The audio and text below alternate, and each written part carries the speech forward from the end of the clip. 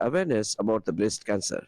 Where we're bringing together 30 incredible women across sectors together for the purposes of not only having a nationwide campaign for breast cancer awareness, to have an endowment fund and seed for treating those who could not afford breast cancer. And as an artist, I feel like my work is all dedicated to bringing rights messages to the communities. So I've already done plays about cancer and prevention, how prevention is important, what you can do to prevent it, how early detection makes a lot of difference. I think theatre is a very powerful medium to attract people to think and to make them, to provoke them to consider changes in their life, in their lifestyles, and to think of different alternatives. The awareness about the breast cancer not only save many people from the disease, but also help in early identification and treatment of the disease. Elias Kararba, PTV Vault, Karachi. Death anniversary of the youngest Pakistani computer prodigy, Arfa Abdul Karim Randhawa, is being observed today. She became the youngest Microsoft certified professional in 2004 at the age of 9 and kept the title until 2008. Arfa received the President's Pride of Performance Award in 2005. She represented Pakistan at various international forums and was also invited by Bill Gates to visit Microsoft headquarters in the United States. Arfa died on 14th January 2012 at the age of 16 following a cardiac arrest. Afghanistan recently refused to participate in the International Conference on Girls' Education held in Pakistan despite receiving an invitation. The Taliban government chose to remain obstinate and declined to attend. The Taliban government continues its rigid stance on women's education, showing no signs of change. International human rights organizations have consistently advocated for Afghan women's rights. Pakistani human rights activist Farzana Bari commented gender apartheid is rampant in Afghanistan. Under Taliban rule, women's rights are being completely violated. I salute Afghan women for standing firm despite state oppression. Bari also highlighted that Afghan women face ongoing health issues as the Afghan government fails to prioritize their health care. Human rights activist Banish Javed stated that being a girl in Afghanistan has become a crime. The Taliban government has even ordered women to close their windows at home. Despite claiming to uphold an Islamic system, the Taliban government continues to engage in severe human rights violations. India summoned a top Bangladeshi envoy a day after Dhaka's similar move amid heightened tensions between the two countries. According to Indian media, Nurul Islam, a Deputy High Commissioner of Bangladesh to New Delhi, was summoned by the Ministry of Foreign Affairs to discuss the escalating tensions between the two countries. On Sunday, the Bangladeshi Ministry of Foreign Affairs summoned Indian High Commissioner Pranay Verma following allegations that India was attempting to construct fences at 5 specific locations along the 4,156-kilometer Indo-Bangladeshi border. These actions were said to be in violation of a bilateral agreement governing border activities. Meanwhile, Bangladesh's Home Affairs advisor Jahangir Alam Chaudhary blamed the ongoing border tensions on what he termed unequal agreements made during the previous government's tenure, saying that these deals have caused multiple complications along the India-Bangladesh border. Relations between the two countries are strained after Bangladeshi Prime Minister Sheikh Hasina's ouster and her subsequent refuge in India.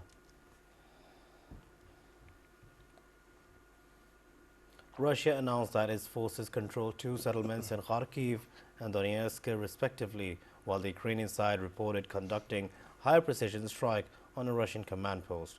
According to a statement released by the Russian Ministry of Defense, Russian troops seized control of 2 settlements in the Kharkiv region and the Donetsk region, respectively. The ministry also claimed that its forces had successfully repelled Ukrainian counterattacks and launched offensives in the directions of Kharkiv, Zaporizhia and Kherson. The statement also noted that Russian air defense systems had intercepted 55 Ukrainian unmanned aerial vehicles. On the same day, the General Staff of the Ukrainian Armed Forces reported that its forces had engaged in 75 battles on the front line, repelling 2 Russian attacks in the directions including Tolesk, Pokrovsk and Kursk. The Ukrainian side had also said that their forces conducted a high-precision strike on the command post of the Russian and the Army Corps in the Donetsk region.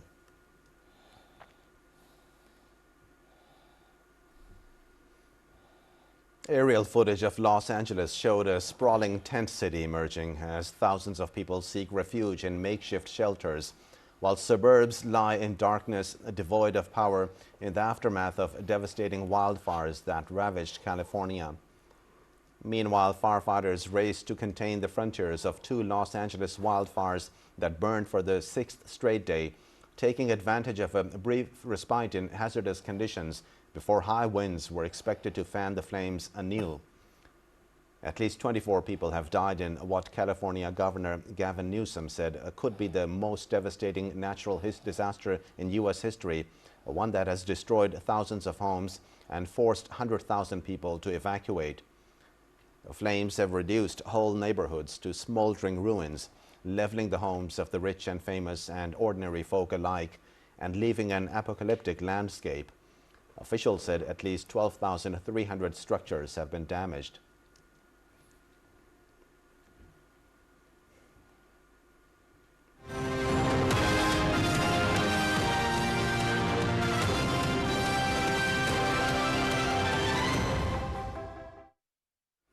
The much-anticipated Pakistan Super League 10 players draft concluded at the Hazuri Bagh Lahore Fort, with all 6 franchises finalized their competitive squads for the upcoming PSL Season 10.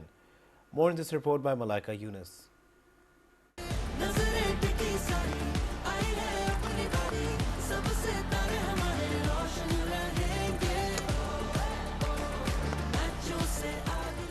Pakistan Super League Season 10 player draw was held at Huzuri Bagh, Lahore, where 6 teams finalized their respective squads. The event began with picks for the Platinum category, where Lahore Qalandars selected Daryl Mitchell, Karachi Kings picked David Warner, Quetta Gladiators chose Mark Chapman, Multan Sultan picked Michael Bracewell, Peshawar Zalmi retained Tom Collar Cadmore, and Islamabad United selected Matthew Shard. In the Diamond category, Karachi Kings chose Kushdil Shah, Peshawar Zalmi picked Corbin Bosch and Muhammad Ali. Islamabad United selected Jason Holder and Lahore Qalandar picked Kusal Pereira. In the Golden category, Peshawar Zalmi chose Abdul Samad and Nahid Rana. Multan Sultans chose Muhammad Hasnain and Kamran Ghulam. Islamabad United choose Bandwar Shahs and Karachi Kings choose Amr Jamal. Apart from this, domestic and foreign players were also picked in the silver, emerging and supplementary categories. The PSL 10 player draft ceremony was telecast live on PTV Sports. Australia announced the initial 15-man squad for the ICC Champions Trophy. Pat Cummins will lead the team. Experienced batsman Travis Head and all-rounder Mark Stoinis returned to the team. The 15-member squad will also play in the ODI series against Sri Lanka before the Champions Trophy. South Africa also announced a 15-member squad. Themba Bavuma will lead the squad. 10 players from the squad that competed in last year's Cricket World Cup are included in the Champions Trophy lineup. South Africa reached the semi-finals of the World Cup last year.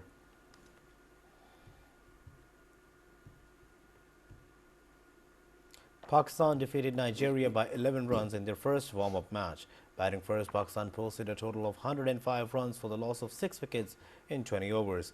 Ravel Farhan and Fatima Khan formed a strong partnership. Fatima Khan was the highest run scorer, accumulating 28 runs from 39 balls, and also took a wicket. Meanwhile, Ravel Farhan contributed 23 runs of 37 balls. In response, the Nigerian team scored 94 runs for the loss of 6 wickets in 20 overs. Kurutalen took 2 wickets, conceding just 9 runs in 4 overs. In the legendary Dakar Rally, Brazil's Lucas Moraes claimed victory in the 7th stage, while South Africa's Hank Ledigan continues to hold the overall lead. The challenging 7th stage, spanning a grueling 419 kilometers, saw Brazilian racer Moraes emerge victorious in the car category, completing the course in a fantastic 4 hours, 1 minute and 49 seconds. Sweden's Matthias Ekström finished in a hard-fought second, trailing by 7 minutes and 41 seconds.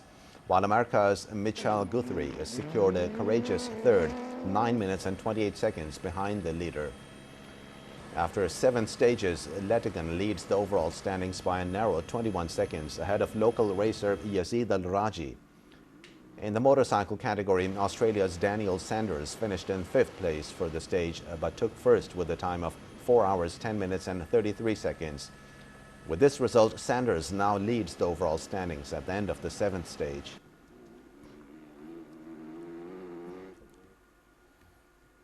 Carlos Alcaraz kicked off his quest for a career Grand Slam with an impressive 6-1, 7-5, 6-1 victory over Kazakhstan's Alexander Shevchenko in the Australian Open first round. 4-time major champion Carlos Alcaraz is looking for his first Melbourne Park title to become the young man to capture all 4 Grand Slam titles at the age of 21. The 21-year-old went all guns blazing after a slightly nervy opening game.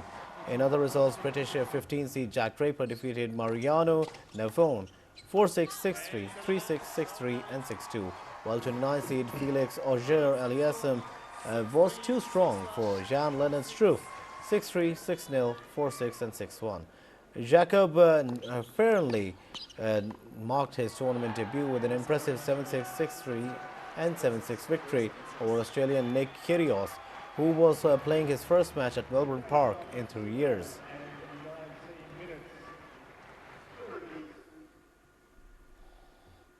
Novak Djokovic overcame an early scare to advance at the Australian Open as he was tested by rising American star Nishish Basavaredi, who stunned the 11-time champion early on.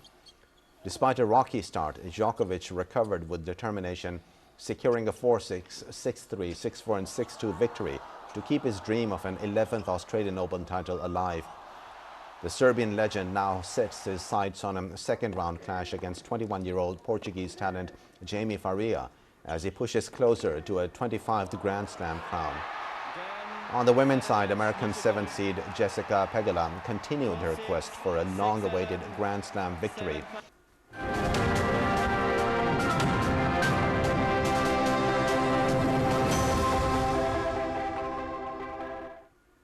Now, mainly cold and dry weather is expected in most parts of the country, while very cold in hilly areas during the next 24 hours. According to Met Office, moderate to dense fog in patches is likely to persist in Upper Sindh and most districts of Punjab during the forecast period. Met Office informs that continental air is prevailing over most parts of the country. A shallow westerly wave may affect northwestern parts of the country from tomorrow night. And with that, we come to the end of our news presentation. For further details on live streaming, do log on to our website world.ptv.com.pk.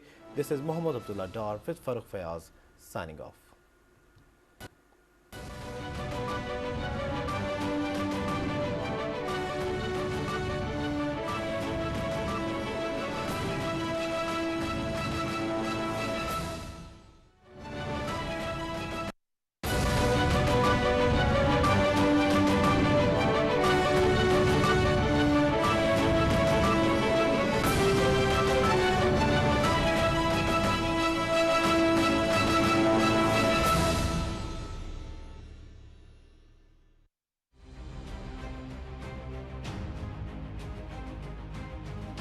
Kashmiris are determined to carry on struggle for their right to self-determination. Indian atrocities can't defeat the Kashmiris' passion for freedom. Kashmiris will continue to sacrifice their lives till freedom from Indian clutches. Modi regime can't defeat the spirit of Kashmiri people by military might. The day is not far off when Kashmiris will see the dawn of freedom.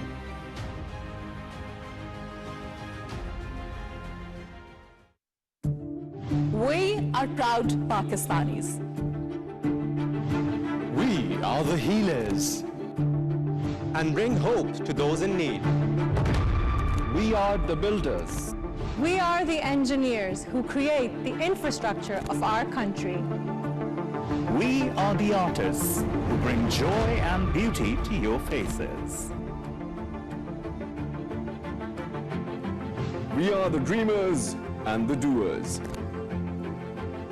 We are the champions, the athletes who bring glory and pride to our nation. And we are the storytellers. The journalists that bring you stories and news that matter. Meet the team that brings you the latest news from all over the world. Join us as we continue to write our story. And every day, we strive to make Pakistan stronger, brighter, and more prosperous. We are PTV World.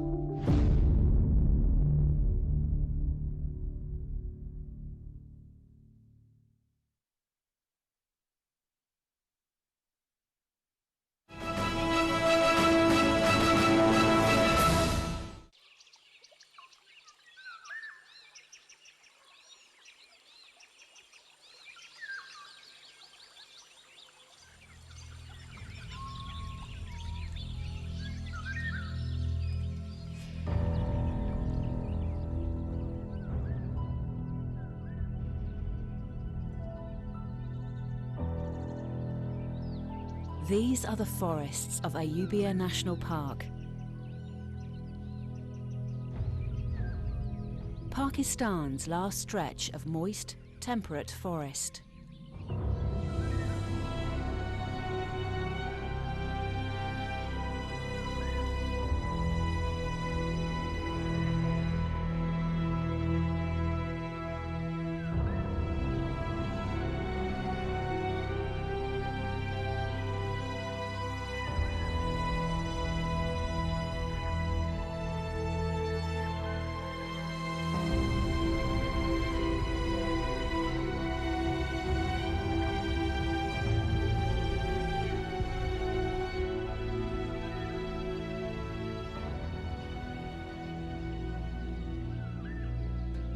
Monsoon clouds constantly hover over the tall pine trees.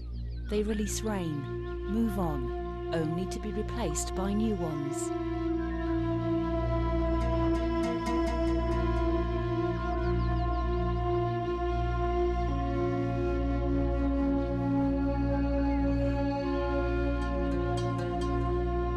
These rains are the sustainer of life in the forest, giving rise to majestic pine trees and nourishing unique flora and fauna.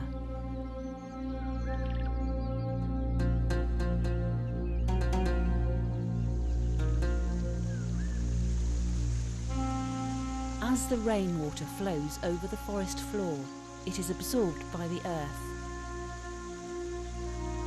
The rest seeps into rock crevices, eventually forming magnificent waterfalls and springs of crystal clear water.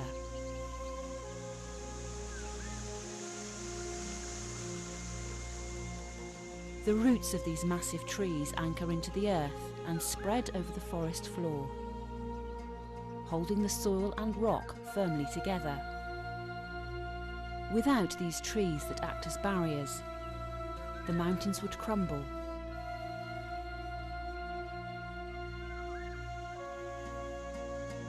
Water would wash away the rich soil, make the slopes barren and lifeless. The forest provides home to countless creatures. The hollow tree trunk provides shelter to birds and flying squirrels. The rock becomes home to the scorpion, and the dense undergrowth provides perfect refuge to rare endemic species of mammals and birds.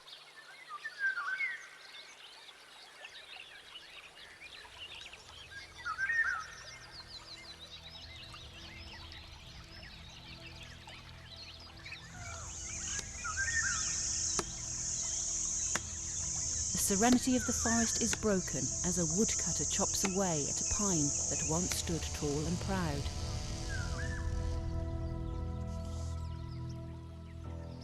The threat from logging and deforestation constantly hovers over this forest landscape, threatening the forest and its creatures. These forests are also vital for locals who make use of the countless medical plants, vegetables and herbs that are found in the forest. The forest is a gift from Mother Nature. We should all strive to preserve this natural wonder for our future generations.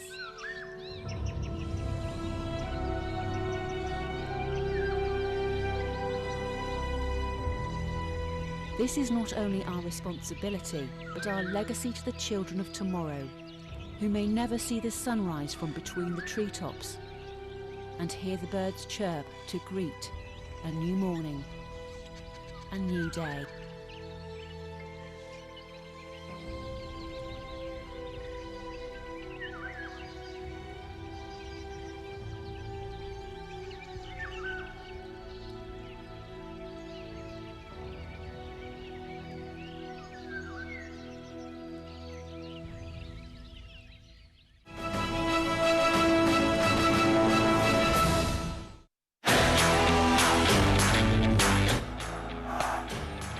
That's it, one. This should be taken. It's going to be comfortable. It is. The second wicket goes down. England 2 for 80.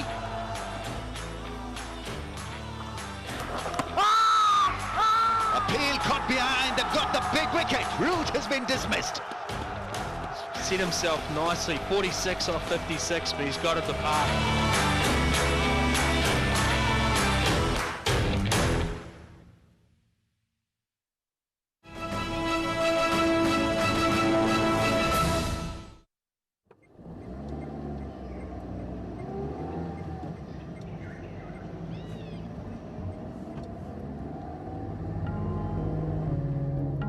खेत कल्याण गोह दमन फूल चमन इस नीलगो आसमां तले समेटा है मैंने अंदर अपने इस जहां की हर दौलत को मैं हूं अर्ज़ Pakistan.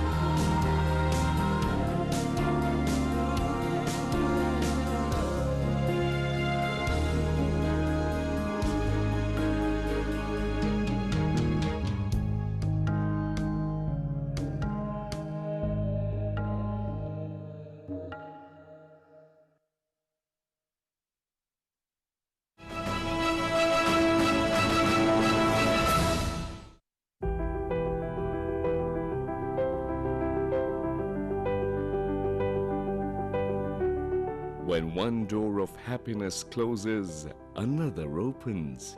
But often we look so long at the closed door that we do not see the one which has been opened for us.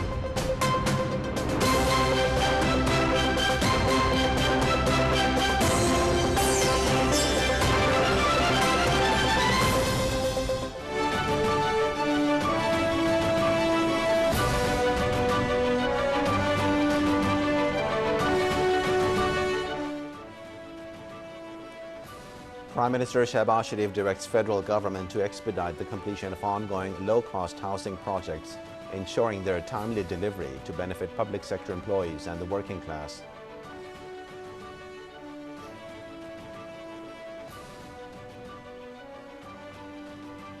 Prime Minister Shehbaz Sharif says after functioning in Karachi, the faceless customs assessment system should be broadened and implemented in other cities as soon as possible, so that all imports across the country could benefit from this system.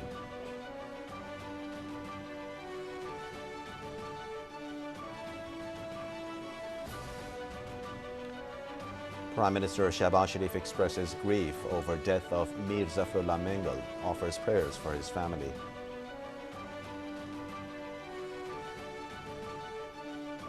Finance Minister Mohammad Aurangzeb says Pakistan will issue China's panda bonds to transform economy as early as June to further integrate its capital markets with China's.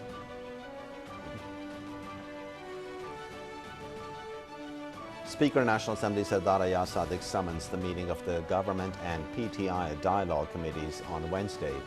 The Dialogue Committees will hold in-camera meeting for third round of talks at Parliament House in Islamabad.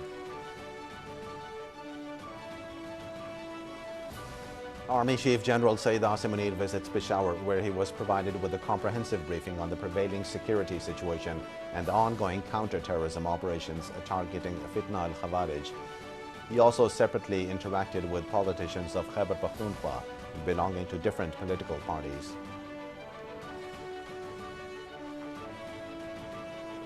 The security forces killed 27 terrorists during an intelligence-based operation in Kutchi district of Balochistan.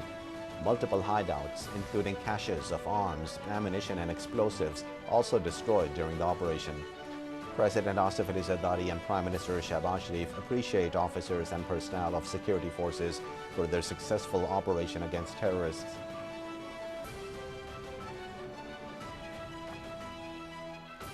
Norway to host talks on Middle East for establishment of Palestinian state on two-state solution, dozens of countries to attend.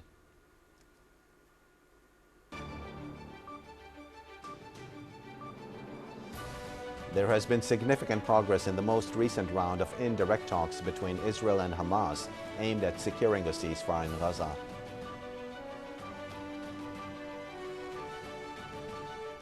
Lebanese President Joseph Aoun picked Nawaf Salam, the presiding judge at the International Court of Justice in The Hague, as Prime Minister following consultations with lawmakers.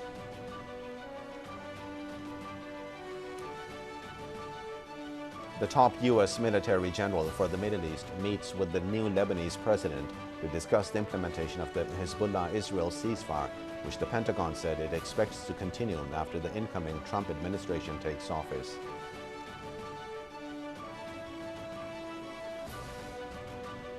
Officials are warning that more strong winds in the forecast for Southern California could fuel devastating wildfires still burning in and around Los Angeles.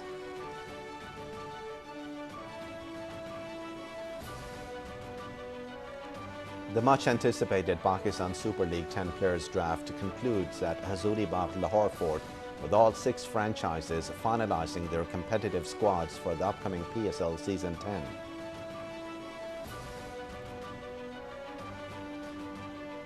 And death anniversary of the youngest Pakistani computer prodigy, Arfa Abdul Karim Randhawa, is being observed today.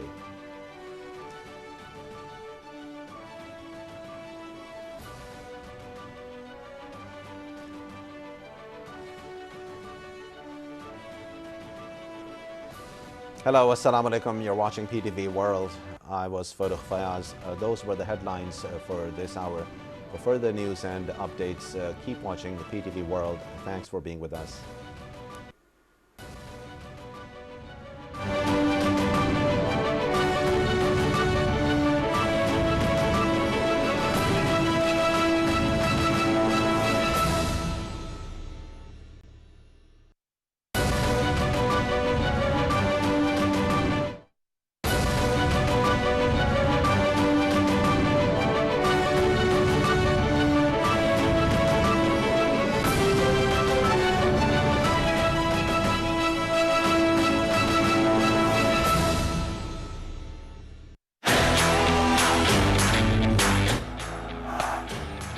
That's it, one. This should be taken. It's going to be comfortable. It is. The second wicket goes down.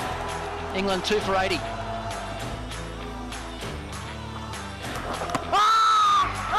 Appeal caught behind. They've got the big wicket. Root has been dismissed. Set himself nicely. 46 off 56, but he's got it the park.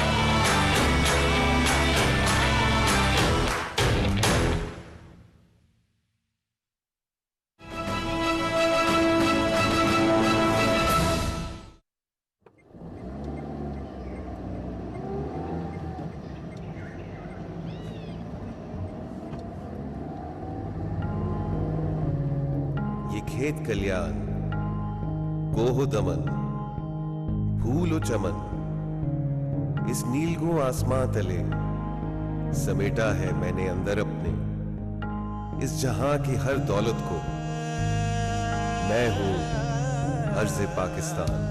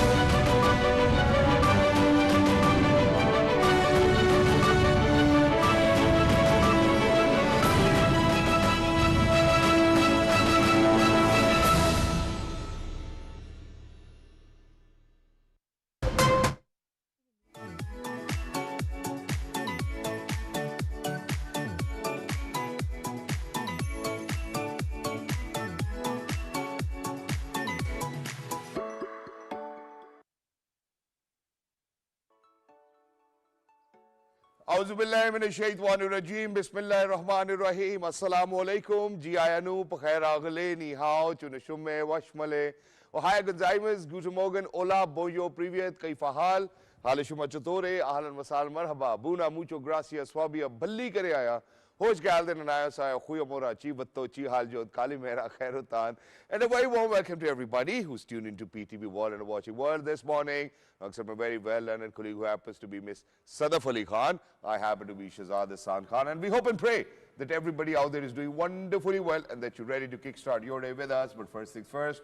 Hello Sadaf, assalamu alaikum. How are you feeling today? Walaikum assalam, Shahzad. I am feeling really excited and really happy because, it's a blessing to wake up every morning and, like get dressed up with all of your health and all of your energy and come to work. So it is a blessing and we all should actually celebrate this, like waking up every day. And especially when you get to have breakfast early in the morning as well. I had breakfast today as well. So I think it's great. So I would want everybody to kind of have breakfast. You'll have a great start to the day, but not just that. I think today there's this one thing that I would want to remember, and this is something which Paul Walker said. And, he passed away, the Fast and Furious, lead character. And he said that today when you wake up, be thankful and be grateful. And it's because of the fact that the opportunity that you have today, somebody might be struggling to get to this opportunity. They might be in a hospital or and being on the bed, asking for, health and prosperity and whatnot. So for each and every one of you, please make sure that you make the best of it. But while we're at it, there's one thing that I really need to say today, and it needs to go on air. And my team does not have any clue about it. So first of all, I would want to pay rich tribute to my wonderful boss, the head PTV World. He's Mr. Namood Muslim, Director PTV World. Not just that, Ms. Sana Suhail, Mr. Sajil Dogar, Abbas Naqvi, all of those members. And obviously in addition to this, Basit, you, Hajra, may it be Naila, for all of those people who actually make our morning show this wonderful. And it's because of the fact that imagine that, just yesterday the latest ratings came out, and alhamdulillah that we have done wonderfully well. And obviously Asim Rana, he's been one of those phenomenal people in the IT, our cameraman, the crew who actually looks after us, Iftikhar who makes coffee. And all those people who actually do our makeup, make us look so imagine pretty. that, Sadaf, the best part is that imagine that when we started or when we initiated the World this morning, 13 years ago, nobody actually believed in it, because they're like, oh, Angrezi mein kaun dekhega, morning show and whatnot and all of this. But shukar alhamdulillah, I think with the right decisions that Mr. Namood Muslim have brought in, even previously and even now, I think that it's this love that people have shared with us is something that I really need to thank all of those people who are out there in 46 different countries making, imagine, it was a dream come true when somebody says that Urdu ke morning show se bhi rating aapki zyada aa rahi hai. Oh yes. So I think I just want to thank Allah Almighty. Allah, tera shukr hai, shukr alhamdulillah for blessing us with this. So each and every member of my team who has actually played an instrumental role, thank you so much. I owe you big time. And I'll take you for coffee right after this show, inshallah. Oh, that is actually so wonderful. But tum to nashta kar rahi ho, to mere to paise bach jayenge. Look at. I'll take you too as well. Well, all right, ladies and gentlemen, getting started with it. This is the kind of conversation that I was having with Sadaf before even coming on air, and it feels like as if it's getting colder. Exactly. And Sadaf has a very different analogy to that. Yeah. What was your analogy? Please go ahead, share it with people. I have actually experienced this, and I'm vouching for this, that, like so whenever you start... Cold. No, yeah, the cold, it accumulates in your body and you start feeling colder when, like it's one day you're exposed to cold, then second day and the third day. So if you start keeping yourself warm, like 2 or 3 days in a row, you're going to start feeling a little bit warmer. So what you're trying to say is that when it's summer and it starts to get hotter, you're going to feel hotter, right? Yeah. And you're going to accumulate that heat. Yeah. So then you really need to stay in the colder weather or probably turn on the air conditioners and you'll feel great. I think... Exactly. I want to share the weather update here. Yeah, go ahead. Yeah, share the weather update with us. So we have cold and dry weather, which is expected in most parts of the country, and mainly cold and dry weather is expected in most parts of the country, while very cold in hilly areas during the next 24 hours. According to Met Office, moderate to dense fog in patches is likely to persist in Upper Sindh and most districts of Punjab during the forecast period. Now, the Met Office has informed that continental air is prevailing over most parts of the country. A shallow westerly wave may affect northwestern parts of the country from tomorrow night. So cold is not going away. You have please make sure that that you stay careful, be properly dressed and whatnot. And I think I have a request for somebody who's actually on the news desk, and that is that at least we do know that it's going to be mainly cold and dry weather, but let's try changing the words. Let's play with vocabulary over here as well.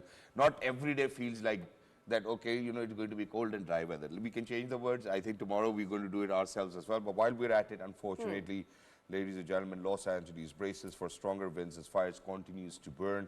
Aerial footage of Los Angeles showed a sprawling tent city emerging as thousands of people seek refuge in makeshift shelters while suburbs lie in darkness, devoid of power in the aftermath of devastating wildfires that ravaged California.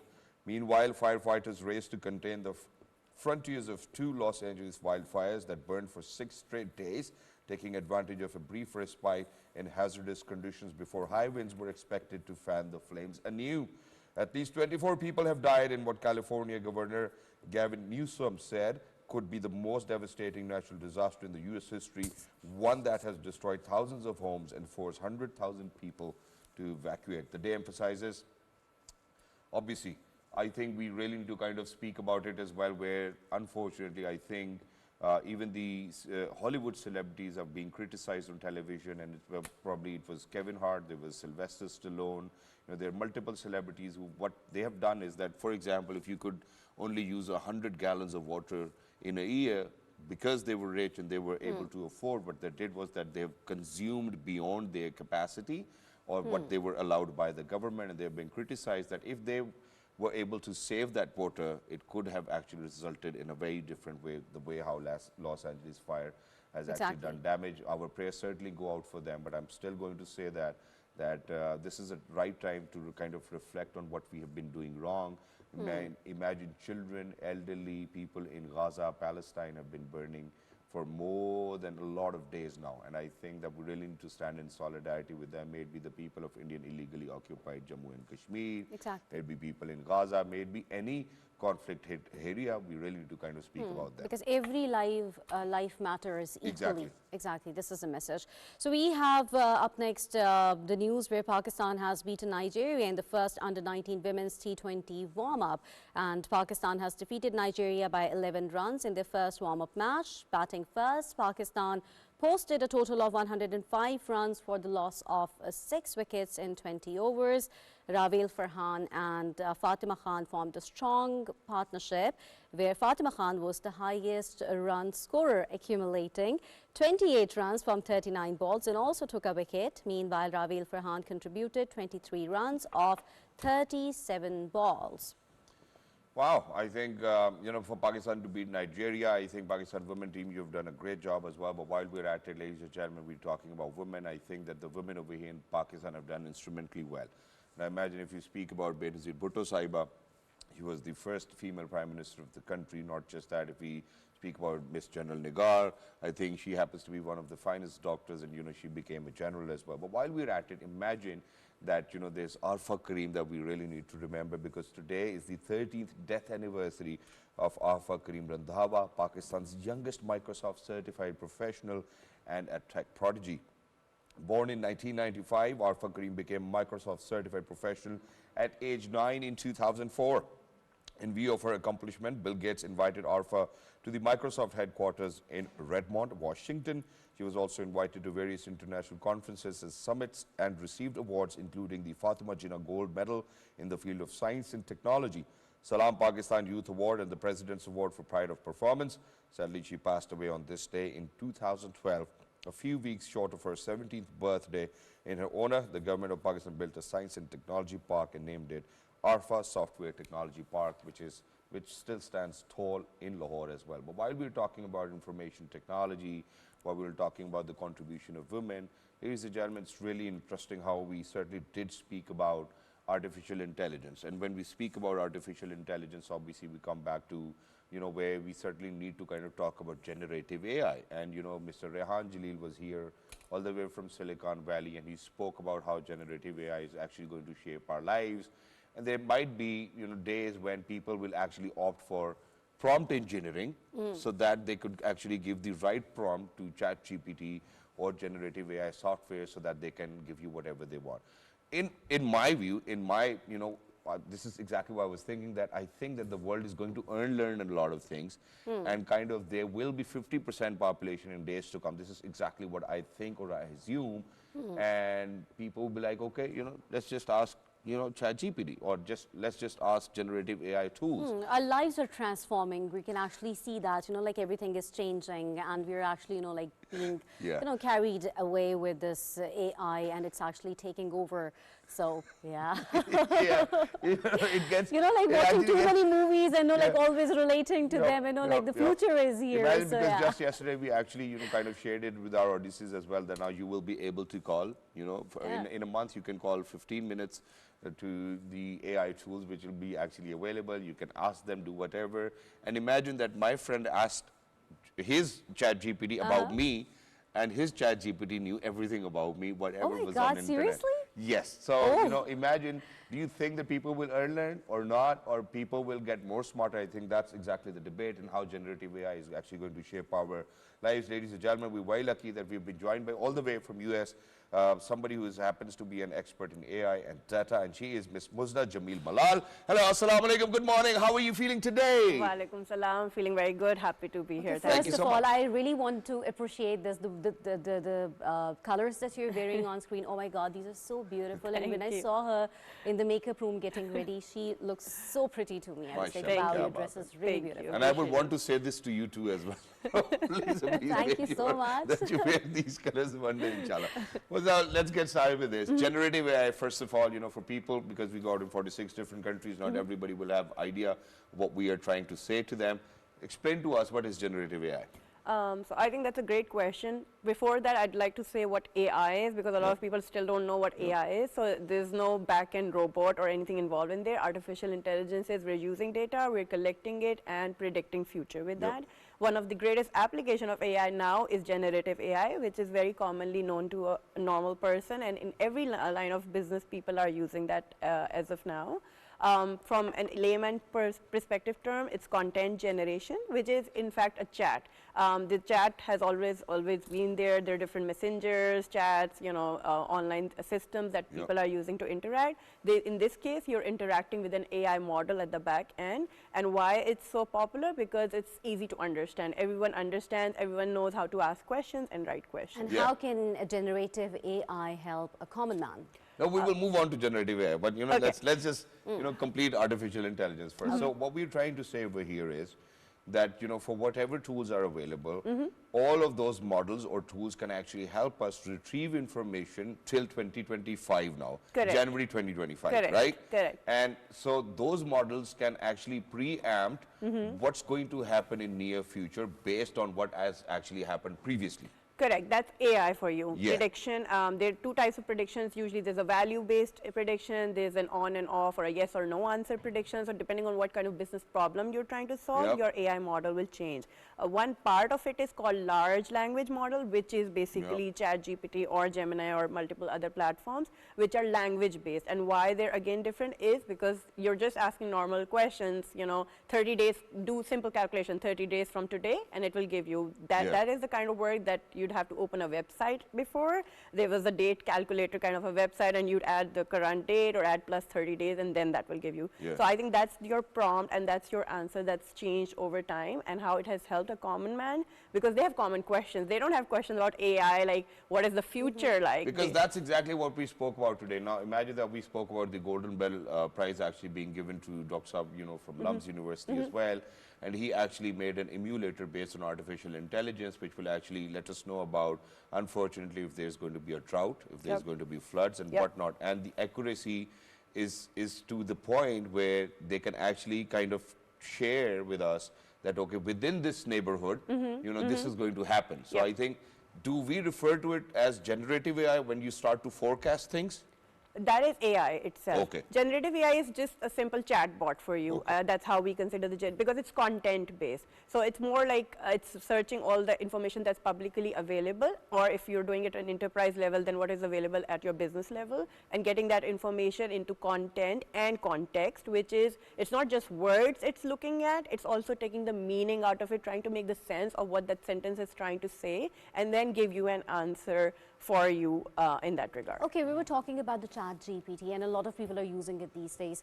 There are different softwares where children or the elderly people, they actually communicate with the AI, and they obviously this is a two-way interaction. Sometimes you're giving information as well. Correct. And that information that might be stored somewhere, obviously, because you can actually tell your name, how they can communicate with you.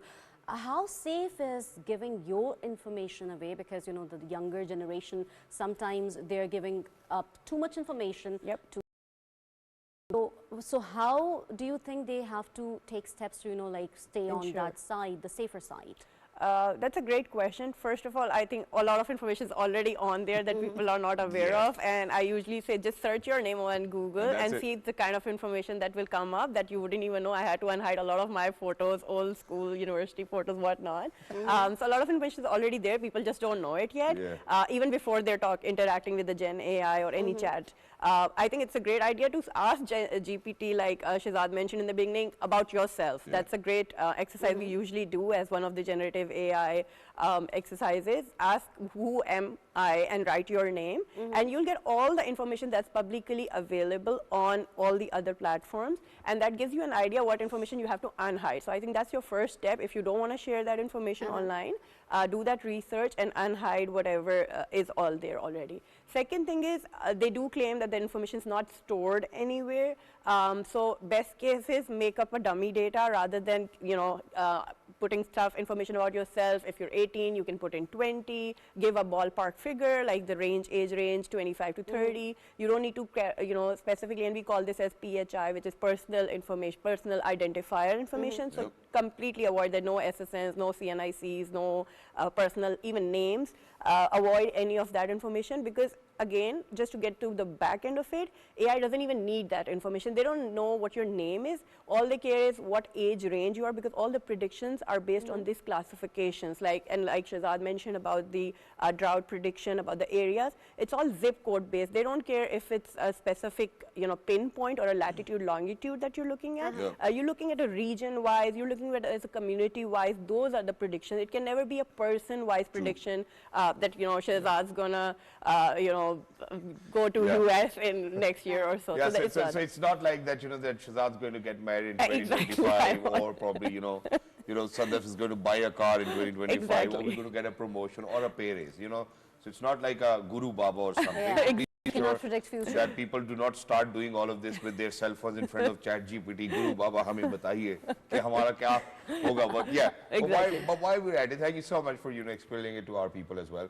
How do you think generative AI can actually help a common man? See, we have spoken about prompt engineering, and just yesterday, I was, you know, while I was researching for the program, I came across a video which had 50 million views, and it was, I don't know whether we're going to say it was produced by generative AI or somebody gave it a prompt, and, you know, so there's actually a baby boy, probably 2 years old, and he's fighting with a chicken, and he's fighting with kicks and whatnot, and it's a magnificent video, and it got 50 million views. But, you know, eventually I realized that, hey, you know what, this is not a real video, you know, it's by generative AI. So how do you think it can help a common man? I think there are two aspects to this question. One is detecting what is AI generated and what is still real, and the real value, the value is still in the real stuff, the creativeness, the ideologies, the thinking, the patterns. AI cannot replace that. AI can only replicate what you feed it into, maybe learn a little from here and there and do better. And I always say this sentence whenever I'm giving some talks, AI is there to help you. It's not there to replace you, so don't be threatened by it. And then in terms of what generative AI can do, any kind of content creation, video creation, text, images, you know, deep fake is pretty common these days, so it can even help you detect. So it's creating fake for you, but it's also helping detecting, you know, deep fake for you. No, but it is going to take away jobs. Now imagine, I'm not sure whether it's Nike or Adidas, but I saw this first ever AI generated advert from Nike. So imagine all of those producers who were getting paid, all of those artists who were getting paid are not going to be paid now. So it's just that they've invested in the software. It is producing these amazing ads for them, and that's what's going to go on air. I agree, but I think there's also, what are those producers doing now? I'm sure they've ended up somewhere better, and they're doing something more probably productive. On generative AI anyways.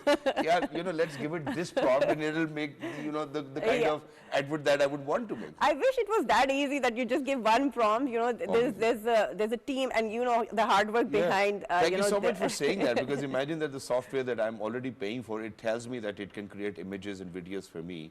And whenever I write a prompt, I do not get a Get that desired result. Exactly. And I was like, yeah, you know, I'm telling it to do something else and it's doing something else. So why is that happening? I think it's not mature enough. You know, these things learn over time. You know, just a good example, very old school example, calculators. There was a time we didn't have the scientific calculator. We just had the basic ones, and then, you know, we didn't have PCs, we didn't have these smart, you know, thin laptops. So technology evolves with time, and you'll get the desired results eventually. Even with the paid product, it takes a lot of time, a lot of learning and unlearning, like you mentioned in the beginning. Yeah, exactly. So how do you think this unlearning will actually have impact on our future generations?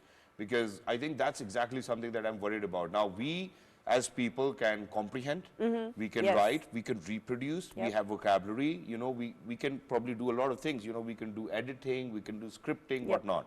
But imagine that if there's going to be total reliability. Now, I know a lot of friends who actually were doctors and are using AI you know, to look for solutions for patients when they come in. How do you think that this reliability on generative AI will shape up the future community? Wow, that's a wonderful question.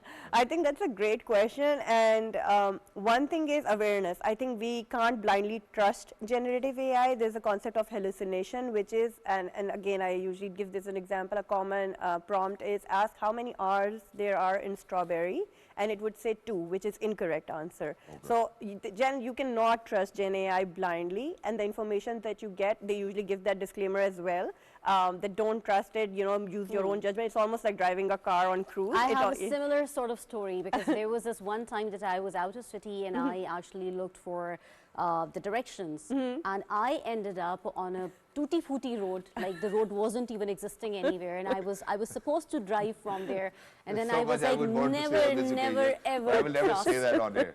I was like, man, you don't have to trust it ever again. You have to know the directions, at least a little bit of it, and then you can know, like, go for it. So keep using your brain. I'd say, you know, you have technology to help you, but your brain is smarter than any computer out there. Use that. It's our brain who's actually created all of these softwares as well. So I think everybody needs to, you know, kind of rely on their brain first, and then move on towards, you know, probably searching for whatever you're looking for. I mean, there's no harm in it. You know, make sure that you take good use of it. But while we're at it, very quickly towards the end, obviously how it's going to shape our future communities. And number 2, what softwares do you think that we can use which can actually make our lives easier?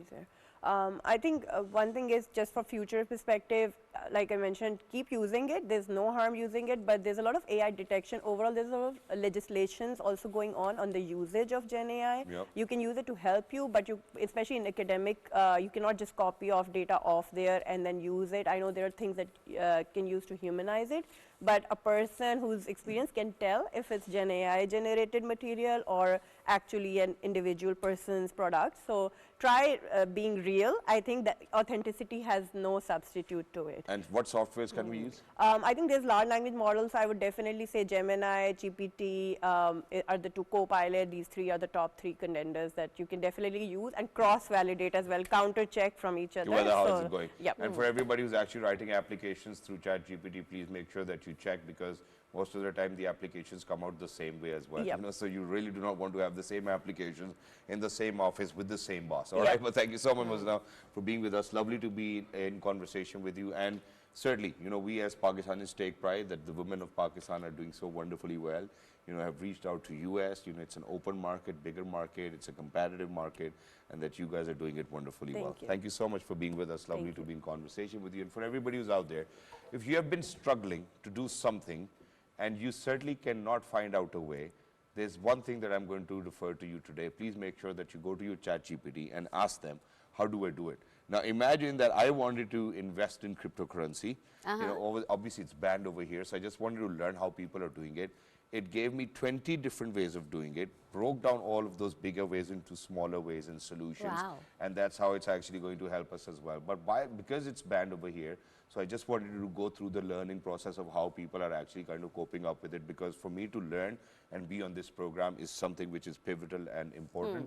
And you can learn cooking as well. You can learn other stuff as well, like whatever you want to do. You know, like I'm talking from a women's perspective. So I mean, cooking is not only women's perspective, yeah. I mean, mostly imagine who's the best chef in the world. Is it a guy or a girl? Okay, say but that. usually in our household, We'll come back to that. like We'll come women back to do that. this more But I often, want to yeah. kind of share this Guinness World Record, which has been broken because Okay. imagine that a Nigerian designer sets Guinness World Record for the largest sandal. My God. British Nigerian shoe designer Les Sania has set a Guinness World Record by creating the world's largest sandal in just 72 hours. The massive sandal measures to 10 feet and 4.2 inches in width and 26 feet and 8.8 inches in length. Sania created the sandal in the Nigerian capital Lagos with the support of local celebrities and public figures, including music artists. She started work on it on January 2nd and completed it on January 4th. The designer broke the record previously held by Mexican artisans who created traditional sandal measuring 10 feet and 1.65 inches in width and 24 feet and 5.31 inches long. Ammi, if you're watching, that's the sandal that you cannot hit me with, okay? Yeah, because you just seriously cannot pick it up as well. It's like 10 feet. Wow, my God. Just look at that, enormous. Guinness World Record was broken. I don't know how people think about, okay, I need to break this Guinness World Record. मैं सबसे बड़ी चप्पल बनाना चाहता हूँ. Yeah. I mean, what's the utility of this bigger chappal anyways? Yeah, but I think, I think it is But more there of are a people marketing. who are like getting amused No, I by think it's more of a Yeah. marketing tactic. Now everybody knows about this Nigerian British designer. And when people we're will talking go and about look the for it. marketing tactics, we have this violin that heads to auction with a record $18 million estimate, which is, oh, this is really big. A violin made by renowned Italian craftsman Antonio during his 18th century golden period will be auctioned by Sotheby's on February 7th with an estimated value of up to $18 million. The New England Conservatory is offering with proceedings to go for student scholarships honoring the wish of graduate and musician Sihon Ma, who donated the musical instrument. Yeah. Oh, this is another marketing tactic. Exactly, and while we're at it, I think I'm going to bring back to where Sadaf was like that, that women are good at cooking, and I asked her a question, well, who she thinks happens to be one of the finest chefs in the world. Yeah. Okay, I think Is it a that's guy my or a girl? mother. That's my mother. That's your mother. All right, I think, yeah. Look at my answers. But while we're at it, ladies and gentlemen, obviously, cooking is not gender specific, and that's exactly what I believe about it as well. And today, for everybody who's out there, if you want to take out your pens and books and want to make notes, we will be talking about baking, and we're very lucky that we've been joined by an executive chef, and his name is Musab Pasha. Hello, assalamu alaikum, Pasha Saab. Good morning. How are you doing? Walaikum salam, sir. Good morning to sir. I'm doing well, and you? Perfect. Thank you so much.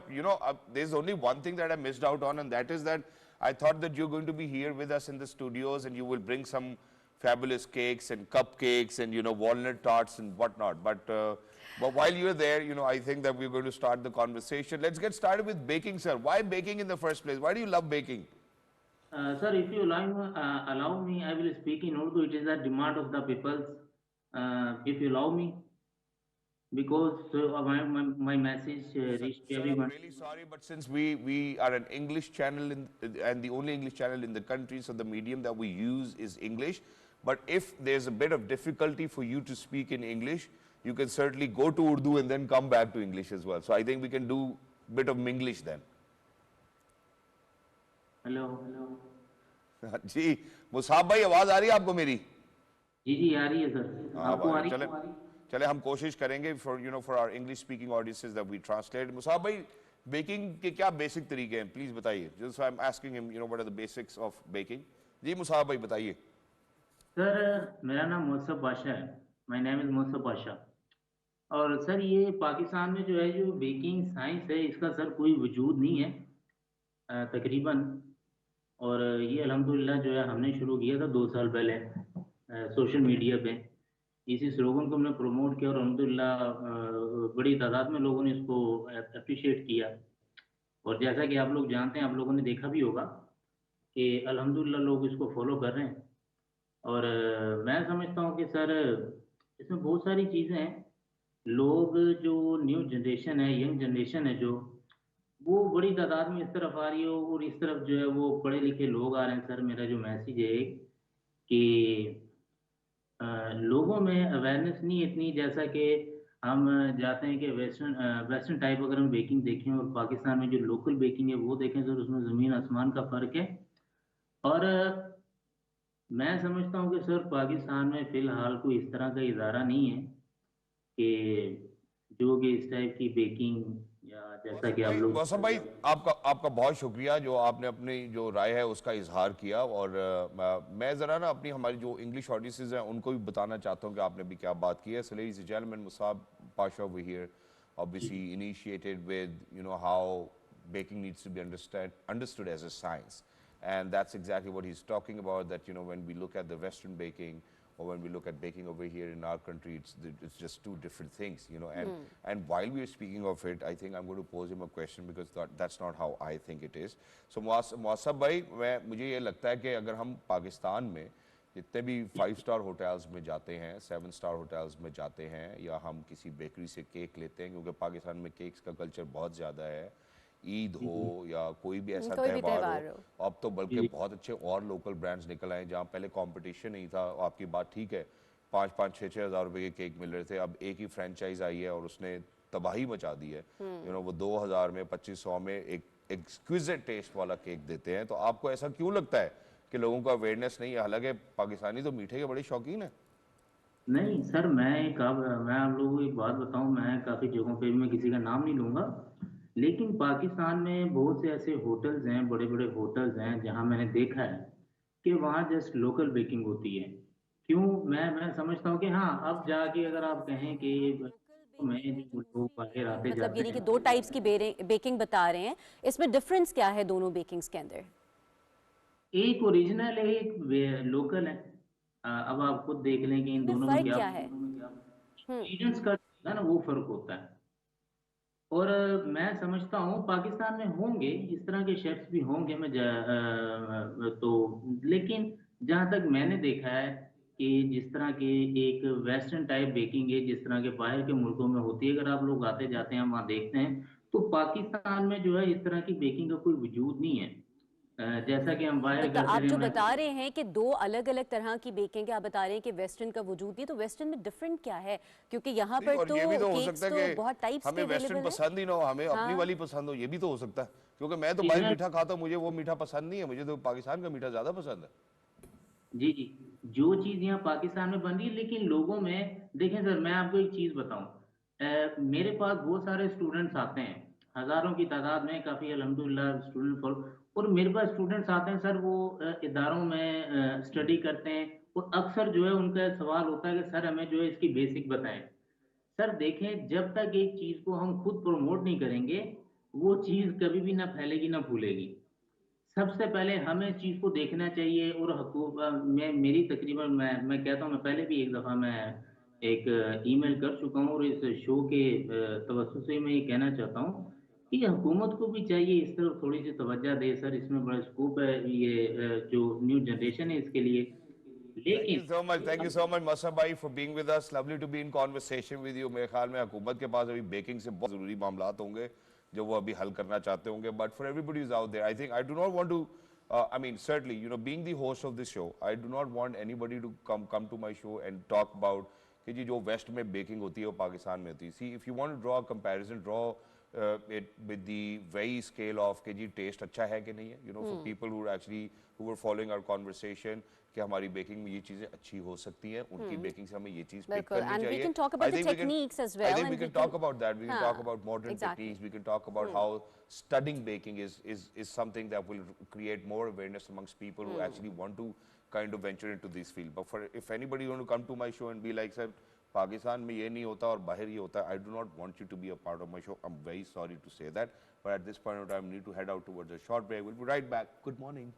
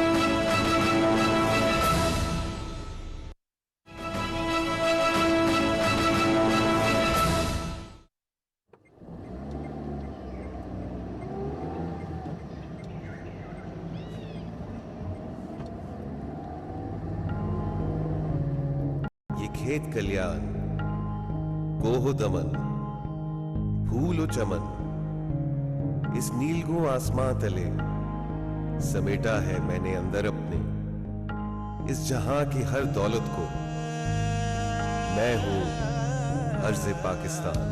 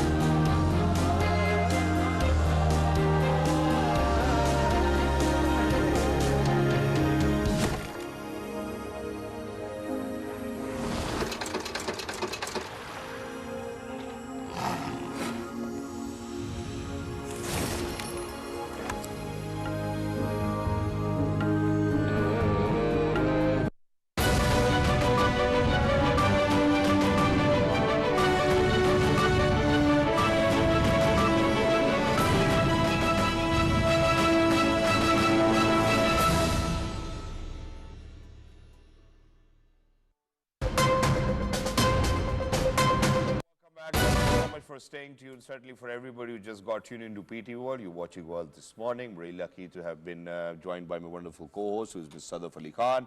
I'm Shahzad Hassan Khan, and today, ladies and gentlemen, according to the Islamic calendar, happens to be 13th of Rajab, which means that today happens to be the birth anniversary of Imam Ali alayhi salam, Karamullah Wajah Asadullah. That's what his title was. He's the brave heart, you know, the last caliph. And while we're going to talk about Hazrat Ali Razi Allah Ta'ala, there's one thing which I believe is very beautiful, and that is that now imagine that, while, he spent his early days with Prophet Muhammad Sallallahu Alaihi Wasallam, after Prophet Muhammad Sallallahu Alaihi Wasallam, Hazrat Ali Razi Allah Ta'ala Anhu was actually the first boy who actually embraced Islam. Alhamdulillah, he was born to Abu Talib, and after his parents passed away, he was with Prophet Muhammad Sallallahu Alaihi Wasallam, and he's contributed immensely to our religion, Islam, and to uphold the religion, Islam as well. And to speak about it, we're very lucky that we've been joined by a wonderful religious scholar who happens to be Mr. Imran Sandhu. Hello, sir. Assalamu alaikum. Subha bakhair. How are you feeling today? Walaikum salam. A little feverish, but I'm all good. Alhamdulillah. Alhamdulillah, Alhamdulillah. It's wonderful to know, sir. So, sir, today, Alhamdulillah, happens to be the birth anniversary of Hazrat Ali Razi Allah Ta'ala Anhu. The title Asadullah, first of all, I would want to speak about that as well. And why don't you go ahead and take the lead? Yeah, so during the, the Battle of Khyber, Hazrat Ali radiallahu ta'ala anhu, fought Marhab, who was one of the leaders, very daring leaders from the disbeliever side, and he came and challenged and said some poetry. In return, Ali radiallahu ta'ala anhu also set up a piece of poetry for him, and he said that my mother has named me Haider, which means the lion.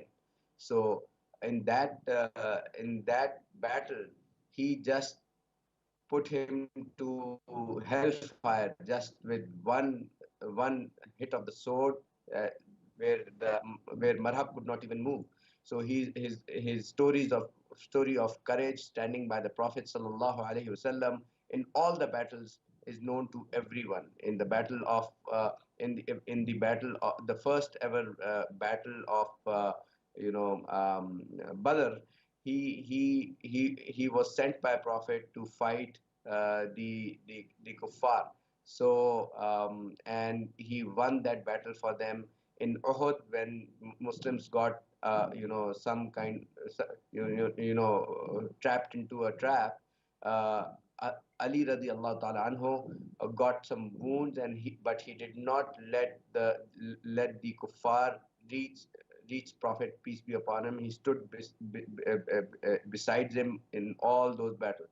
So that is why Ali radiallahu ta'ala anhu is known as Haider.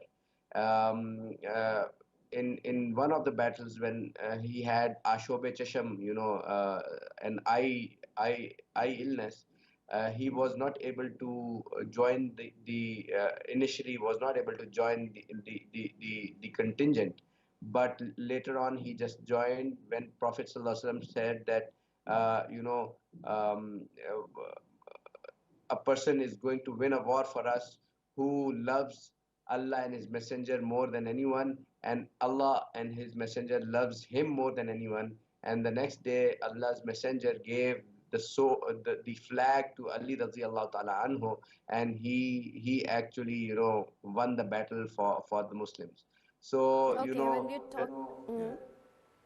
Yes, please. When we're talking about him, what were Hazrat Ali's virtues and his characteristics? जिसका मैं मौला उसका अली मौला यहाँ से आते हैं. Yes. So Prophet sallallahu alaihi wasallam has attached the love of Ali radiallahu ta'ala anhu to a moment, and there's a hadith that says la yuhibbu aliyan illa mu'minun wa la yubghiduhu illa munafiq. Only a believer will love Ali, and only a hypocrite is not going to love him or hate him. So there's another hadith, about the Prophet, that he said that, "Are you not pleased that you are to me as Harun was to Musa alayhi salam, except that there is no prophet after me?" This hadith, the first hadith was from Sahih Muslim, and this hadith is from Sahih Bukhari. And there is another thing is, there's another hadith that gives about his virtues. Ana madinatul ilm wa aliyun babuha faman arada al ilma falyatil bab. So I am. Prophet said that I am the city of knowledge, and Ali is the gate to this knowledge. Whoever seeks knowledge should come through this gate. And this hadith is quoted by Imam Tirmizi in his Jame, hadith number 3723.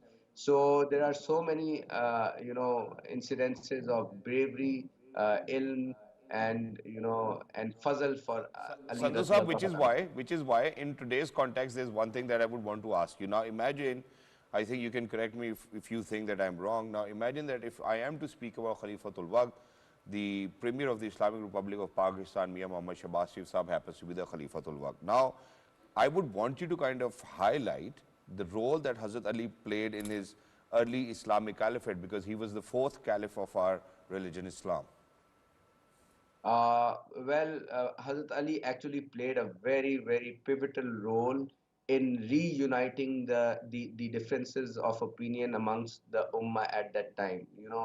At the end of when Hazrat Usman was martyred, and Hazrat Ali tried to save him by sending his two sons. There was a lot of difference of opinion that had occurred in Medina and in the Islamic world.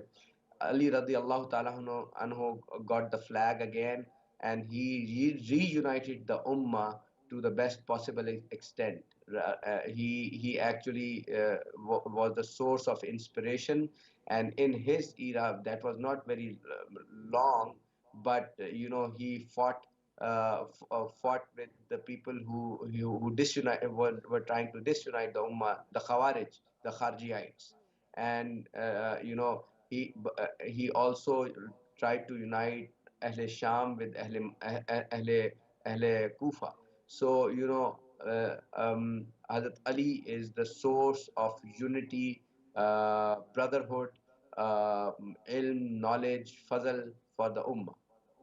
Exactly. What can we learn? What can a common man learn from Hazrat Ali's life? Like, how can we groom ourselves? How can we become better human beings while looking at Hazrat Ali's life?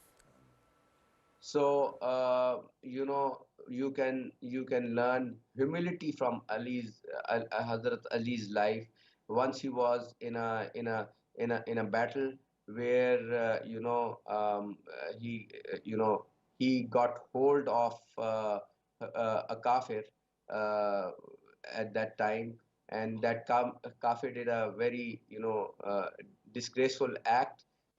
Then Ali, forgave him, didn't take his life, because he said that, I personally got angered at you, so that is why I'm going to let you go. So humility is there. He loved the three caliphs, all the companions of Prophet Muhammad sallallahu alaihi wasallam. He saved Hazrat Aisha from a bigger problem. So he is one of the saviors of the ummah. And the most thing is that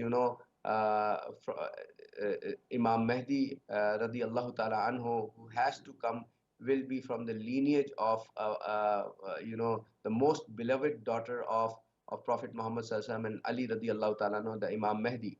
So he's going to be, his lineage is still very valid for the Muslims at this point in time as well. Exactly. But thank you so much, Sandhu Saab, for being with us. Lovely to be in conversation with you, and that too to speak about the emblem of knowledge. And just yesterday, I came across this very wonderful event which actually happened. So after the passing away of Prophet Muhammad sallallahu alaihi wasallam, obviously his companions and everybody was really very sad. And Hazrat Ali Raziyallahu Ta'ala Anhu actually saw him in his dream, and he says that that I went to offer my prayers in the mosque. I offered my prayers, went to a corner, sat down in the mosque, and then Prophet Muhammad sallallahu alaihi wasallam started distributing dates. And I took one, and it was really yummy, and it was really tasty, and I wanted to ask for another one because it was Prophet Muhammad sallallahu alaihi wasallam. So out of respect, I didn't ask. This was a dream. Now he says that that I go to the mosque the next day, and Hazrat Umar Farooq Raziyallahu Ta'ala Anhu was actually doing the imamat of the namaz. And all of a sudden what happened was that he obviously read namaz, went, sat down in the corner just like in the dream, and then all of a sudden the dates actually came in as well. And he was like that now Hazrat Umar Farooq Raziyallahu Ta'ala Anhu started distributing dates. And he was like, okay, I think all of my dream is actually coming to life. And he comes, Hazrat Umar Farooq Raziyallahu Ta'ala Anhu gives him a date, he eats that date, and the date is really yummy. Okay, and it's really tasty. And he goes like, okay, Umre, because Hazrat Umar Farooq Raziyallahu Ta'ala Anhu was one of his friends, and because he couldn't ask from Prophet Muhammad sallallahu alaihi wasallam in his dream, so he goes, Hazrat Umar Farooq Raziyallahu Ta'ala Anhu, can you please give me one more? Imagine what Hazrat Umar Farooq Raziyallahu Ta'ala Anhu says. He says that if you would have asked Prophet Muhammad sallallahu alaihi wasallam for another one in your dream, I would have given you another one as well. So that's the kind of love that they had for Prophet Muhammad sallallahu alaihi wasallam. That's exactly how we need to reflect on our religiosity as well, for all of these emblems, for all of our caliphs, for Prophet Muhammad sallallahu alaihi wasallam. We need to have this love in our hearts as well. Yeah. Exactly. So until next time, ladies and gentlemen, look after yourselves. Fi man Allah, Allah Hafiz, khush rahiye. Good.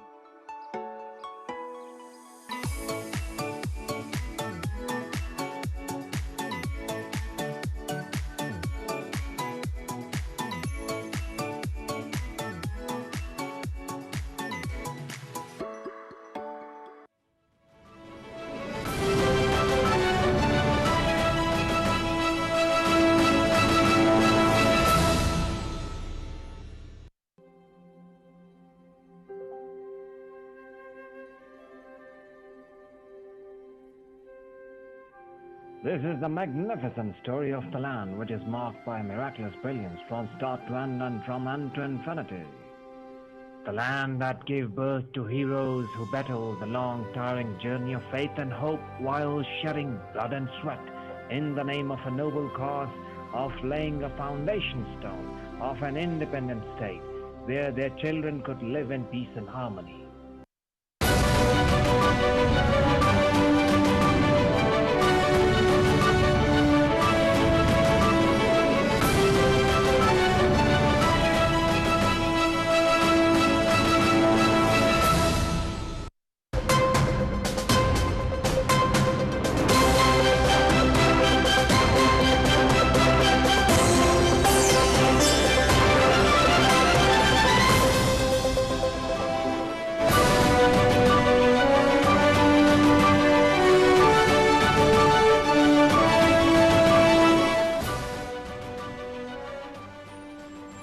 Prime Minister Shehbaz Sharif directs the federal government to expedite the completion of the ongoing low-cost housing projects to ensure timely delivery of the houses to the public sector employees and the working class.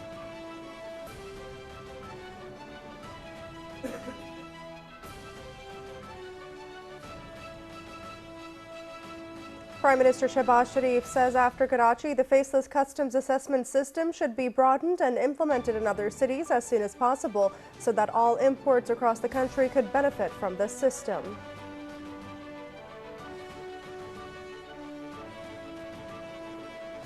Prime Minister Shehbaz Sharif expresses grief over the death of Mir Zafarullah Mengal, offers prayers for his family.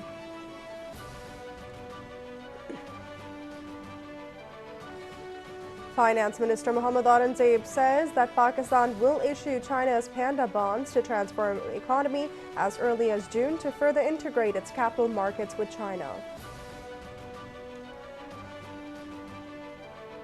Speaker National Assembly Sardaria Sadiq summons the meeting of the government and the PTI dialogue committees tomorrow.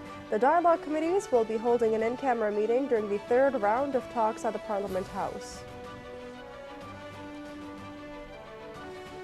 Army Chief General Sayyid Asim Munir visits Peshawar, where he was provided with a comprehensive briefing on the prevailing security situation and the ongoing counter-terrorism operations targeting Fitna al-Kharij. Security forces killed 27 terrorists during an intelligence-based operation in the Kachchi district of Balochistan. President Zardari and Prime Minister Shehbaz Sharif lauded the security forces for the successful operation. Iranian Ambassador Dr. Raza Amiri Moghaddam says that CPEC is a significant project under the One Belt and Road Initiative, and Iran has formally become a part of the OBOR project. Norway to host talks on Middle East for the establishment of a Palestinian state based on the two-state solution. Dozens of countries to attend. There has been significant progress in the most recent round of indirect talks between Israel and Hamas aimed at securing a ceasefire in Gaza. Lebanese President Joseph Aoun picked Nawaf Salam, the presiding judge at the International Court of Justice in The Hague, as the Prime Minister following consultations with lawmakers. Top U.S. military general meets with new Lebanese president to discuss implementation of the Hezbollah-Israel ceasefire, which the Pentagon expects to continue after the Trump administration takes office. Impeachment trial of South Korea's suspended president begins with the country's constitutional court deciding whether to strip him of his duties after failed martial law bid. Death anniversary of the youngest Pakistani computer prodigy, Arfa Karim, is being observed today.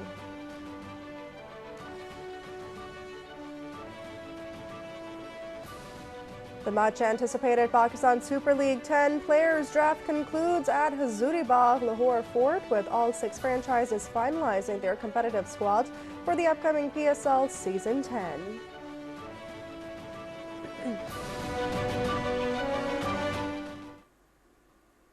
Well, viewers, those were the headlines. For more news updates, stay tuned, or you can follow us on our social media at world.ptv. This is Naila Shuja. Take care.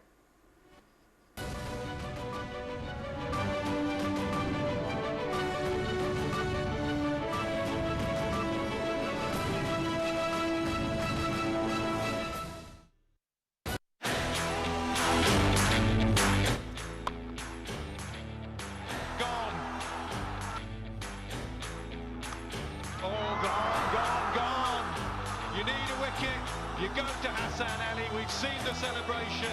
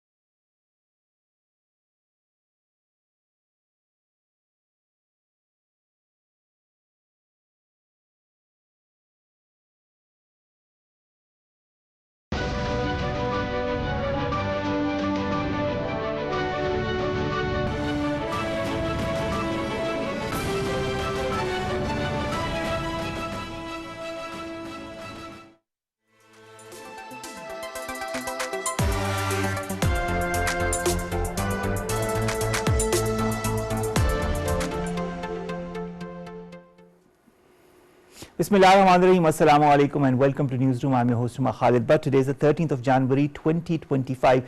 These are the stories that we will be highlighting during the course of the show. We'll begin, ladies and gentlemen, with the two-day international conference on girls' education, Muslim communities, challenges and opportunities that was recently held in Islamabad, in fact on Saturday and Sunday. Many important leaders were there. And of course, many countries were represented by their representatives to talk about the importance of education. And amongst all the others, there was also Malala Yousafzai, who is Pakistani by origin, but now is a Nobel laureate and works abroad. She, highlighting the UN because she's also working for the UN, talked about different important issues concerning women's education, girls' education in Pakistan, and she pointed towards issues concerning women's education in Afghanistan as well. We'll be highlighting different aspects of her discourse as well as the discourse of our Prime Minister Shehbaz Sharif at this conference, and how important is it for this conference to have taken place in this time and in this venue. Our second segment, ladies and gentlemen, concerns the Middle East situation, and today we are day 463 of the Israeli invasion of Gaza. There seems to be some kind of light at the end of the tunnel in the form of ceasefire negotiations that are moving at a brisk pace. A lot of positivity that emanates from all the sides, and that is what has been hinted from both, especially from the Israeli side, that there might be a ceasefire. But is it a bit too late in the day? Because when you look at the number of casualties, they are increasing with every passing day, 46,000 plus casualties, and this is just the tip of the iceberg, and the number of injured has also increased way above 100,000.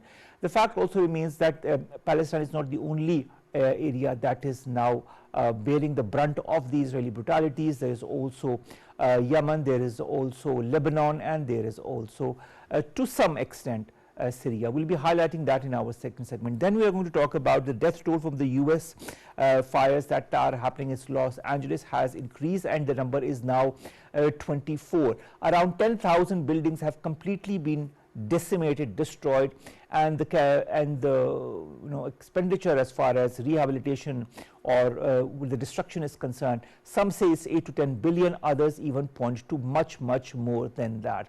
This is going to be our third story. Our final story, ladies and gentlemen, concerns a hoard of 11th century coins that have been unearthed in England in mint condition. These are 321 silver coins that were wrapped up in cloth and lead that have been found in immaculate condition. This is going to be our last story. Let's begin with our first. Now, our first story, ladies and gentlemen, concerns education the two-day conference that was held, and Malala Yousafzai's address to this conference. Let's hear what she had to say, and then we'll come back with our guests. Conference will not be serving its purpose if we do not talk about the education of Afghan girls. In Afghanistan, a generation of girls is being robbed of their future because Afghanistan is the only country in the world where girls are completely banned from education beyond grade 6. The Taliban have ripped away the right to learn from every Afghan girl. They have weaponized our faith. They want to eliminate women and girls from every aspect of public life. Now, to discuss more on this two-day conference on education, we've been joined by 3 guests, in fact. 2 are in the studios and 1 joins us online. Let me introduce my guests who are here with us in the studios. We've been joined by Naila Chauhan. She's a former ambassador. Thank you very much, Naila Chauhan, to have joined us. We've also been joined by the Federal Secretary for Education, Mohiuddin Ahmed Wani. Mohiuddin, thank you very much to have joined us. And online, we've been joined by Zahir Shah Shirazi, who is a senior analyst. Zahir, thank you very much to have joined us as well. We'll begin with you, Mohiuddin, because of course it was mostly due to efforts of persons such as yourself that we've had this 2-day important conference that was held on Saturday and Sunday. This international conference on girls' education in Muslim communities, challenges and opportunities, aimed at addressing the challenges and opportunities in advancing girls' education amongst the Muslim communities worldwide, to foster dialogue between communities and between nations, and to find actionable solutions to address the challenges. More than 40 countries and their representatives were here. Important celebrities were here as well. The Secretary General of the OIC was here as well. Did the conference achieve its purpose? Yes, it did. The reason being that now girls' education is becoming part of the international narrative.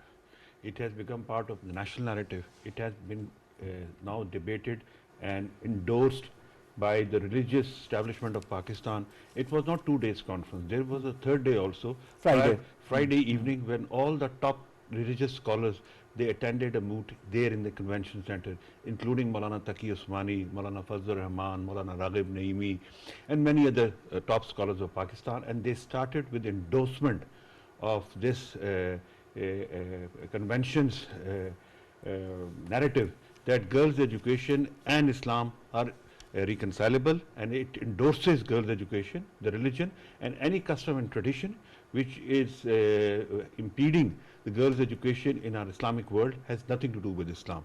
So that was on the positive note, first time in the history of Islamic world that girls' education has become part of the religious agenda also of the governments. And Pakistan is fortunate enough that it has taken the lead in collaboration with Muslim World League, OIC, and other countries. And especially Malala came to support this whole initiative. So the outcome was first to admit that this is an issue. Second, to find solutions, and not only legislative, but technology-wise, more investment, and how to collaborate and cooperate within the Islamic world and outside the Islamic world to ensure that 51% of our population, they get access to the best quality education, to make this country more economically productive, and to ensure equity in the society. All right. Naila Chauhan Sahib, our Prime Minister also on Saturday called for collective efforts to remove cultural and social impediments to ensure women's access to education. He talked about creating scalable and sustainable opportunities to ensure women's education. He talked about millions of young girls who will be entering the field in the next decade, and that they need to be given the right education so that they can contribute effectively to the society. He talked about innovative solutions to the shared challenges that they have, and he talked about the rich legacy of the Muslim world, including Pakistan, that was facing numerous challenges in ensuring equitable access to education for girls. How do you view these statements? How achievable are they? Can we achieve what the Prime Minister or what Pakistan is asking for from the Muslim world? Thank you so much for inviting me to your program. It's a very important point that you have made, and like the Federal Secretary Education has spoken, the point is that somehow although if you look at Islam, Hazrat Sallallahu Alaihi Wasallam encouraged education. And there is, in Quran, it addresses men and women alike.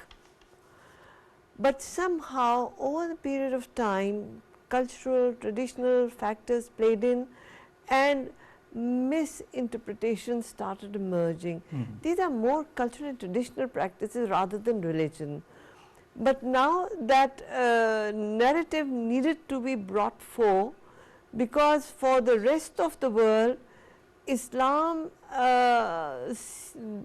wrongly is seen as synonym for suppression of women, whether it's education, whether it's domestic violence, whether it's human rights, all these factors are packaged, which is not true. As ambassador, when I was abroad, people would ask me questions, how are you Pakistan's ambassador? I said, because I am a Muslim, that's why I'm here.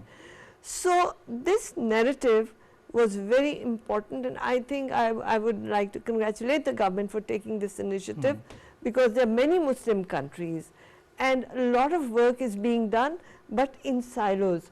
So this is the first time that it was an international conference in which not only the women, because usually women's issues are discussed by women, so it kind of is alienated from the rest of the society. But here you had imams, you had scholars, you had intelligentsia, you had academia, you had media, and the Islamabad Declaration calls for all of them to play their part in creating that awareness, not just in Pakistan, but the rest of the Muslim world also. All right, Zahir Shah Shirazi, coming to you. Our education minister has said that Islamabad had extended an invitation to Kabul, but no one from the Afghan government was at the conference. Nobel laureate and activist Malala Yousafzai has also urged Muslim leaders not to legitimize the Taliban government in Afghanistan, recognizes as perpetrators of gender apartheid, quote unquote. She talked about the urgent crisis of millions of girls who cannot go to school. 120 million girls, she said, globally are affected. She also talked about Islam's fundamental value of seeking knowledge. She also said that in Afghanistan, Taliban want to eliminate women and girls from every aspect of public eye and erase them from society. How do you view these? Because the statements are very long, but I just gave you a little crux of that. How do you view these statements? Umar, thank you very much. I think the statements are very encouraging. But as the Honorable Ambassador and the Secretary Education earlier mentioned, perhaps it was a good conference in a sense that for the first time the Islamic countries gathered on an issue which has always been misinterpreted, and basically the narrative which is creating an issue. Now, who has imposed Taliban on Afghanistan? Because it's totally a non-inclusive government which don't have all the stakeholders.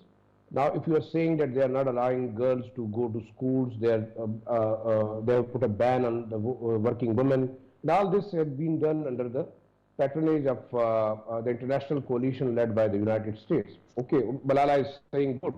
I think she should be giving a message to all those elements who have imposed and infused a radicalized Islam in the madrasas of Pakistan and Afghanistan, especially on the bordering areas. And after that, nothing had been done for the de-radicalization of that thing. Now, most of the Pashtun society, where the customary practices are, the social norms are considered very important, and this extremist brand of Islam, which was imposed in the name of jihad at that time to flush out the Russians, it continued. Now that thing has been transformed and it gradually went into, extremism and terrorism, and now we are facing the brunt. So actually we have to be very clear. The Muslim countries and their leadership, I think they have given a very clear message that Islam is the religion of peace, equality and gender parity. It has given equal rights to men and women. I think there is no question about that. So the narrative which had been wrongly, connected to this region, that perhaps Pakistan and Afghanistan, the women are, caged, they are not allowed to go out. I think it's not the thing. Obviously, sitting in Islamabad and discussing all these issues are very important, but we have to be very realistic about the rural part of Pakistan, which mostly include the tribal areas, which include the KP, which will also be including the interior Sindh. So all these issues, we have to be very realistic that the religious scholars, the academia, the media, and all those people who had been there and they were extending their pledge, what they would be doing when they go back to their own areas. So this is very important. I think the role of religious scholars is very important. For example, we have seen there was a huge resistance to polio vaccination, but now most of those religious scholars, they are supporting the polio vaccination, they are giving sermons, they are giving fatwas. So obviously, if really at the state level we wanted to promote girls' education, we wanted to create an environment where all the girls should go to schools, perhaps all these stakeholders are very important. I think I would appreciate for the first time we have seen at the state level the religious scholars who at least had pledged to promote girls' education. And importantly, coming to Afghanistan, I think the world community and the Muslim world, I think it can play a very important role in realizing the importance of education to the Taliban government, and it should be very much clear. And perhaps what Malala suggested, that Afghanistan should not be recognized as a state until and unless they give an equal right to women, they include women in their administrative setup, they have an inclusive government which should be including all the stakeholders, including women. And the top priority should be the girls' education, because in Islam, I don't think so there is any justification that you should not be, you should be stopping women for getting education. So I think the world as well as this conference, I think this message should be very much clear to the Kabul administration, that if they really wanted to be a state, they have to realize that girls are very important, and more than 50% of this population is, they have equal rights to work, to education, and to do any trade they wanted to. All right, point taken. Mohyuddin, you wanted to add something to that? I would like to add, like we have discussed the role of Taliban or conservatism, but the problem is much deeper. The problem is doesn't emanate from the conservative attitude. It emanates from poverty. It emanates from lack of nutrition. It emanates from lack of access, road, transport, power, wash facilities in schools, lack of teachers, girls teachers, female teachers in the schools. So the girls' education issue, 80% is related more to economy, more to infrastructure, more to the working environment in which the girls have to come and study. So we have to go for a 360 degrees approach, and the declaration also addressed that the tribal customs part, yes, it inhibits, but these things which relates to poverty and other things, they also relate, and they also relate to poor girls numbers in our schools. So we have to address the infrastructure part, we have to add more schools into it, we have to educate more girls to become teachers, to train them, to allow them to study in a very friendly ecosystem of learning. So this one angle is okay, but it's not enough. All right. Mohyuddin, also I'd like to understand, the Prime Minister on Saturday said that women comprised half of our population, but the female literacy rate stood at 49%, while alarmingly around 22.6 million children in the age bracket of 5 to 8 years are out of school. Malala Yousafzai on Sunday talks about the women and girls. She said 12.5 million girls are out of school in Pakistan. The Premier also talked about inadequate infrastructure, safety concerns, deeply entrenched societal norms.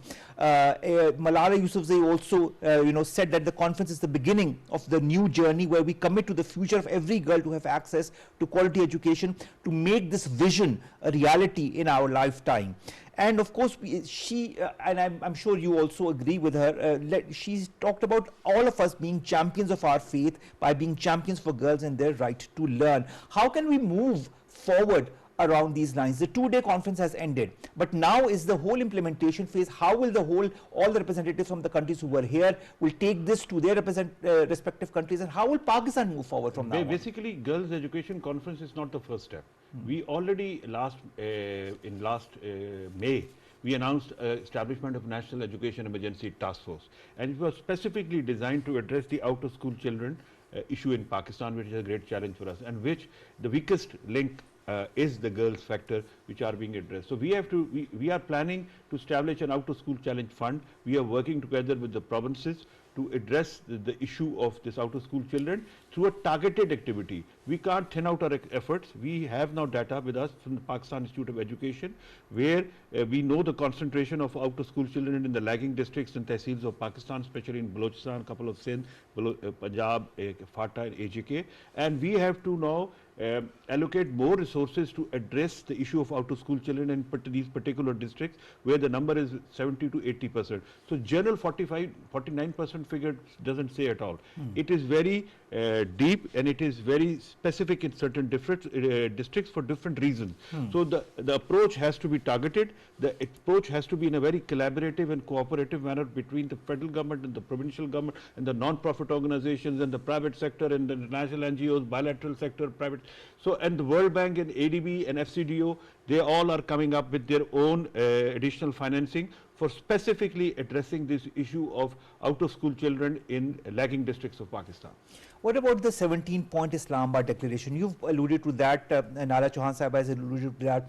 It warns, I mean, I'm going to just highlight some of the points. It warns against extremist ideologies, fatwas and opinions rooted in cultural norms. It mobilizes all resources to support Islamic countries in advancing education, urges local and international organizations to create digital sources to improve girls' access to education, pledges scholarships to girls affected by poverty, conflicts, and Muslim countries are urged to enact laws to promote girls' education with media institutions awareness on this issue as well, and also says that all those who reject or oppose Islamic religious principles on education should be disavowed.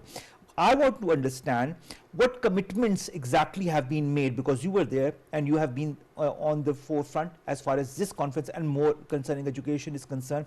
What commitments have been made under the Islamabad Declaration by all the parties concerned, and how are they going to move forward as per these 17 points?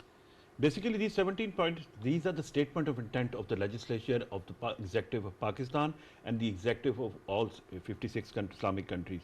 In addition, all the bilateral and other partners, they have committed themselves. So these are the goals and the targets we have to achieve. And now we have to work in a forward manner to achieve these targets in the next coming years. And we will now judge, people will judge, citizens of Pakistan and citizens of Muslim judge us on the basis of our commitment to implement these points which have been agreed upon in this declaration. So its declaration is a roadmap to move forward and to address this challenge of girls' education in a very affirmative action manner. All right. Nala Chauhan Sahiba, Malala Yousafzai not only talked about Afghanistan, she talked about the plight of the girls and the women in Palestine as well. She talked about the future of girls that was stolen in Gaza, where Israel has decimated the educational system. 90% of educational institutions have been destroyed, she said. She also lambasted Israel for destroying these education institutions in Gaza. She said Palestinian children have lost their lives and future. She also vowed to keep calling out Israel's violations of international law and human rights. When Malala Yousafzai talks on any platform, especially when she comes to her country of origin and talks about it, it is noted by every single international outlet. I was seeing that all the international news agencies picked it up, including from our not so friendly neighborhood. How do you view this, and do you feel this is going to have any impact whatsoever? Well, definitely it will have impact, but we have to look at the bigger picture. Like the Secretary Saab said, you have Sustainable Development Goals, SDGs, and Goal 5 is about women. And our deadline is 2030. We are just 5 years away from achieving that parity on paper. But in reality, it is a very serious issue. Of course, when you have people like Malala Yousafzai coming, it draws more attention of the international community. And she obviously addressed the issue of women in Gaza, in Palestine, and women in Afghanistan. If you look at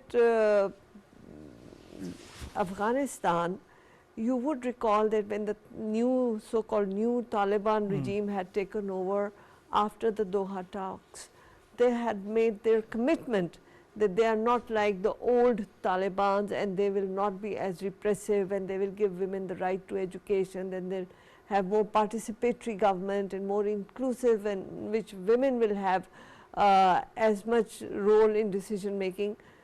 but they reneged from their commitment. And if you recall, in the earlier Taliban government, Pakistan had recognized, but this time Pakistan took a regional approach, and we said that the regional countries will collectively decide whether Taliban regime merits recognition, and that was a prerequisite that they commitments they made at Doha. All right. This they did not do. So neither Pakistan nor other regional countries have recognized this regime, Taliban regime. And if you look at China also, although China is working on BRI and Pakistan is working on BRI, last year we had trilateral meeting also in which their interim minister was also here, Afghan, but of course the Chinese minister was also here. Discussions are going on. The Taliban regime has to understand that if they do not change their ways, they are not only bringing bad name to Islam, they are also destroying their own country. I agree with you on that. Zahir Shah Shirazi, coming to you, I'll again quote something that Malala Yousafzai said, because I managed to hear what she had to say, the 11 or 12 minutes address to the assembly. She talked about, again, the Taliban regime as perpetrators of gender apartheid. She said, do not legitimize them or do not make compromises on our faith. She said, support the Crimes Against Humanity Treaty, hold the Taliban accountable, push your governments to engage in the process. Time to prevent an extremist regime to systematically erase women and girls. The path forward, she said, lies in political solutions and using the power of international law and human rights to bring justice, and the plan requires a united force from the Muslim scholars to openly challenge and denounce Taliban's oppressive laws. And she said, speak for what Islam stands for. How important are all of the points that she has highlighted? Do you feel they can actually be happen, actually be implemented, or there are lacunas in between as well? Well, I think, Umar, the real issue is implementation. You know, the Millennium Development Goals 1, 2, and 3, what does it say? Eradicate poverty, promote primary education, and, empower women and gender equality. So these are the top 3 priorities of the international community. So how the Taliban are operating there, I would again say, yes, it can happen and it can be implemented if the world powers, especially the regional countries, they give a very clear message to the Kabul regime that they have to act like a sovereign state. They should not be following the tribalism and the regionalism policy of what they conceive Islam as. I think imposing the extremist tendencies and extremist values of Islam on the entire Afghanistan, it would not be a justified thing. And as they had agreed earlier, perhaps the international community is now, it has the obligation to, convince, rather force Taliban to follow that. But importantly, I think the international players have their own stakes. Perhaps they are more focused on the counter China policy. They are more focused on the Ukrainian crisis. They are least bothered about what is going on in Afghanistan, because a number of people, like another conference which was held in Afghanistan, perhaps all the stakeholders have repeatedly raised their concern about the non-inclusion of all the stakeholders in the administrative process as well as the girls' education. But the Taliban government, I think perhaps they have to be conveyed. The Arab Islamic countries, the OIC countries, perhaps they can be play an effective role. And then we obviously have all those religious scholars, the religious madrasas. I think those religious scholars should be engaged. Maulana Samiul Haq played a very important role in promoting this cause for the polio. They can be a good forum to take on. And importantly, I think at the state level, Pakistan, Iran, as well as the Arab countries who have an influence on Afghanistan in one way or the other, perhaps they can, force this, what Malala was suggesting. But importantly, you can say now the US is, I think Afghanistan is the 3rd largest recipient of the US aid, $1.93 billion after Ukraine and Israel.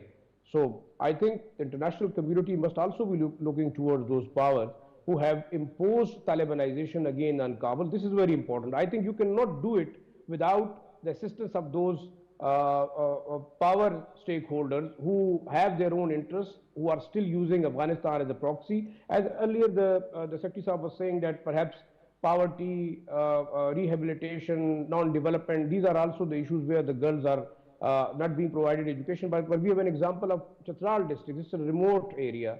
There is extreme poverty, but you have seen the literacy rate, how much high literacy rate we have when it comes to the girls' education, because we have a parallel education system of Aga Khan school system which is working there. So I think we should be realistic enough. The education department should also be they should be prioritizing the what actually is needed to promote girls' education. And then after fifth, sixth grade, you have seen a lot of dropout girls coming. At the fifth and sixth level, they go to school, but then suddenly you have a dropout ratio which is very high. So we have to be very careful about planning that how we can bring more girls to schools instead of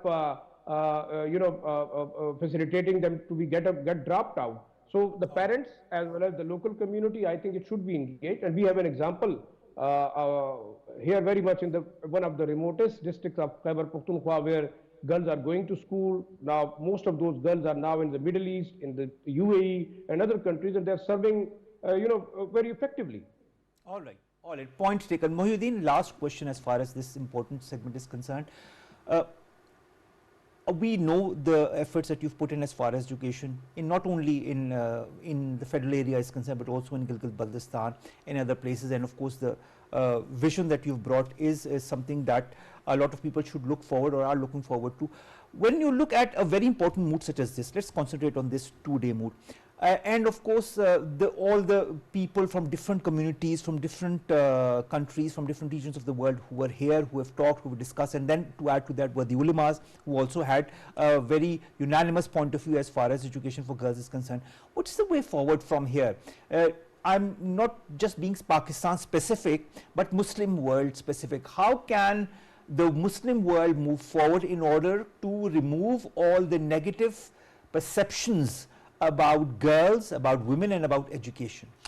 The first thing is to allocate more resources. The government should come in, because the more you allocate resources, the more you will be in a position to address this issue. Secondly, to regularly review this commitment every 2 or 3 years, because it shouldn't be a one-time event, and it has to be reminded to our communities on regular basis to address this issue, that this challenge is not going away in next couple of years. It will take a decade to scale down the version, the impact of this decades of mistreatment towards girls when it comes to education.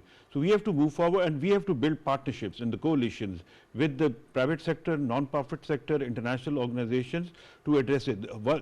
He is rightly saying in Chitral, in Hunza, it's not the government alone which is working, it's the non-profit sector also going on. So we have to build coalitions to address this challenge, and without building up a coalition and creating an atmosphere of collaboration and cooperation, we are going nowhere. So it's this conference was a building of a coalition. It's a political coalition which will translate itself into a more tangible an organizational activity, giving more tangible results on ground, inshallah. Will be able to learn from each other's experiences. Yes. Yeah, they will, they have, and they are. In this conference, there were a lot of sessions where a lot of experiences from Malaysia, from Turkey, they were shared. The use of technology, it's a great equalizer. Technology helps girls getting access to all the learning material through online sources. So technology has to be embedded in our curriculum, in our teaching methodology, so that the girls, that becomes an equalizer in itself. A girl living in Chitral or in remote valleys of Chilas, she will have the same access to education material which kid of Finland or Japan is having. So we have to invest more in technology in the coming years to come. All right, thank you very much, Mohyuddin Ahmed Wani, to have joined us for this very important segment, and thank you to my two guests also to have talked about education. I will request you to stand here, and Mohyuddin, thank you very much to have joined us. Let's come to our second story, ladies and gentlemen, that concerns the Middle East.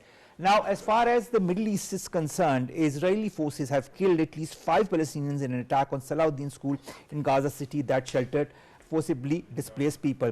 A total of 26 Palestinians have been killed in Gaza since dawn on Monday And the latest attacks came as Israel's siege of North Gaza crossed the 100-day mark, with Palestinian officials saying some 5,000 people have been killed or are missing since the offensive began.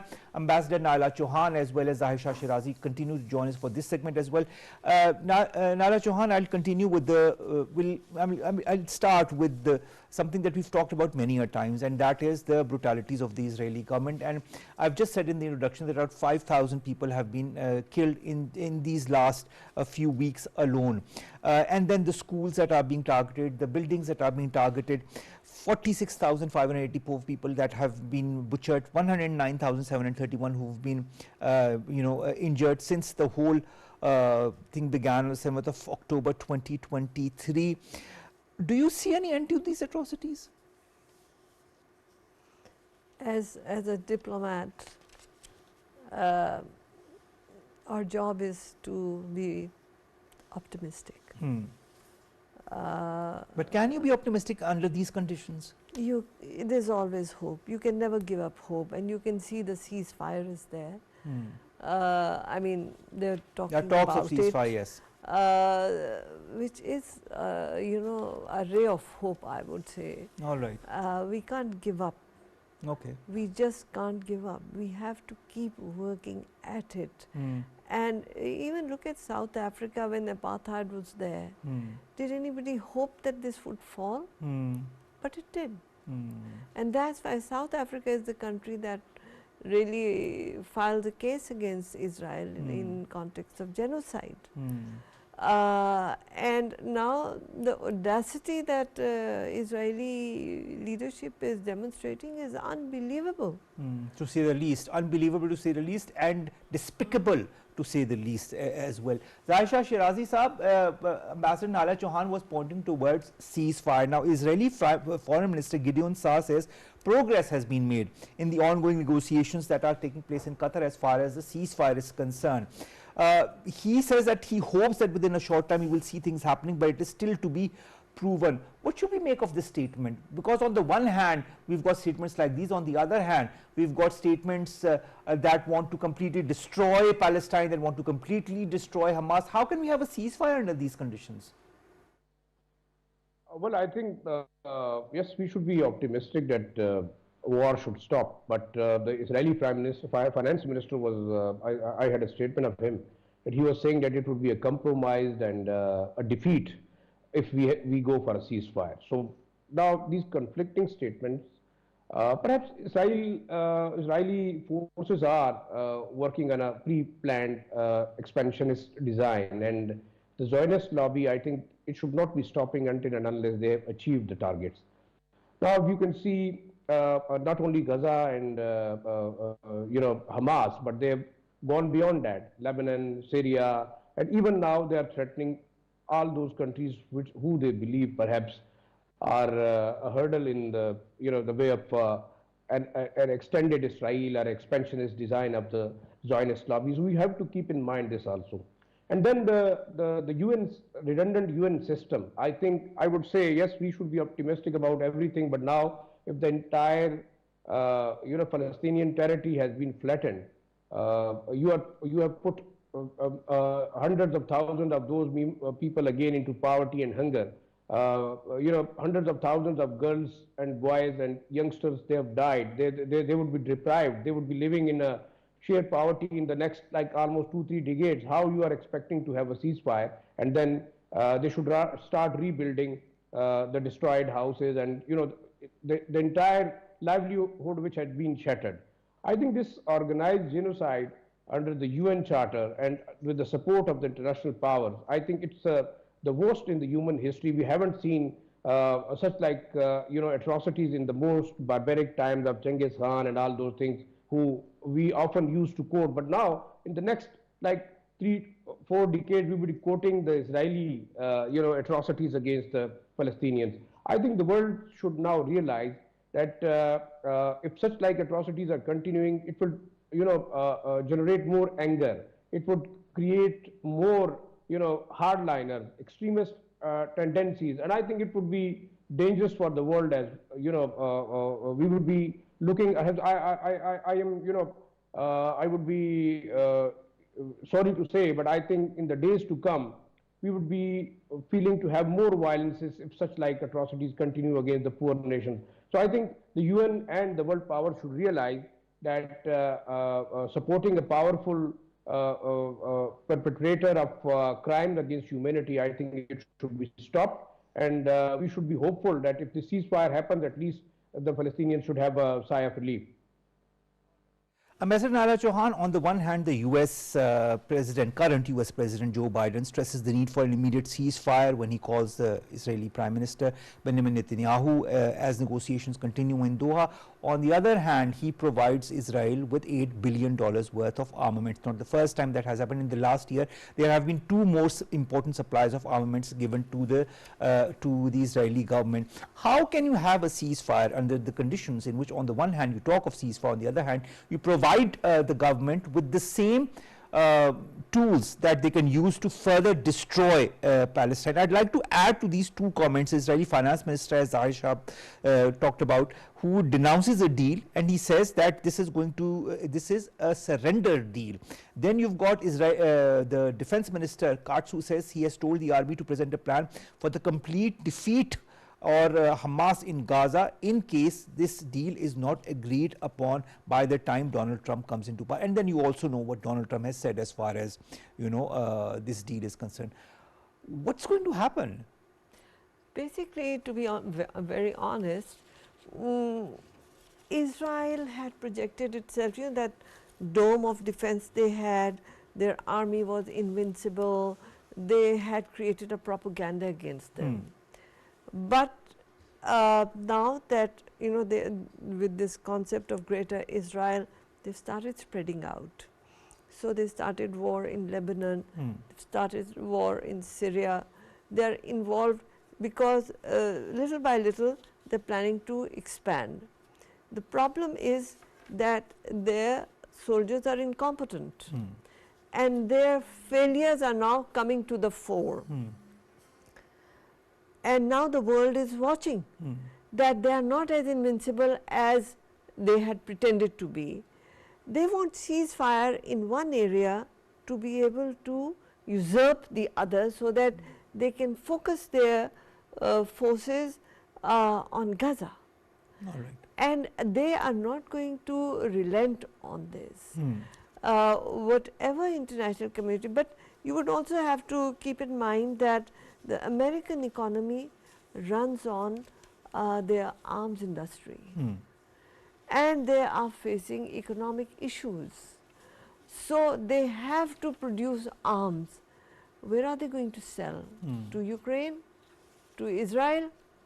Where will they do it?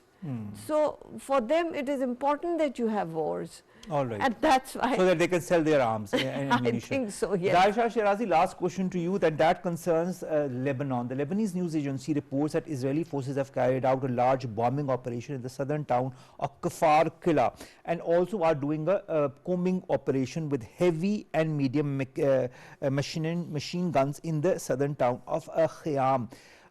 We all know that there was a ceasefire agreement that was agreed upon between Israel and Hezbollah. What happens to that ceasefire deal now if such things continue in the next couple of days as well? Steve Witkoff, who is the special envoy of President-elect Trump, perhaps he was saying that even if there is any unleft, achievement by the Israeli forces, they would help them out to achieve that. So what do you suggest? I think the American-Jewish alliance, which is very much important in this war in Israel and influencing the US policies.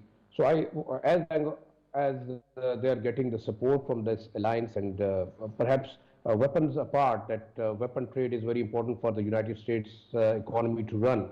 But actually, we have seen, an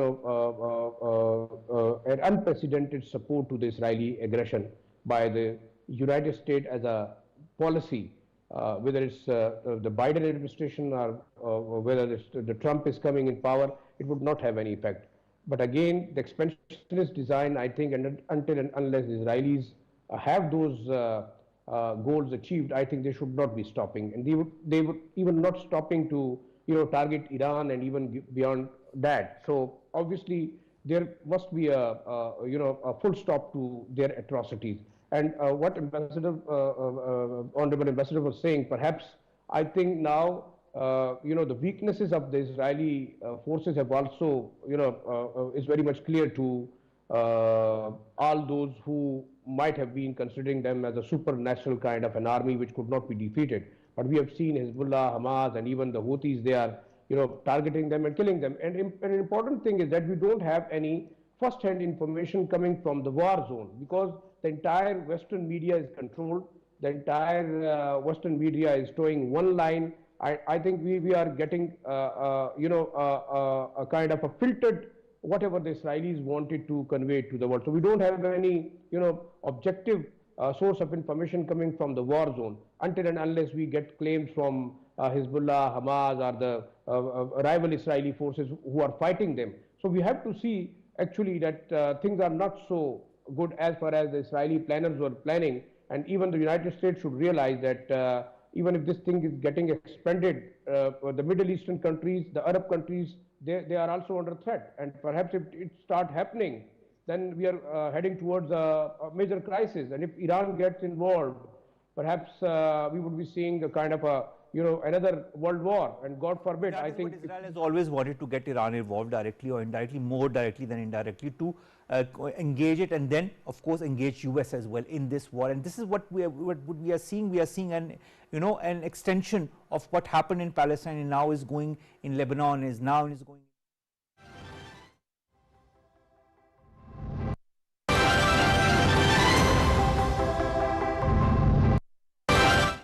in events के जो teachers हैं जिन्होंने इनको इतना ज़्यादा train किया है, क्योंकि हम लोग आजकल के जो दौर है वो हम सारे बच्चे मोस्टली जो है, जो बड़ी प्रॉब्लम होती है कि गैजेट्स के ऊपर होते हैं, टेलीफोन्स पे लगे होते हैं, वीडियो गेम्स पे, तो फिज़िकल एक्टिविटीज़ करना, टाइक्वांडो करना, कराटे करना, कोई एक्सरसाइज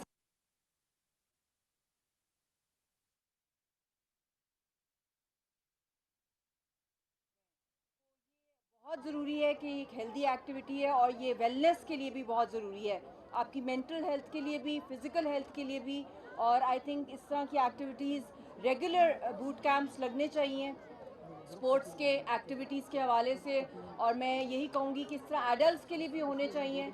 और आज क्योंकि हम लोग एक बहुत ही एक कलरफुल से इवेंट के अंदर भी हैं, मगर साथ साथ मैं हमारे बच्चों को यही मैसेज देना चाहूँगी जो कायदे-आज़म मोहम्मद अली जिन्ना का भी और इलामा इकबाल का जो ख्वाब था, जो पाकिस्तान हमें बहुत कुर्बानियों के साथ मिला, कि जो बच्चे हैं, मैं इनको यही एडवाइस करूँगी कि अपनी जो ड्रीम्स हैं, अपनी ख्वाबों को आप बहुत बड़ा करें, जितना भी ब्रॉडन कर सकते हैं अपने ख्वाबों को। और आपके अंदर अल्लाह ने इतनी चमक दी है, आपकी आंखों के अंदर इतने ख्वाब हैं, इतनी पोटेंशियल है, और आप ही हैं जिन्होंने कायदे-आज़म का वो ख्वाब जो है पूरा करना है। और अभी से मेरे ख्याल में, क्योंकि इतने प्यारे प्यारे यूनिफॉर्म्स में बच्चे आए हैं, बहुत प्यारे लग रहे हैं, बड़े फ्रेश, और बहुत ही मैं उनको देख रही हूँ कि they are very happy the children.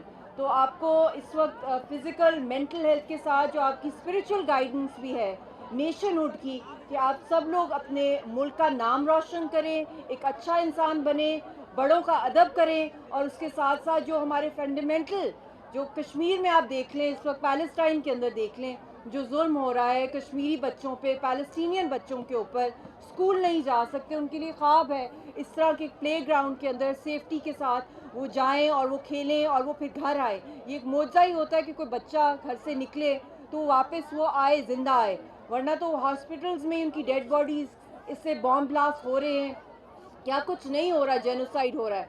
तो कश्मीर और पैलेस्टाइन के बच्चों को भी ज़रूर याद रखें, और पाक चाइना फ्रेंडशिप जिंदाबाद। और एंड में मैं यही कहूँगी कि बच्चों को कि आप कायदे-आज़म और इलामा इकबाल के लिए जो उनका ख्वाब था, वो ख्वाब आपने भी देखना है, पूरा करना है, पाकिस्तान का नाम रोशन करना है, और अमन का पैगाम दुनिया के अंदर फैलाना है, और एक्सेल करना है अपनी स्पोर्ट्स और एजुकेशन के अंदर भी। तो एंड में मैं नारा लगाऊंगी बच्चों के लिए, पाकिस्तान जिंदाबाद, कश्मीर पाइंदाबाद, पाक चाइना फ्रेंडशिप जिंदाबाद। Thank you.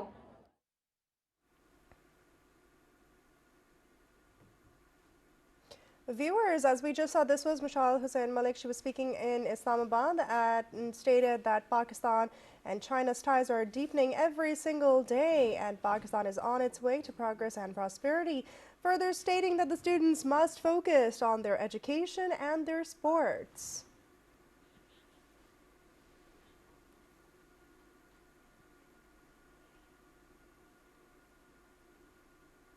For more news updates, stay tuned, or you can follow us on our social media at world.ptv.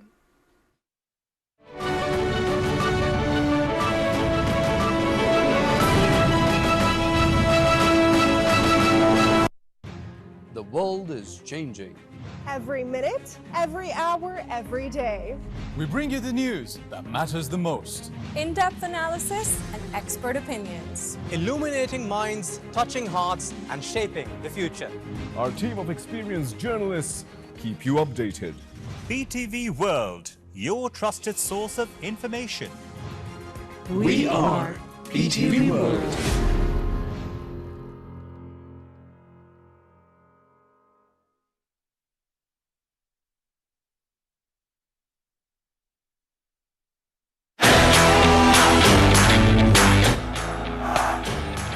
That's it one. This should be taken. It's going to be comfortable. It is. The second wicket goes down. England 2 for 80.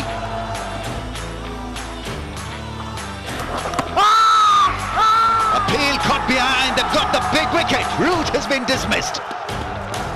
Set himself nicely. 46 off 56, but he's got it the park.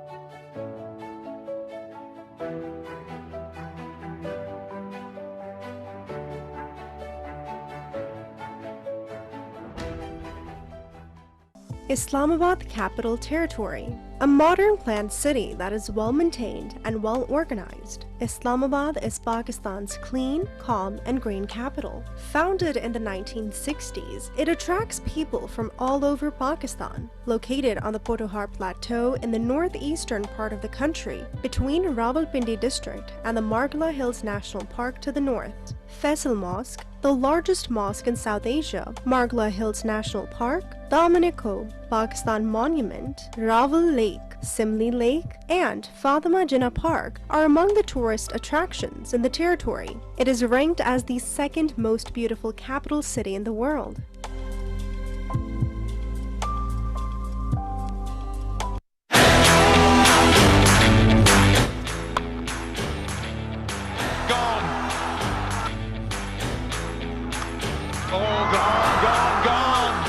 You need a wicket, you go to Hassan Ali, we've seen the celebration.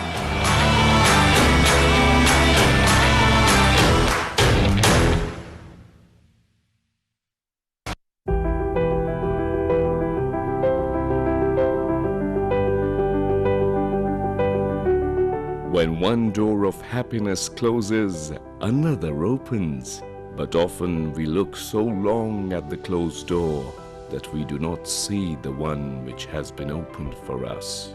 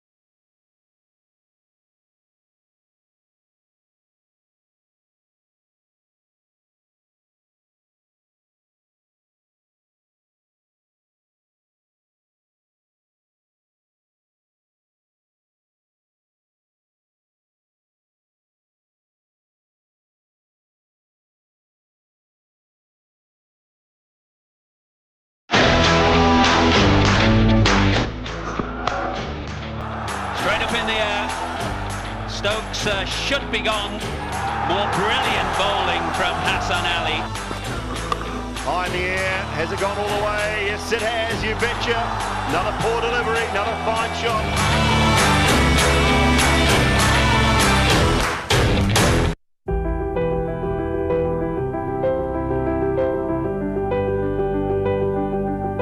Your living is determined not so much by what life brings to you as by the attitude you bring to life. Not so much by what happens to you as by the way your mind looks at what happens.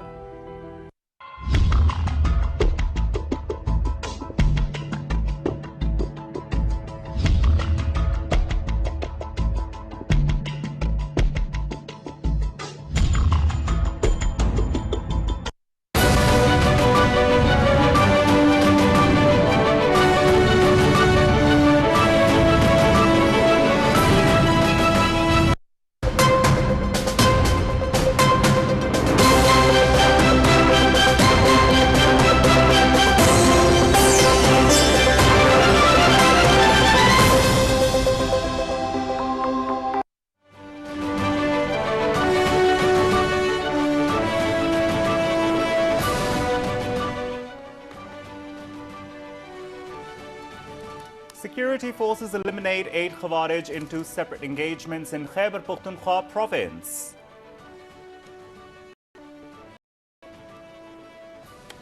A meeting of the federal cabinet is underway in Islamabad with Prime Minister Shehbaz Sharif in the chair.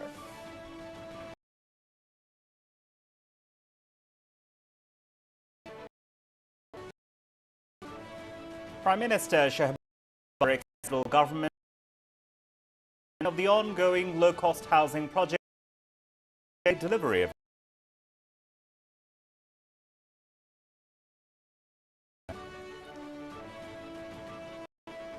Finance Minister Mohammad Aurangzeb says Pakistan will issue China's pandemic loans to transform economy as early as June to trade its capital markets with China's.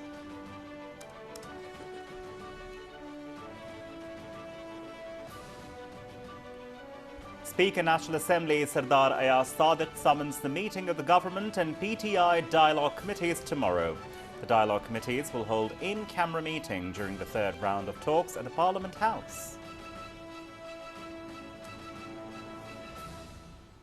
Army Chief General Syed Asim Munir visits Peshawar, where he was provided with a comprehensive briefing on the prevailing security situation and the ongoing counter-terrorism operations targeting Fitna al-Khawarij.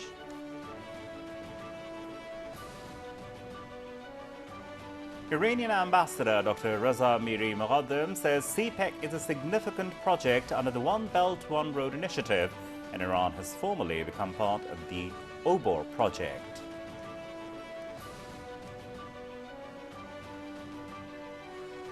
Norway to host talks on Middle East for the establishment of a Palestinian state based on the two-state solution.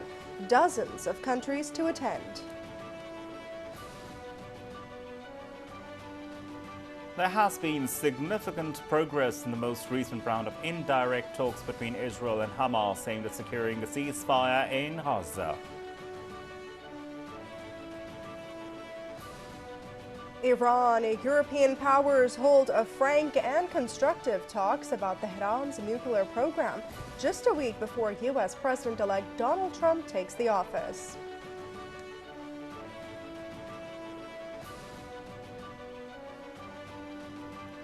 Impeachment trial of South Korea's suspended president begins with the country's constitutional court deciding whether to strip him of his duties after failed martial law bid.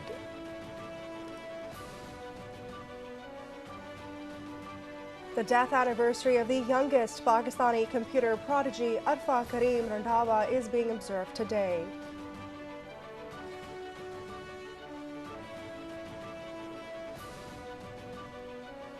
The much-anticipated Pakistan Super League 10 players draft concludes at Huzuri Bagh Lahore Fort, with all 6 franchises finalising their competitive squads for the upcoming PSL Season 10.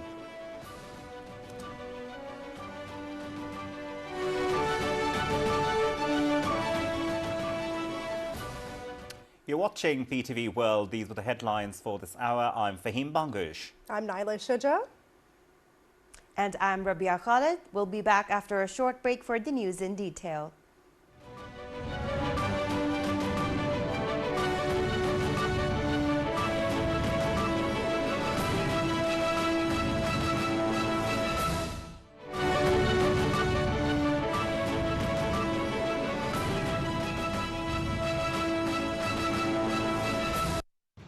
The world is changing.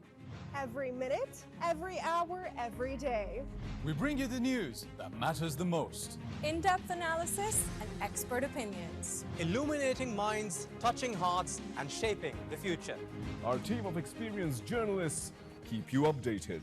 PTV World, your trusted source of information. We are PTV World.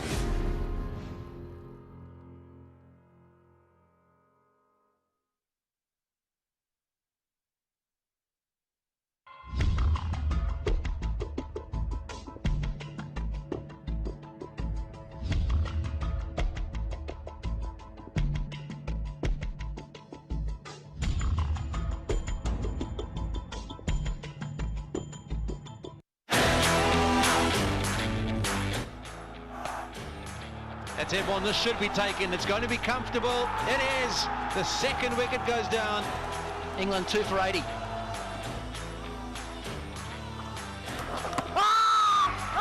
Appeal caught behind. They've got the big wicket. Root has been dismissed. Set himself nicely. 46 off 56, but he's got at the park.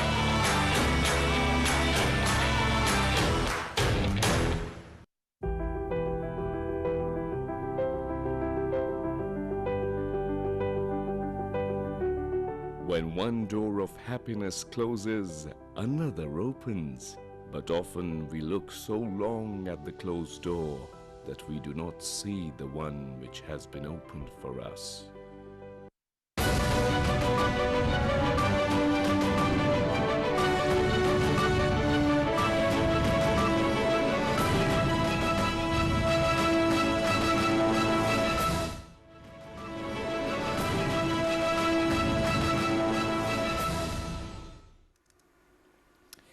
Welcome back. You're watching PTV World. Now for the news in detail. Security forces have eliminated 8 Khawarij in 2 separate engagements in Khyber Pakhtunkhwa province. An intelligence-based operation was conducted by the security forces in Tank district on reported presence of Khawarij. During the conduct of the operation, own troops effectively engaged Khawarij locations and resultantly 6 Khawarij were killed. In another encounter that took place in general area of Tira Valley, Khyber district, own troops successfully neutralized 2 Khawarij. Sanitization operations are being conducted to eliminate any other Khariji found in the area. Security forces of Pakistan are determined to wipe out the menace of terrorism from the country.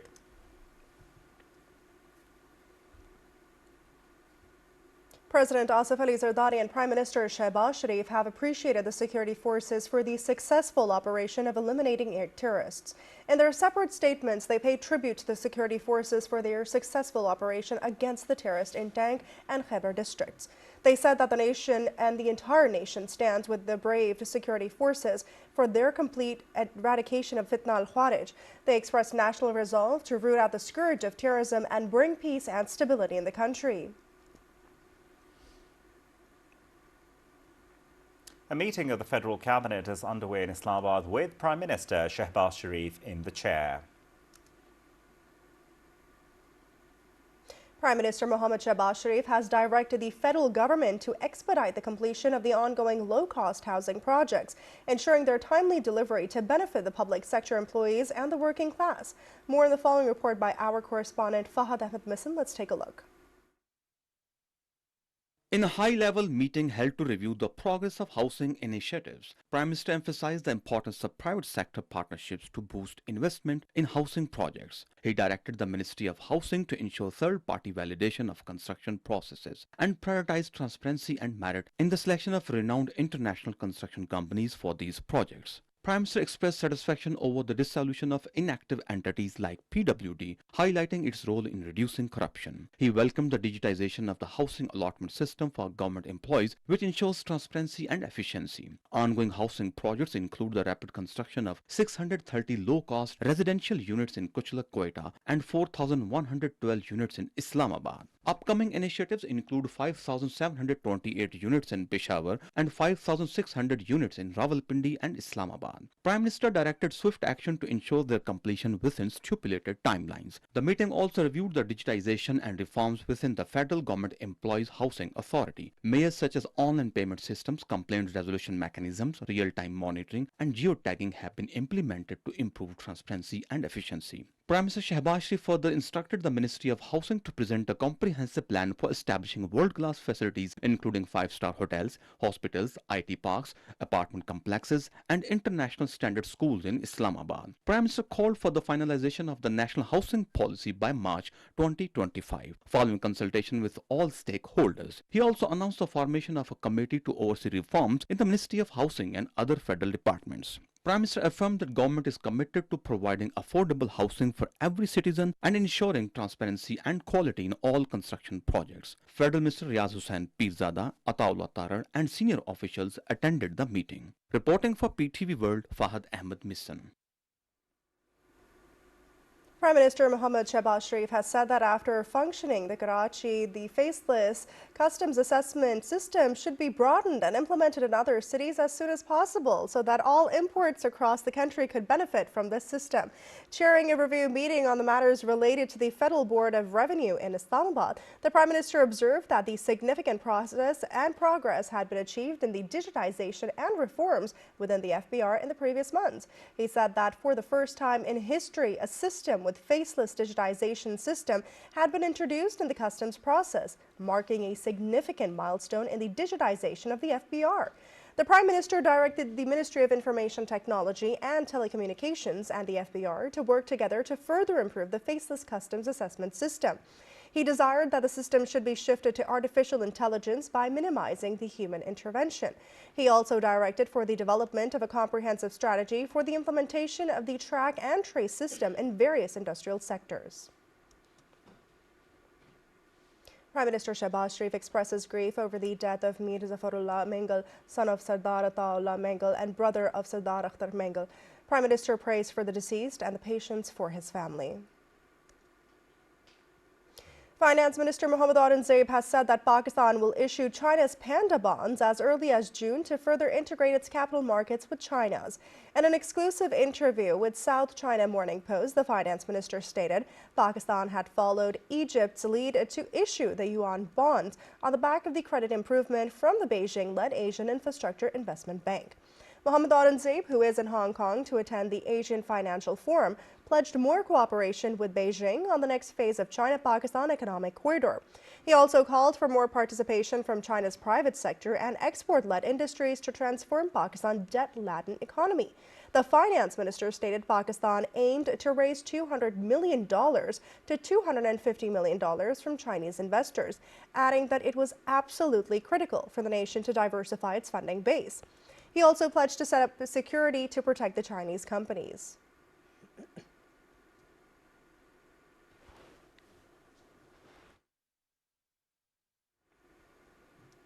Hearing of the intra-court appeals regarding the Supreme Court verdict against the military trial of civilians adjourned till tomorrow. Again, viewers, hearing of the intra-court appeals regarding the Supreme Court verdict against the military trial of civilians has been adjourned till tomorrow. This is the hearing of the intra-court appeals regarding the Supreme Court verdict against the military trial of civilians, which has been adjourned till tomorrow. Now, to know more about this hearing, we are joined online by our correspondent Ali Andaz. Yes, Ali, what can you share with us regarding the Supreme Court's verdict against the military trial of civilians, which has been adjourned till tomorrow? Yes, Naila, the Counsel for Ministry of Defense, Khwaja Haris, is still presenting his arguments despite directions by the 7-member constitutional bench, which is hearing these intra-court appeals. directing Khwaja Haris to wrap up his arguments, but it seems that the questions being asked from the members of the bench have prolonged this argument, and it may continue for the next 2-3 days. However, during today's proceedings, while presenting his arguments, Counsel for Ministry of Defense Khwaja Haris made a very important argument before the bench that the mastermind behind the May 9 violence will also be tried in the military courts. This was in response to Justice Hassan Azhar Rizvi, who's member of the bench, when he asked whether is there a mastermind behind these attacks, or whether any army personnel has been charged for the breach of security or not stopping the violence, to which Khwaja Haris said that indeed the mastermind behind the May 9 violence will be tried in the military court, and the restraint shown by the security forces on May 9th and May 10th violence was to ensure that no civilian or protester is hurt in response to these attacks. Musarrat Halali also asked a very important question, Justice Musarrat Halali, that not all those involved in May 9 violence knew the bigger plan or the sinister plan behind these attacks, to which Khwaja Haris said that such people have not been charged or they are not being tried by any court. He will continue his arguments tomorrow when the hearing resumes in the Supreme Court. Absolutely. Thank you so much for the update, Ali Andaz, who is our senior correspondent here at PTV World. Now, the Anti-Terrorism Court in Islamabad has granted interim bail to founder PTI's spouse, Bushra Bibi, in 13 cases until the 7th of February on the submission of the security bonds and the surety bonds of 55,000 rupees. Anti-Terrorism Court Islamabad Judge Tahir Abbas Sipra conducted the hearing in the bail applications filed in the cases registered in various police stations in Islamabad connected with the D-Chalk protest. 3 cases have been registered with the Secretariat Police Station, 2 with Margla Police Station, 2 registered with Karachi Company Police Station, 2 cases with Ramna Police Station, and 1 each case with Tarnol, Kosar, Apara, and Khanna Police Stations. The judge instructed the lawyers that when the court order comes out, it should have the signature and thumb impression of the accused. Speaker National Assembly Sardar Ayaz Sadiq has summoned the meeting of the government and the PTI dialogue committees tomorrow. The dialogue committees will be holding in-camera meeting for the 3rd round of talks at 1:30 p.m. at the Parliament House in Islamabad. The Speaker National Assembly will be chairing the meeting. Chief of Army Staff General Said Asim Munir has visited Peshawar, where a comprehensive briefing was provided to him on the prevailing security situation and the ongoing counter-terrorism operations targeting Fitna al-Kharij. The briefing was also attended by the Federal Minister of Interior and Chief Minister of Khyber Pakhtunkhwa. The Army Chief praises the unwavering resolve and unmatched sacrifices of the Pakistan Armed Forces and law enforcement agencies who have been instrumental in dismantling terrorist networks and thwarting their nefarious agenda. He said our forces have relentlessly pursued and eliminated key terrorist leaders, dismantled their infrastructure, and neutralized their cells, sending a clear message that terror has no place in our land. This war is ongoing, and we would take it to its logical conclusion. The Army Chief emphasized the relentless efforts of the law enforcement agencies in ensuring the safety and security of the citizens, foiling numerous attacks and maintaining peace and order. He highlighted that every operation has been a testament to the courage, professionalism, and the operational readiness of the security forces, who continue to thwart the evolving threats posed by these terrorists. He made it clear that any attempt to disturb the peace of the nation will be met with decisive and overwhelming force. The Army Chief lauded the exceptional morale of the troops, who remain steadfast in their commitment to safeguard the sovereignty of the nation. He affirmed and reaffirmed the Pakistan Armed Forces and the law enforcement agencies stand as an unbreakable force, resolute in their mission to protect the motherland and its people. The Army Chief also separately interacted with politicians of Khyber Pakhtunkhwa belonging to different political parties. The participants resolved consensus on the need for one political voice and public support against the scourge of terrorism. The political representative showed vivid clarity on unflinching support for the armed forces and LEAs in nations' fight against terror, and agreed on the need for a unified front beyond political colors against the extremist philosophy of the terrorist groups. Upon the arrival, the Army Chief was received by the Corps Commander Peshawar. Iranian Ambassador Dr. Raza Amiri Muqaddam has stated that CPEC is a significant project under the One Belt, One Road initiative, and Iran has formally become a part of the project. In a special interview with PTV, Ambassador Muqaddam said that any project associated with OBOR also includes Iran. He emphasized that ports of Chabahar, Gwadar, and Karachi can be interconnected and can play a supportive role in each other's development and progress. Additionally, the ambassador said that these ports can be linked with the north-south and east-west corridors as well. Japanese ambassador to Pakistan, Suu Kyi, has stated that the government of Japan will continue to support the people of Pakistan to improve their living standards. He said this while inaugurating two projects for the installation of electricity facilities in the district of Mandi Bauddin being managed by Hana Development Council, a non-governmental organization working to improve health and infrastructure in the region. The inauguration ceremony was attended by the Japanese embassy officials, NGO board members, and various community leaders. The government of Japan, under its grant assistance for grassroots human security projects program, had provided financial assistance of $92,307 under two projects. The grant of $42,818 was allocated in 2019 for the provision of sustainable electricity facility to 8 communities, and $49,489 granted in 2022 to connect additional 7 communities in Mandi Bauddin. The Japanese ambassador said that these projects have brought a real difference to the daily lives of thousands of people. He said it is not just about installing power lines and electrical grids, it's about empowering communities and improving lives.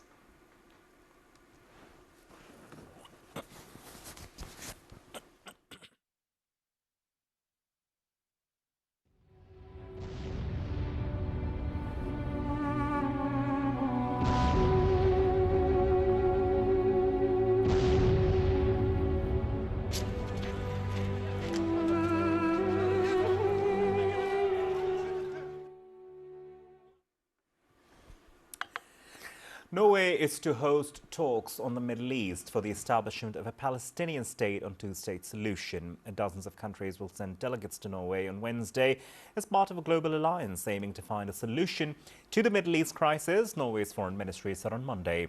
Palestinian Prime Minister Mohammed Mustafa, the head of UN's Palestinian Refugee Agency, UNRWA, Philippe Lazzarini, and UN envoy to the Middle East are among those due to attend. It will be the third meeting of the Global Alliance for the implementation of the two-state solution, whose creation was announced in September on the sidelines of the UN General Assembly in New York. Norway's Foreign Minister Espen Barth Eide said in a statement, while efforts should continue to end the war in Gaza, a lasting solution to the conflict that guarantees self-determination, security and justice must also continue.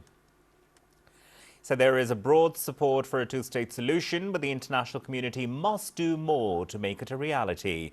Israel was angered when several countries, including Norway, decided to recognize the Palestinian state. Analysts say while efforts of Norway and many other countries must be appreciated, but the possibility remains more remote than ever, with Israeli Prime Minister Benjamin Netanyahu firmly backed by US President-elect Donald Trump, is vehemently opposed to the creation of a Palestinian state.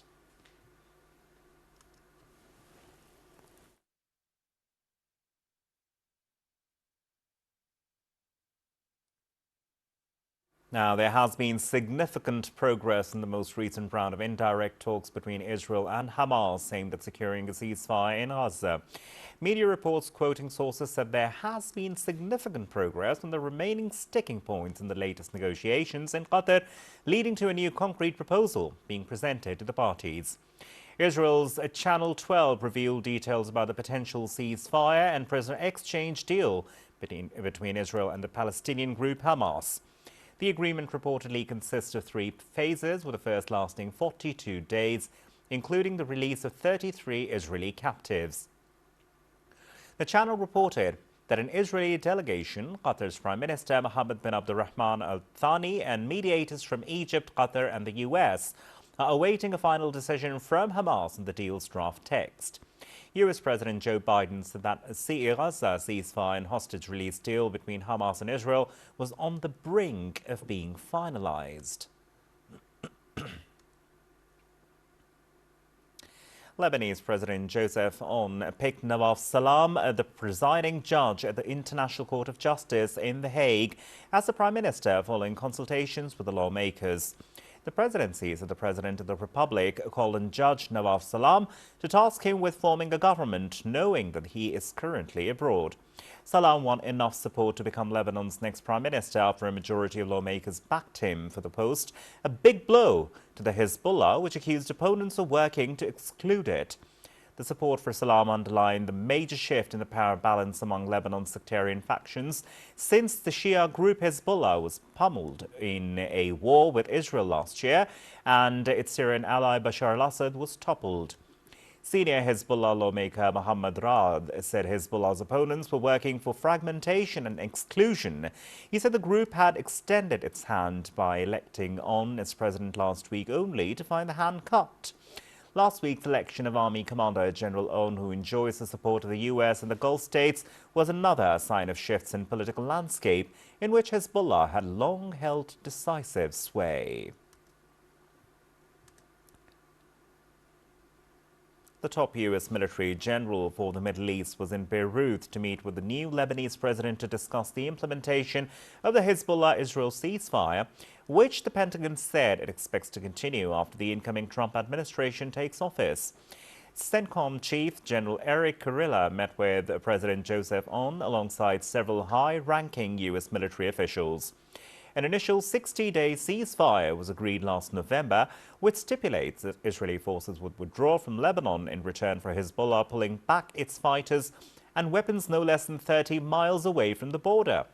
In his acceptance speech, Aoun said the state would have a monopoly of all arms, after which the parliament erupted in applause. Aoun's office said that his meeting with Kurilla touched on the situation in southern Lebanon and the stages of implementing the Israeli withdrawal from the south. Over the weekend, the Israeli army said it struck Hezbollah targets in Lebanon after raising concerns with the US-led ceasefire mechanism.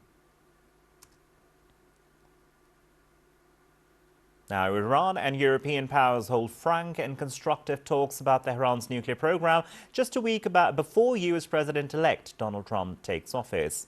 More in the following report. Let's take a look. Senior officials from Iran and three European powers, Britain, France and Germany, known as E3, met in Geneva, Switzerland for the second round of talks in less than 2 months on Tehran's contested nuclear program. In Tehran, Iranian Foreign Ministry spokesman Ismail Baghi said, "A main focus for Tehran in the talks is lifting sanctions." Both Iranian and German Foreign Ministry spokespersons separately said that the Geneva talks could not be described as negotiations and are rather a continuation of consultations. British, French and German foreign affairs representatives afterwards called the talks serious, frank and constructive. In a statement on X, the trio said they discussed concerns and reiterated their commitment to a diplomatic solution against the background of a challenging context. They agreed to continue the dialogue. As Iranian and European officials hold talks in Geneva, Iran released a dual German national, Nahid Nagavi, arrested in 2020 and sentenced for 10 years on charges of disrupting national security. Just a day before Geneva talks, an Iranian businessman, Mohammad Abidini, also returned home after release by Italy. Abidini was arrested in Italy on a US warrant on accusations of supplying sophisticated drone navigation technology to Iran's military in violation of US sanctions. 3 days after Abidini's arrest, Cecilia Sala, a freelance Italian journalist, was arrested in Tehran on charges of violating the laws of the country, and after 21 days of imprisonment was freed and returned to Italy on January 8. Analysts say after tit-for-tat arrests and release of nationals by Iranian and European authorities, it would be interesting to see whether these developments would help them to arrive at some sort of understanding on Iran's controversial nuclear program, as Trump is preparing to take office as US President for a second term. Trump in his first term unilaterally revoked a nuclear deal with Iran in 2015 by then US President Barack Obama. This is Asil Dogar, PTV World, Islamabad. Officials are warning that more strong winds in the forecast for Southern California could fuel devastating wildfires still burning in and around Los Angeles. Firefighters are battling massive wildfires that have ravaged Los Angeles and killed at least 24 people, with officials warning of incoming dangerous winds that could whip up the blazes further. The fires ripped through the U.S.'s second largest city for the seventh day, reducing whole communities to scorched rubble and leaving thousands without homes. Massive firefighting efforts have staunched the spread of the Palisades fire, which was looming towards upscale Brentwood and the densely populated San Fernando Valley. But conditions are set to dramatically worsen with extreme fire behavior and life-threatening conditions over the coming days. Winds up to 70 miles per hour mean a particularly dangerous situation will be declared from early Tuesday. This was said by the National Weather Service meteorologist Rose Schoenfeld. Firefighters warn that those gusts could fan flames and whip up embers from existing burn zones into new areas.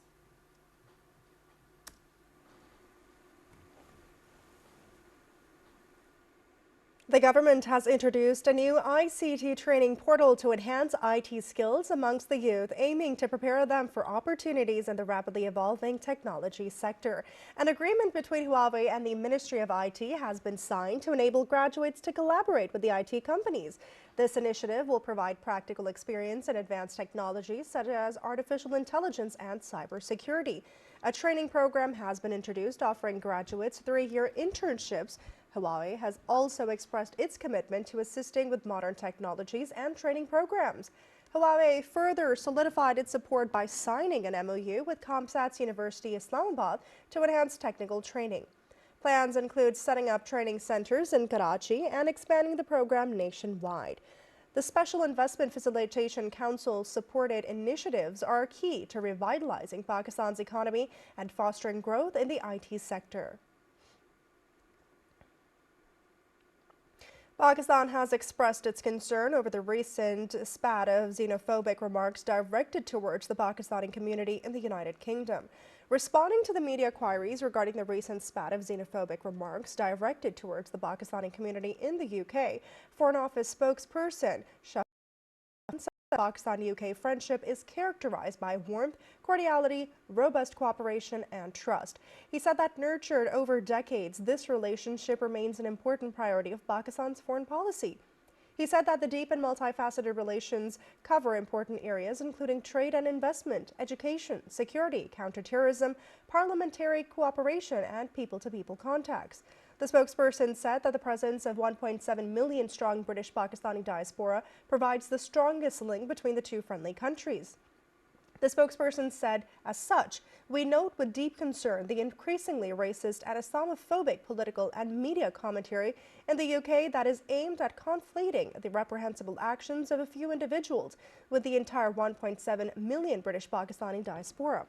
He said that the British nationals of Pakistani origin have a rich history of contributing to the United Kingdom's growth, development, and indeed its freedom.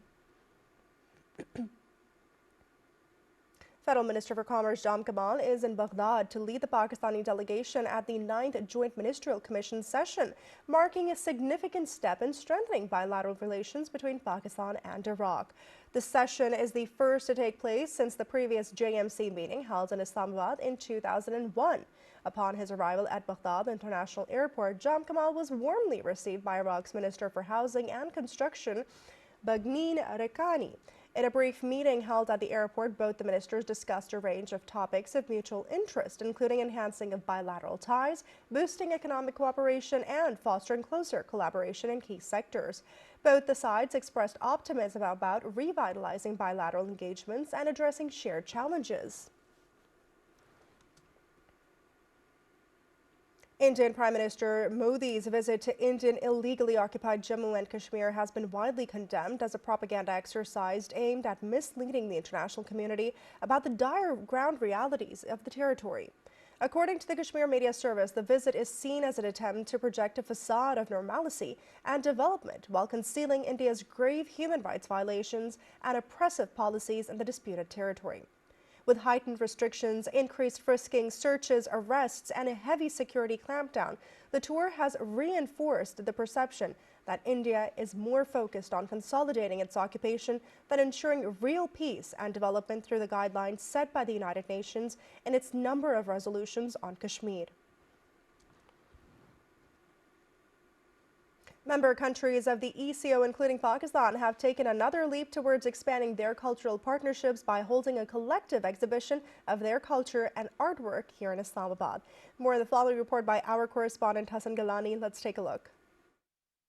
The best thing about this art exhibition is that it has representation from all countries of ECO, and it's a very unique way of culturally and religiously and socially bringing all the countries together and making ECO an even more vibrant and a more dynamic platform. Now here comes our neighbor Afghanistan. You can see the Afghan culture, the Afghan women, Afghan history.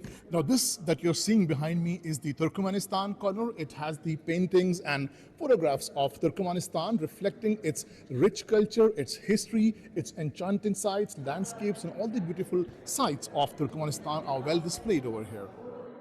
Historic figures, the Sufi saints of Kazakhstan, also some of the historic occasions, the games, the culture, and the beautiful landscape, the rich lifestyle of the people of Kazakhstan displayed as paintings and landscapes here. The most striking feature here is this particular photograph, which is the illumination of the Haidar Aliyev Center in Azerbaijan with the flag and the colors of Pakistan. This is the most touching painting or the photograph that has been seen here. And finally, this big hall has the calligraphic exhibition made by the Pakistani known artist Azim Iqbal, the Islamic calligraphy displayed in the entire hall. This is the biggest place here, which is, of course, a reflective of the rich talent that Pakistan has in the field of art. This has dozens of art pieces are made by Mr. Azim Iqbal, reflecting the Islamic calligraphy. My painting, my calligraphy depict on Ahd Nabawi sallallahu alaihi wasallam, and the message through these country, peace, harmony, and mutual understanding, and the preaching of our Holy Quran. Addressing the exhibition, Secretary Culture Hassan Nasir Jami said, "In this way, we can, of course, develop better understanding, tolerance, and peace, not only within these countries but around the globe." Now these pieces of art reflect the Islamic heritage, the rich Islamic heritage, and also pays tribute to Holy Prophet Hazrat Muhammad sallallahu alaihi wasallam. Hassan Gilani, PTV World, Islamabad.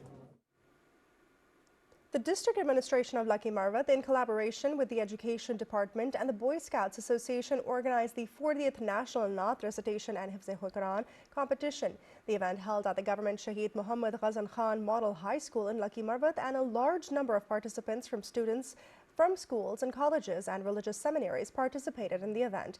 The competitions were held in 4 categories for Hifz-e-Quran and the 2 categories for Naat competitions. The District Education Officer, Dr. Abdul Malik, had appointed expert teachers from the government schools as the judges for the competitions. At the conclusions of the event, the District Khatib, accompanied by the principals, Muhammad Yusuf and Wajihullah, distributed prizes amongst the winning students. The death anniversary of the youngest Pakistani computer prodigy, Arfak Abdul Kareem Randhawa, is being observed today. She became the youngest Microsoft certified professional in 2004 at the age of 9 and kept the title until 2008. Arfa received the President's Pride of Performance Award in 2005. She represented Pakistan at various international forums and was also invited by Bill Gates to visit Microsoft headquarters in the United States. Arfa died on the 14th of January 2012 at the age of 16 following a cardiac arrest.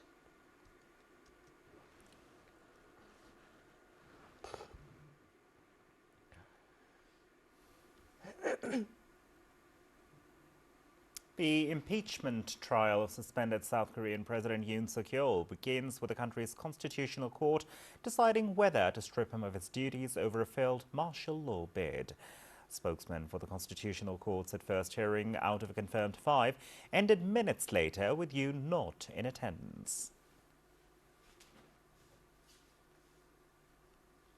Meanwhile, North Korea fires several short-range ballistic missiles into the sea in what experts said could be a message to U.S. President-elect Donald Trump's incoming administration.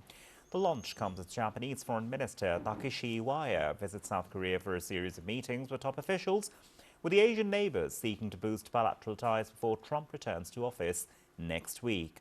South Korea's military said it detected several short-range ballistic missiles fired into the East Sea, also known as the Sea of Japan. It said the intelligence authorities of South Korea and the US have detected and monitored North Korea's missile launch preparations in advance and immediately detected and tracked them at the time of launch. Afghanistan recently refused to participate in an international conference on girls' education held in Pakistan. Despite receiving an invitation, the Taliban government chose to remain obstinate and declined to attend. The Taliban government continues its rigid stance on women's education, showing no signs of change. International human rights organizations have consistently advocated for Afghan women's rights. Pakistani human rights activist Farzana Bari commented, "Gender apartheid is rampant in Afghanistan. Under Taliban's rule, women's rights are being completely violated. I salute Afghan women for standing firm despite state oppression." Bari also highlighted that Afghan women face ongoing health issues as the Afghan government fails to prioritize their health care. Human rights activist Binish Javed stated, "Being a girl in Afghanistan has become a crime." The Taliban government has even ordered women to close their windows at home. Despite claiming to uphold an Islamic system, the Taliban government continues to engage in severe human rights violations.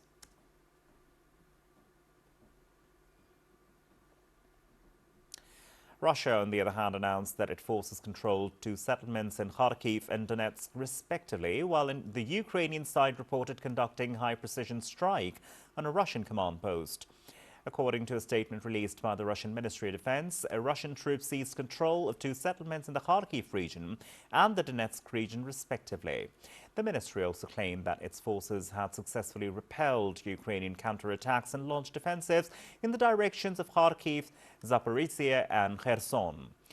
The statement also noted that Russian air defense systems had intercepted 55 Ukrainian unmanned aerial vehicles. On the same day, the General Staff of the Ukrainian Armed Forces reported that its forces had engaged in 75 battles in the front line, repelling 2 Russian attacks in the directions including Toletsk, Pokrovsk and Kursk. The Ukrainian side also said their forces conducted high-precision strikes in the command post of the Russian 2nd Army Corps in the Donetsk region.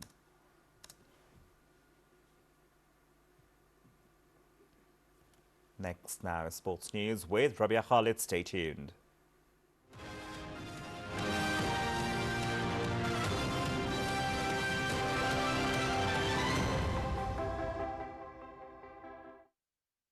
Assalamu alaikum and good afternoon. I'm Rabia Khalid for the sports update.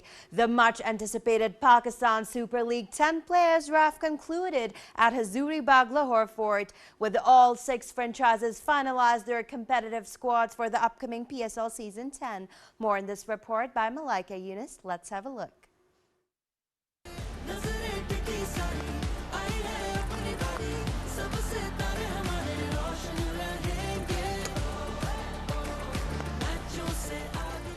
Pakistan Super League Season 10 player draw was held at Hazuri Bagh, Lahore, where 6 teams finalized their respective squads. The event began with picks for the Platinum category, where Lahore Qalandars selected Daryl Mitchell, Karachi Kings picked David Warner, Quetta Gladiators chose Mark Chapman, Multan Sultan picked Michael Bracewell, Peshawar Zalmi retained Tom Collar Cadmore, and Islamabad United selected Matthew Shard. In the Diamond category, Karachi Kings chose Kushdal Shah, Peshawar Zalmi picked Corbin Bosch and Muhammad Ali. Islamabad United selected Jason Holder and Lahore Qalandar picked Kusal Pereira. In the Golden category, Peshawar Zalmi chose Abdul Samad and Nahid Rana. Multan Sultans chose Muhammad Hasnain and Kamran Ghulam. Islamabad United choose Bandwar Shahs and Karachi King choose Amr Jamal. Apart from this, domestic and foreign players were also picked in the silver, emerging and supplementary categories. The PSL 10 player draft ceremony was telecast live on PTV Sports. Australia announced the initial 15-man squad for the ICC Champions Trophy.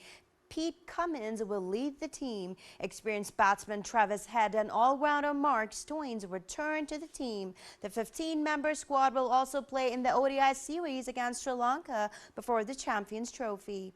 South Africa also announced a 15-member squad. Temba Bavuma will lead the squad.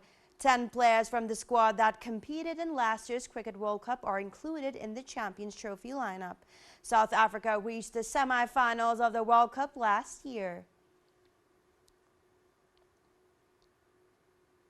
Aisha Ayaz, a talented Taekwondo athlete from Sawat, visited the headquarters of Frontier Corps at Bala Hisar Fort. She began learning Taekwondo at the age of 3 and made her international debut at just 8 years old. In 2009, Aisha secured the bronze medal at the Al Fujairah Open Taekwondo Championship in Dubai, representing Pakistan. The following year, she went on to win the gold medal at the Taekwondo Championship in Dubai. During her visit to Bala Hisar Fort, Aisha and her father met with Major General Anjum Riaz, IGFC North. The IG Frontier Corps commended Aisha for bringing global recognition to Sawat and awarded her a special prize.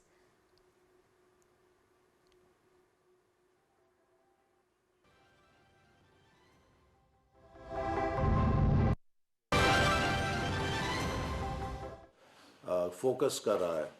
Pakistan जिसके पास एक बड़ी नौजवान human resource है, हमारे लिए बहुत बड़ी opportunity है कि अगर हम अपने नौजवानों को आईटी स्किल्स के साथ साथ आर्टिफिशियल इंटेलिजेंस और जनरेटिव आर्टिफिशियल इंटेलिजेंस के स्किल्स, नो हाउ इसमें ट्रेन करें और इसके साथ इसका इंफ्रास्ट्रक्चर हम अपने मुल्क में तेज़ी के साथ बनाएं, तो Pakistan can also become a major hub for this field and this area. Or artificial intelligence is transforming every sector of society, be it manufacturing, be it agriculture, be it health, be it education, be it governance, be it law enforcement, be it judiciary, be it security. हर शोबा जो है वो इससे मुकम्मल तौर पे नई बुनियाद पे खड़ा हो रहा है और जो पुराने मॉडल से वो रिडंडेंट हो रहे हैं। इसकी मैं एक मिसाल ये दूंगा कि जैसे हमारे ज़माने में हमने जब मैट्रिक का इम्तिहान दिया तो कैलकुलेटर इम्तिहानी मरकज़ में लाना चीटिंग में शुमार होता था, लेकिन जब हमारे बच्चों ने इम्तिहान दिया तो वो इम्तिहानी अमल का लाजमी हिस्सा बन गया था और वो मैट्रिक एफएससी का इम्तिहान कैलकुलेटर के बगैर अटैम्प्ट नहीं कर सकते थे। इसी तरह आज जैसे चैट जीपीटी को और आर्टिफिशियल इंटेलिजेंस को कुछ लोग अनफेयर मीन समझते हैं, लेकिन ये एक टूल हो जाएगा और हो गया है। अब इसको गिवन लेकर हमने अपने एजुकेशन सिस्टम को इसके ऊपर खड़ा करना है, बजाय हम समझें कि इससे कोई बच्चे अनफेयर एडवांटेज ले रहे हैं। ये तो उनका अब उसी तरह का एक टूल है जैसे कैलकुलेटर उनका टूल था। तो अब हम अपने इम्तिहानी निज़ाम को, अपने एजुकेशन के निज़ाम को किस तरह इसके साथ हम आहंग करें, ये सिर्फ एक झलक है जो तब्दीली है। इसी तरह हेल्थ केयर में बेशुमार अपॉर्चुनिटीज़ हैं, एग्रीकल्चर में, मैन्युफैक्चरिंग में, हर गवर्नेंस में, क्राइम फाइटिंग में, जिससे कि हम बहुत फोकस ला सकते हैं, प्रेडिक्टिव अपनी कैपेबिलिटी बहुत बढ़ा सकते हैं, अपने वसाइल का बेहतर इस्तेमाल कर सकते हैं। तो इसलिए ये टास्क फोर्स इस बैकग्राउंड में बनाई गई थी और इसमें तमाम मुल्क के माहिरीन हैं और मैं समझता हूँ कि अब इसकी हमें जो बुनियादी क़द ख़ाल थे वो सारे वज़ा हो गए हैं।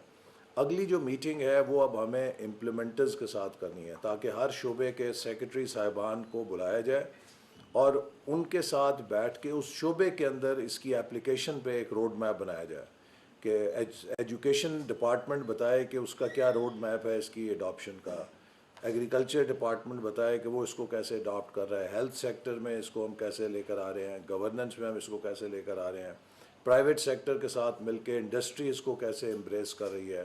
क्योंकि अगर हम ये चीज़ें एम्ब्रेस नहीं करेंगे तो हमारी जो प्रोडक्शन या प्रोडक्टिविटी है वो दूसरों के हमपल्ला नहीं होगी और हम कभी भी कंपेटिटिवनेस में दूसरे ममालिक से मुकाबला नहीं कर सकेंगे जो इन नए टूल्स को इस्तेमाल कर रहे हैं। लेकिन इसके साथ साथ मैं ये भी कहूँगा कि आर्टिफिशियल इंटेलिजेंस कह देना आसान है, लेकिन असल बात यह है कि एक बड़ा सिंपल और सादा पुराना आजमूदा असूल है आईटी की दुनिया का और एमआईएस की दुनिया का कि गार्बेज इन गार्बेज आउट।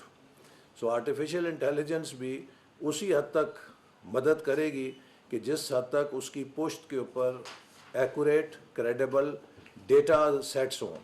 اور اگر ڈیٹا سیٹس ٹھیک نہیں ہیں تو وہ آرٹیفیشیل انٹیلیجنس بھی اسی معیار کی ہوگی جس معیار کے ڈیٹا سیٹس ہیں.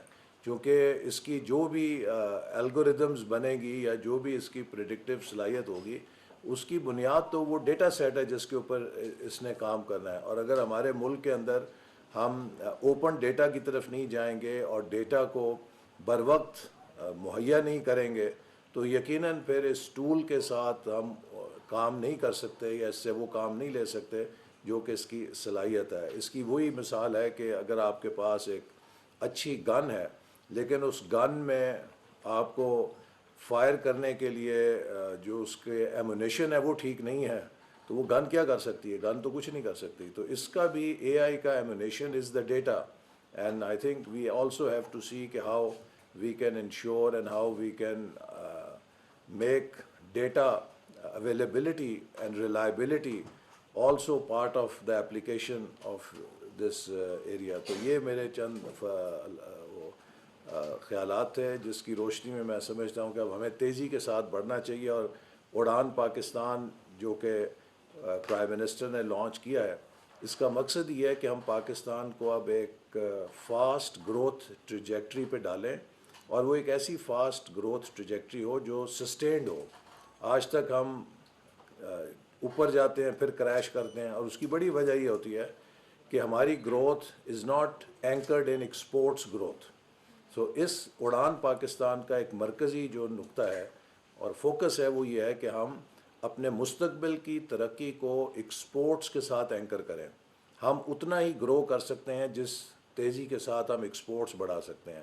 اور ایکسپورٹس کے لیے بھی آئی ٹی کا شعبہ اور آرٹیفیشیل انٹیلیجنس کے اندر ہماری مہارت ہماری دسترس ہمیں بے حد فائدہ دے سکتی ہے اور ہمیں بہت اپرچونٹیز کریٹ کر کے دے سکتی ہے. تو ان الفاظ کے ساتھ میں ایک دفعہ پھر آپ کا شکریہ ادا کرتا ہوں اور امید کرتا ہوں کہ ہم پاکستان میں آرٹیفیشیل انٹیلیجنس اور جنریٹو آرٹیفیشیل انٹیلیجنس کی ایپلیکیشن کو تیزی کے ساتھ روب عمل لائیں گے اور ہر شعبے کو اس کی بنیاد پہ کھڑا کریں گے تاکہ ہم دنیا کے ساتھ ہم پلہ ہو سکیں اور جو ہمارے ترقی کے منصوبے ہیں ان کو ہم اس ٹیکنو اکانومی کی بنیاد کے اوپر جو ہمارا ویژن ہے ہم انہیں اس بنیاد پہ کھڑا کر سکیں. بہت شکریہ. بہت شکریہ. پرمیشن سر انہوں نے ایک فریم ورک بنایا ہے اور میں آپ سب سے ریکویسٹ کروں گا کہ اس فریم ورک کی جو Viewers, as we just saw, this was the Minister for Planning and Development, Ehsan Iqbal. He was speaking at a ceremony stating that Pakistani youth is now focusing on the development of artificial intelligence in the fields of agriculture, law enforcement and security, and now is the time where we must move towards the future collectively.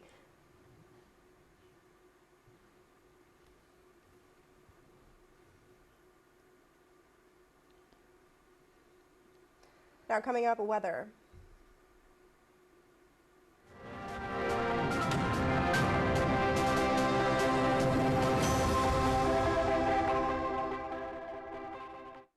Now, mainly cold and dry weather is expected in most parts of the country, while very cold in the hilly areas during the next 24 hours. According to the Met Office, moderate to dense fog in patches is likely to persist in upper parts of Sindh and most districts of the Punjab during the forecast period. The Met Office has informed that continental air is prevailing over most parts of the country and a shallow westerly wave may be affecting the northwestern parts of the country from tomorrow night. Viewers, that's all the news updates we have for you for now, but for more details and live streaming, you can log on to our website, world.ptv.com.pk. From Fahim, Rabia, and myself, Nyla, and the entire news team, it's a goodbye. Take care.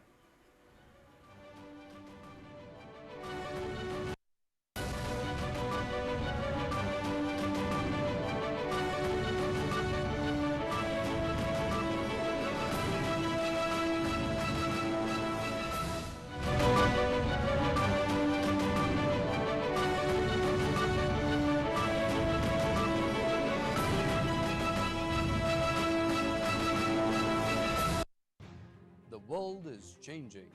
Every minute, every hour, every day. We bring you the news that matters the most. In-depth analysis and expert opinions. Illuminating minds, touching hearts, and shaping the future. Our team of experienced journalists keep you updated.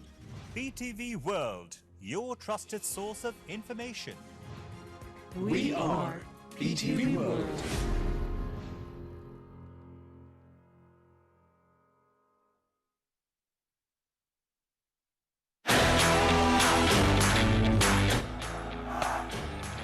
That's it one. This should be taken. It's going to be comfortable. It is. The second wicket goes down. England 2 for 80.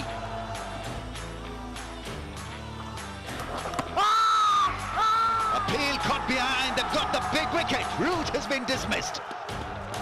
Set himself nicely, 46 off 56, but he's got it the park.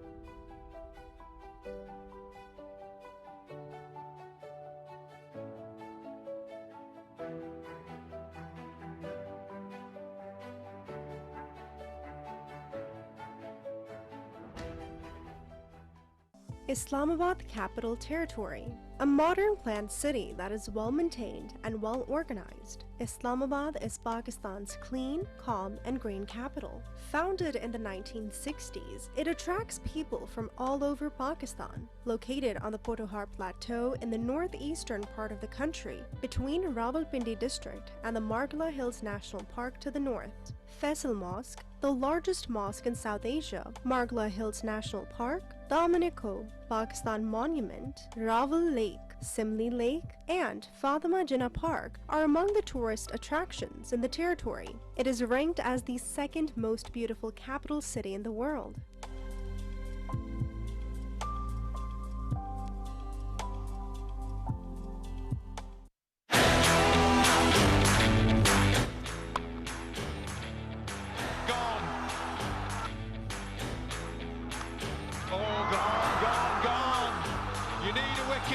You go to Hassan Ali, we've seen the celebration.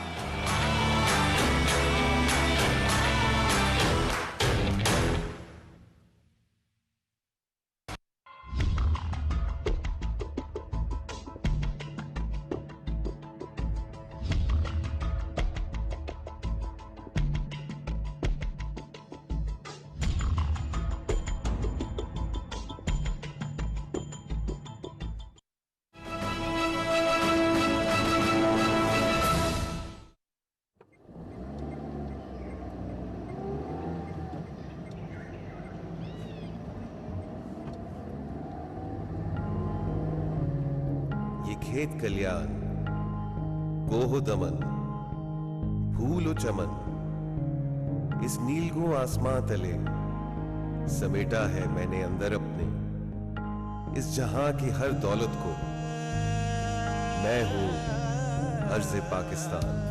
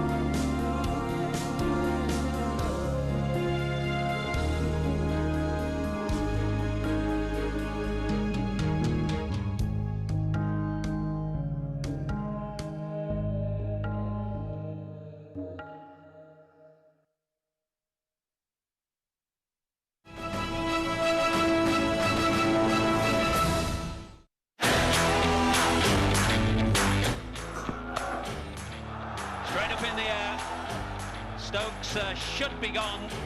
More brilliant bowling from Hassan Ali. High in the air, has it gone all the way? Yes, it has, you betcha. Another poor delivery, another fine shot.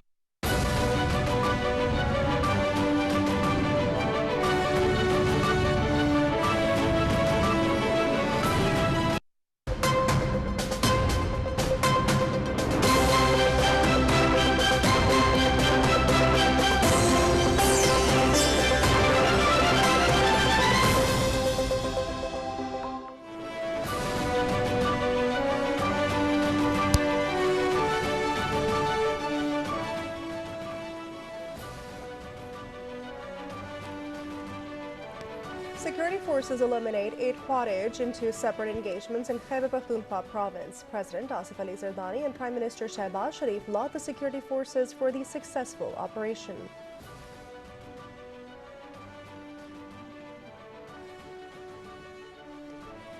A meeting of the Federal Cabinet is underway in Islamabad with Prime Minister Shehbaz Sharif in the chair.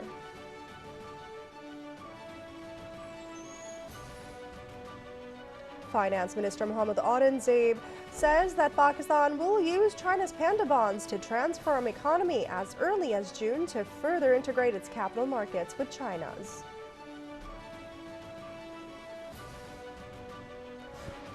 The Anti-Terrorism Court Islamabad grants interim bail to founder PTI's spouse Bushra Bibi in 13 cases until the 7th of February on the submission of surety bonds of 55,000 rupees. Speaker National Assembly Sardar Ayaz Sadiq summons the meeting of the Government and PTI Dialogue Committees tomorrow. The Dialogue Committees will be held in camera meeting during the 3rd round of talks at the Parliament House. Iranian Ambassador Dr. Raza Miri Muqaddam says that CPEC is a significant project under the One Belt, One Road initiative, and Iran has formally become a part of the OBOR project. Norway to host talks on Middle East for the establishment of a Palestinian state based on the two-state solution. Dozens of countries to attend. Proposed Gaza ceasefire deal would see stages of hostage release synchronized with phased withdrawal of Israeli troops from the war-ravaged occupied Palestinian territory. Iran, European powers hold frank and constructive talks about Tehran's nuclear program just a week before U.S. President-elect Donald Trump takes office. Impeachment trial of South Korea's suspended president begins with the country's constitutional court deciding whether to strip him of his duties after a failed martial law bid.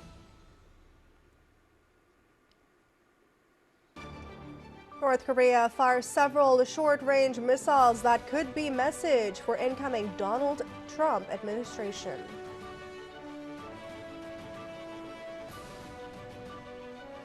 The much-anticipated Pakistan Super League 10 players draft concludes at Hazuribagh Lahore Fort, with all 6 franchises finalizing their competitive squads for the upcoming PSL Season 10.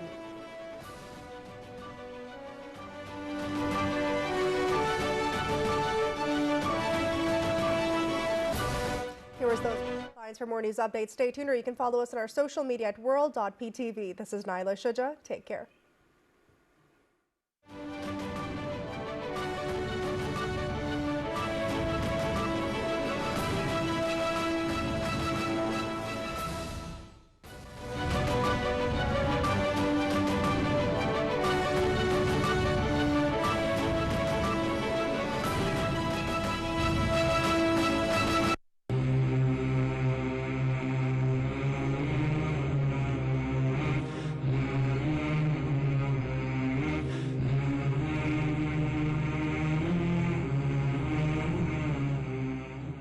It's time for Zuhur prayers in Rawalpindi, Islamabad. People in other parts of the country may offer their prayers according to their local timings. Allahu Akbar, Allahu Akbar, Allahu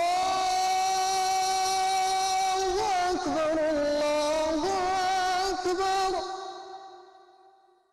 أشهد أن لا إله إلا الله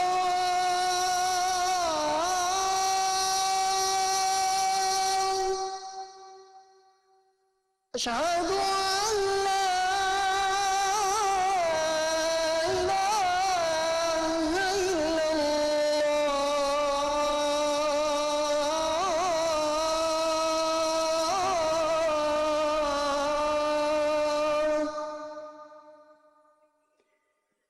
أشهد أن محمدًا رسول الله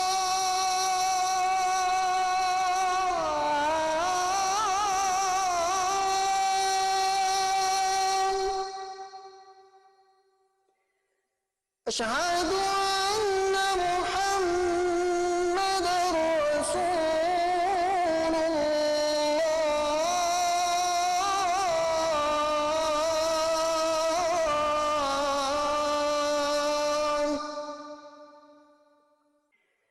حي على الصلاة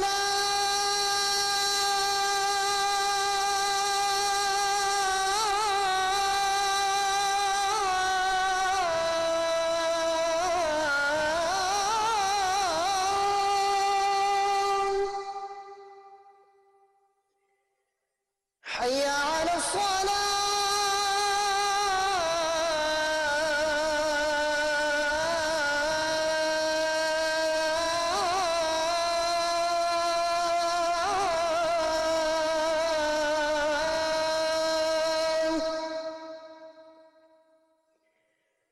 حي على الفلاح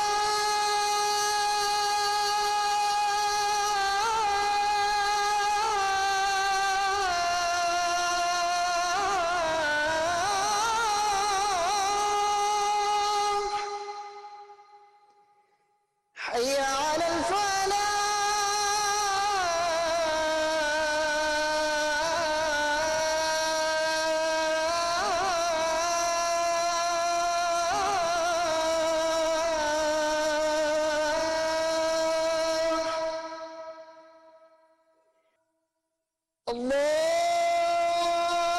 الله أكبر الله أكبر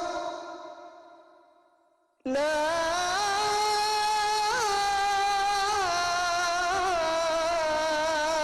إله إلا الله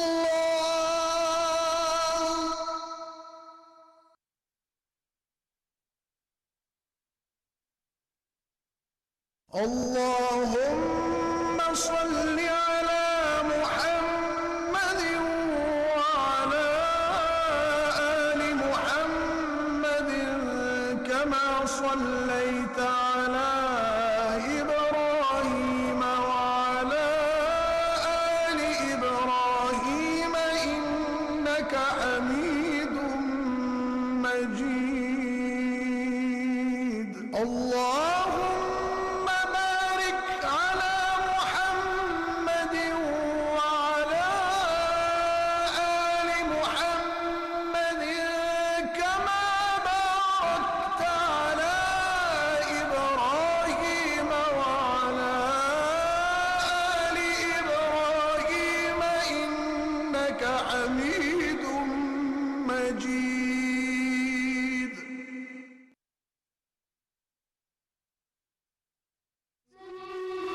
Sayings of the Holy Prophet Muhammad sallallahu alayhi wa alihi wasallam.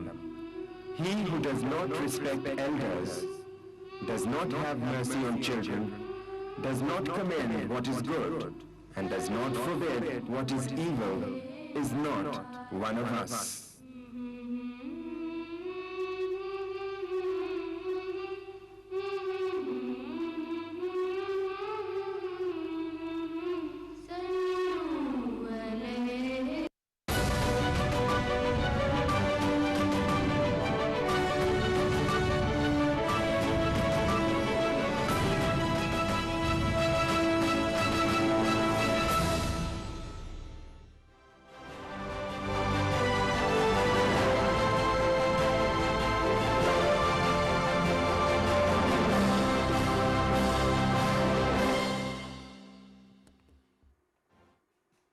everyone, welcome to the debate. I'm your host Sana Makbool with you at PTV World. In today's show, we're going to be taking a look at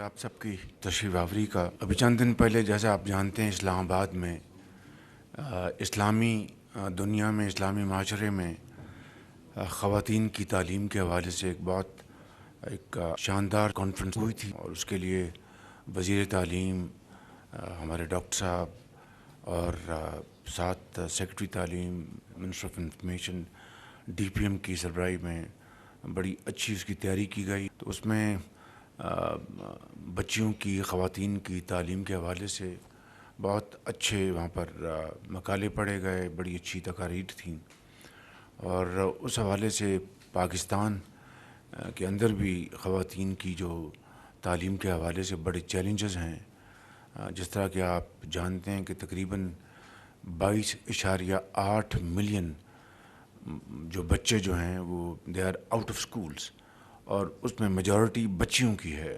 तो ये एक बहुत बड़ा challenge है मैं समझता हूँ। उसके लिए जो तशरीफ़ लाए थे OIC के सेक्रेटरी जनरल, फिर सेक्रेटरी जनरल डॉक्टर साहब वो तशरीफ़ लाए थे सऊदी अरेबिया से, दूसरे मुस्लिम ममालिक से उनके एजुकेशन मिनिस्टर्स आए थे। उनकी यहाँ पर बड़ी शानदार यहाँ पर उनकी मौजूदगी ने बड़ा इंस्पायर किया सबको। मलाला भी थी। तो मैं समझता हूँ कि चूँकि तालीम एक डिवॉल्व्ड सब्जेक्ट है, इसमें सूबों का एक बहुत बड़ा रोल है, तो मैं समझता हूँ कि वफाक को सूबों के साथ मिलकर ये तालीम के मैदान में हमें जो हमारे जो चैलेंजेस हैं, मुश्किलात हैं, उसको हल करने के लिए हमें बहुत प्रोएक्टिवली काम करना चाहिए। हमने कुछ माह पहले तालीम के मैदान में एमरजेंसी हमने डिक्लेयर की थी। तो मैं समझता हूँ मैं वज़ीर तालीम को गुजारिश करूँगा कि वो सूबों के साथ बड़ी क्लोजली उनके साथ कोऑर्डिनेशन करें और तालीम के मैदान में हमारे जो इश्यूज़ हैं उसको एड्रेस करें। तो उसका ये बहुत बड़ी कौमी खदमत होगी। PI की अल्हम्दुलिल्लाह परवाज़ें यूरोप की शुरू हो चुकी हैं। पेरिस पहला जहाज़ चंद दिन पहले गया था। तो एक बहुत बड़ी एक कामयाबी है। एक बहुत बड़े सेटबैक के बाद बदकिस्मती से चंद साल पहले उस ज़माने की हुकूमत के जो वज़ीर हवाबाजी थे, उन्होंने पार्लियामेंट में खड़े होके जो पाकिस्तान की मईशत को तबाह करने के लिए एक जो तकरीर की थी, उसके तबाहकुन नताइज हुए और उसका फिर पाकिस्तान के अवाम ने जो मुसाफिर जाते हैं बाहर पूरी दुनिया में, उनको बेचारों को कभी किसी मुल्क से कभी किसी और मुल्क से ट्रांजिट में जाना पड़ता था।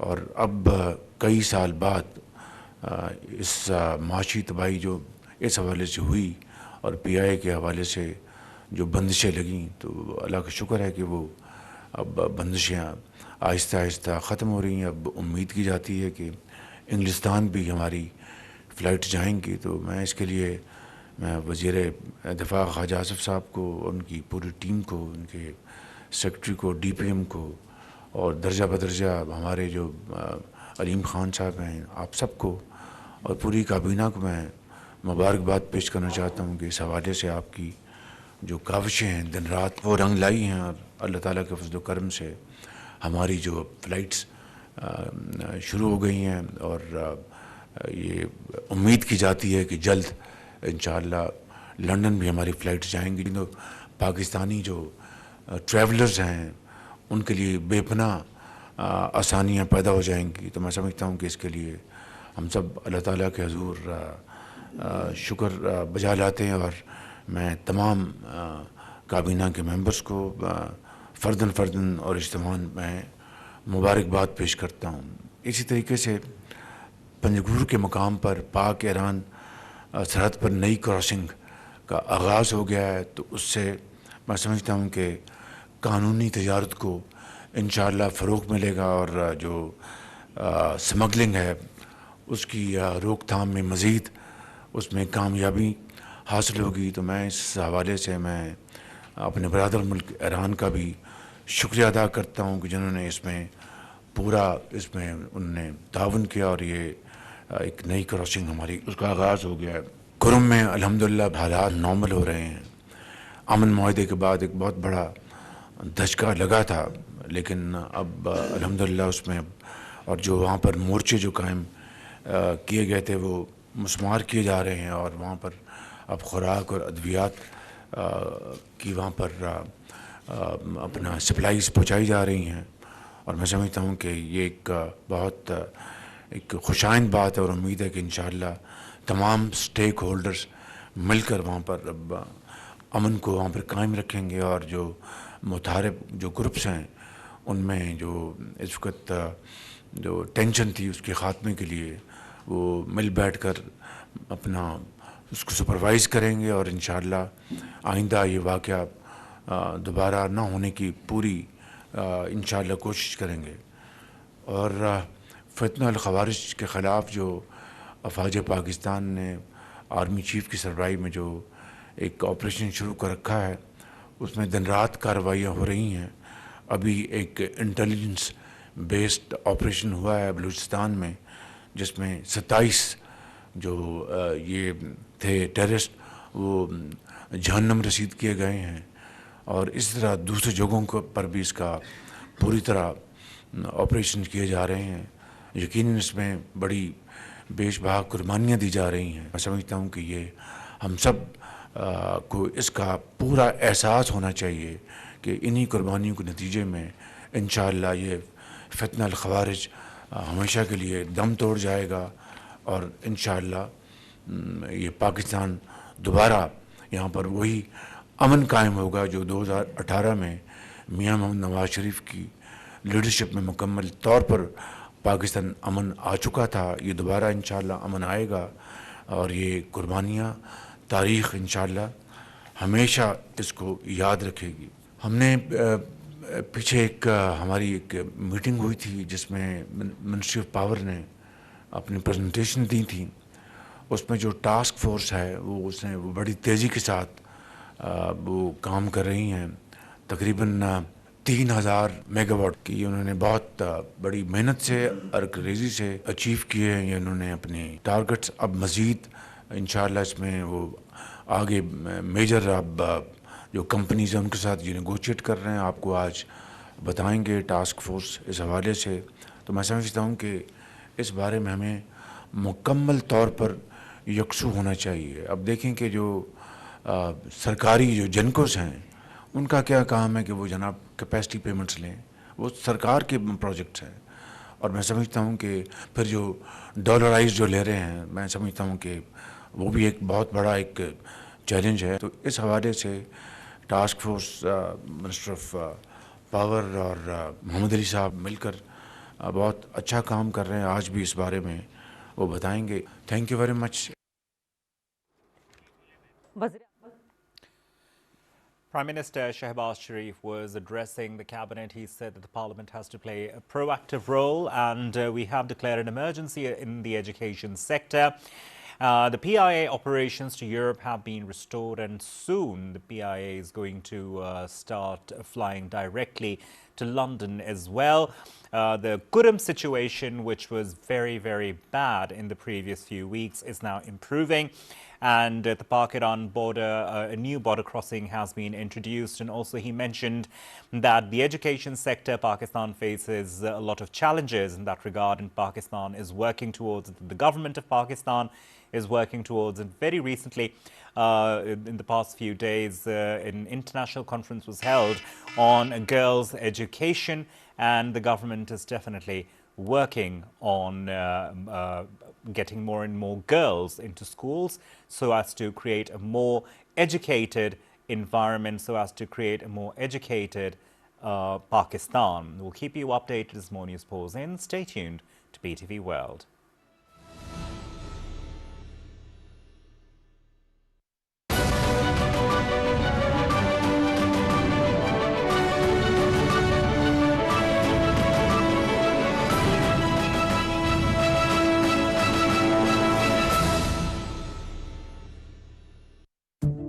We are proud Pakistanis. We are the healers and bring hope to those in need. We are the builders. We are the engineers who create the infrastructure of our country. We are the artists who bring joy and beauty to your faces.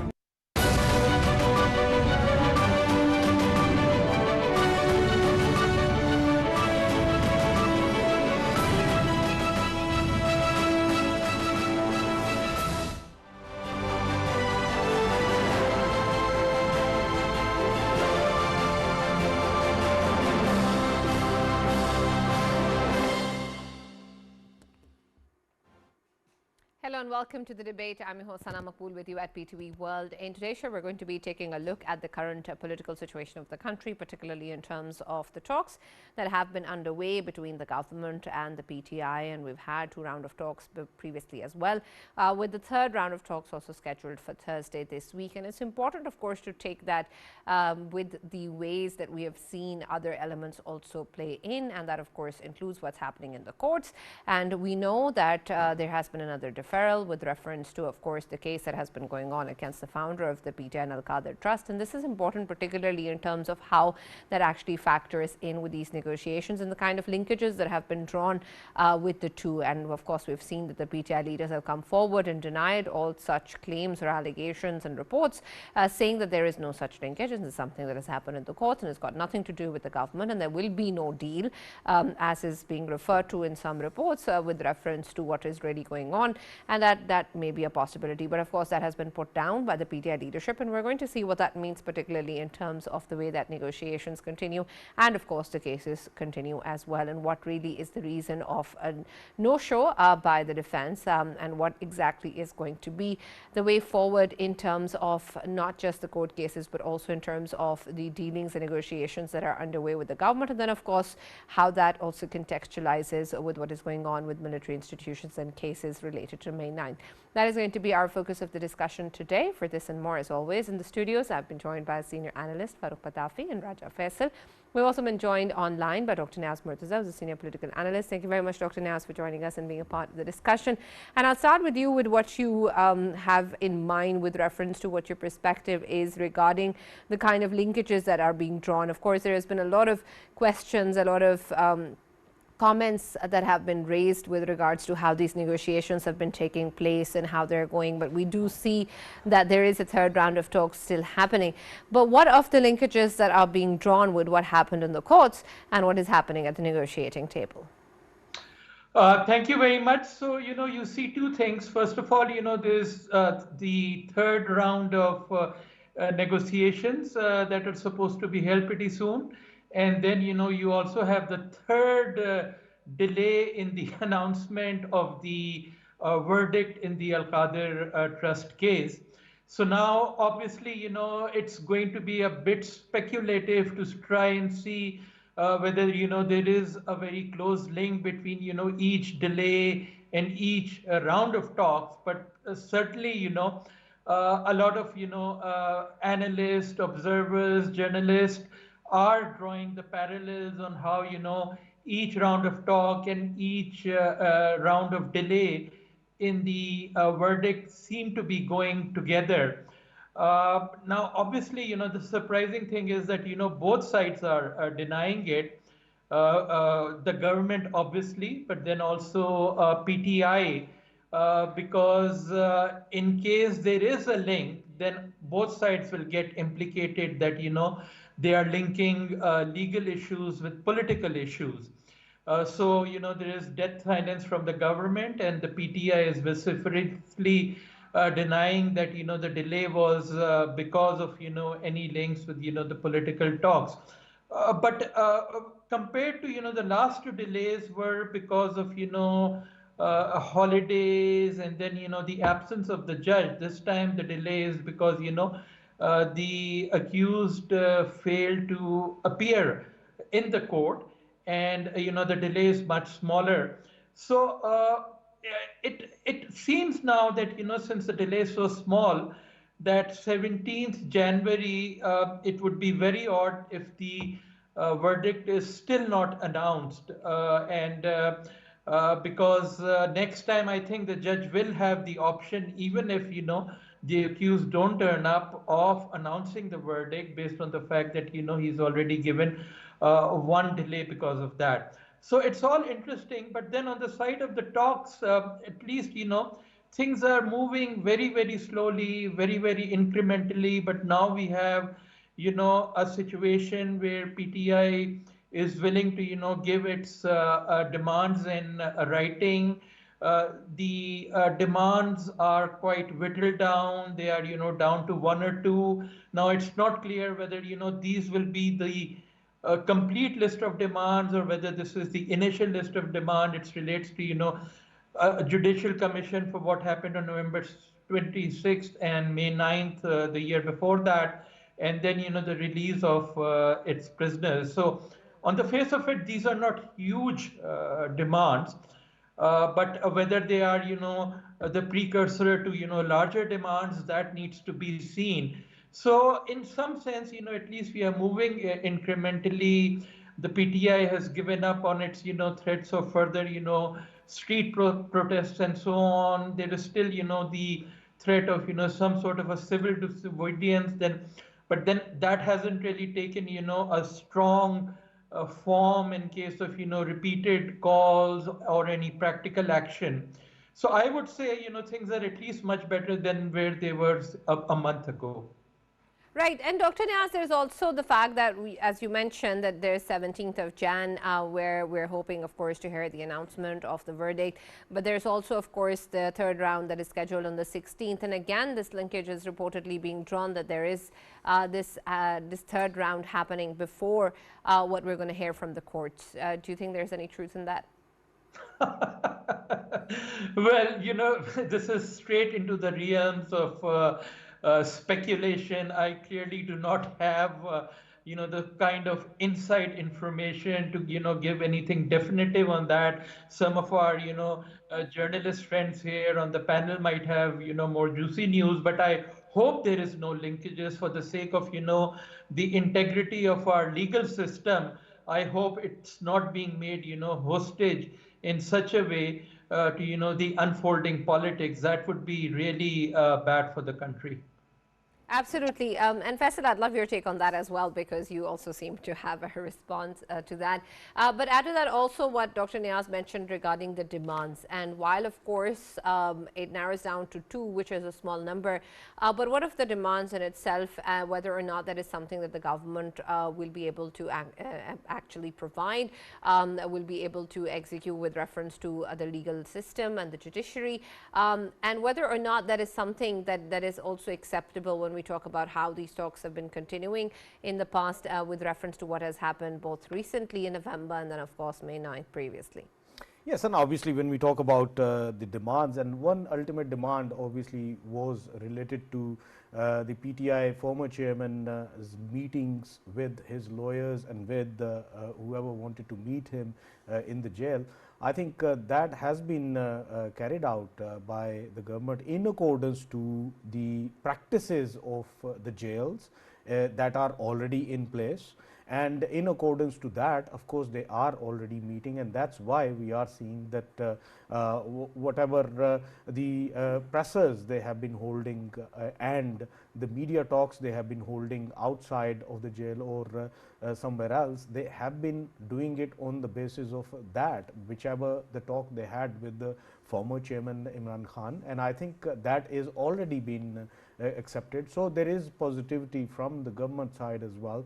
And when we talk about PTI's former chairman, there is a clear stance from the that side as well, that they don't want to include any of their cases or bring any of their cases or pending decisions to the cases to the table of negotiations between the talks between the government benches and the opposition benches. So that is clear that from even from the opposition side, former chairman of PTI hasn't put anything on the table related to his own cases, be it the current case that is going to be decided on 17th of January. And it's a coincidence that next date for the of course talks between the treasury benches and the opposition is on 16th. Otherwise I think we know how the courts work. Courts they of course have a mechanism through which of course they give the verdicts. If they couldn't find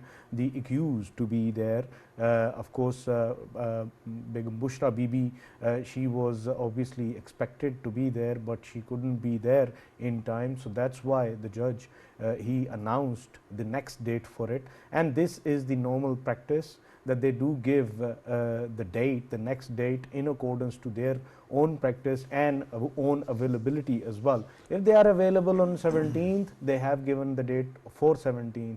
If they would have been available before that, and if there wasn't any other case to be decided before that date, then it should have been that date. So it's that simple. I think it has nothing to do with whatever the talks are going on between the treasury benches and the opposition. And one thing is for clear, that talks are going on, and that is the beauty of the democracy. Our country is being ruled by democracy, and gone are the days when either of the side used to pull the arms of the establishment or pull the arms of the powerful institutions to drag them into the politics, and at the same time keep on talking in their presses that the institutions should stay away from the politics and they should be apolitical. They are apolitical, and now is the time for the politicians to sit down together, and in accordance to their political practices, they need to figure out where does the country stand and how the country must be ruled, by whom it should be ruled. And I think that's how it should be. And in coming days, of course, the challenges which government has already been facing, the state Pakistan has already been facing in terms of security, in terms of economic security, in terms of economy, and in terms of geopolitical challenges which Pakistan is being faced by. Of course, with the American regime change as well. Of course, Biden is going, and then Trump is coming into the Oval Office, and that has a lot to of course it needs to be figured out how the next 4 years are going to be aligned of Pakistan with the rest of the world, and how Pakistan places itself geopolitically, and of course where does Pakistan stand in terms of whatever is going on in the world. So to me, I think all of the politicians, be they the opposition side or be the treasury side, all of them, they are very honorable, very respectable, and all of them they have a huge responsibility of the people of Pakistan, and they are the ones who have to decide that how the things should move on. One thing, me being a Pakistani, I expect from all of the politicians to simply get to conclusions as soon as possible, and I think sooner they do, better it is for Pakistan. Right, absolutely. And Farooq, I want your take on this as well, particularly in terms of course, how these relations are being created and what they mean in terms of what's going on in the courts and negotiating table. But also add to that what Faisal has been saying, because there is also a lot of linkage again being drawn between what goes on in the US or the presidency over there to particularly the PTI's founder and what goes on in Pakistan's political situation. Is there any link to that, and why are these links being created? Right, Sana, Nassim Nicholas Taleb actually came up with a term called ludic fallacy, right? It is from Greek ludus, which means games. So the fallacy is when you apply or misapply or think that because games have a limited set of variables and also has a limited set of laws. So in real life, that is the case also. That is never the case, right? There are going to be too many variables. But what are the best ways to judge what is happening, right? Earlier, conspiracy theories were mentioned. What are conspiracy theories? Conspiracy theories are where you cannot directly build a relationship between cause and effect. The causal line is broken, you cannot verify it, therefore you keep on saying that so and so was in that city and at that time this thing happened, ergo he must be responsible, right? This is how Pakistan's media's narrative actually rolls. This is how our pundits actually comment, right? They don't need any evidence. Your earlier question regarding, delay in this and this verdict and of course negotiations. But with your respect, if you are going to go there, then there's another thing. There's a very powerful man who is not even being arrested so far, and his name is Malik Riaz, and he was the man who was responsible for this 190 million pounds, right? And yet our private television channels keep on showing reports of him launching new societies, new projects in Dubai. So is there no possibility that because of this whole thing, his own name also comes into disrepute? He might be actually running some kind of intervention campaign.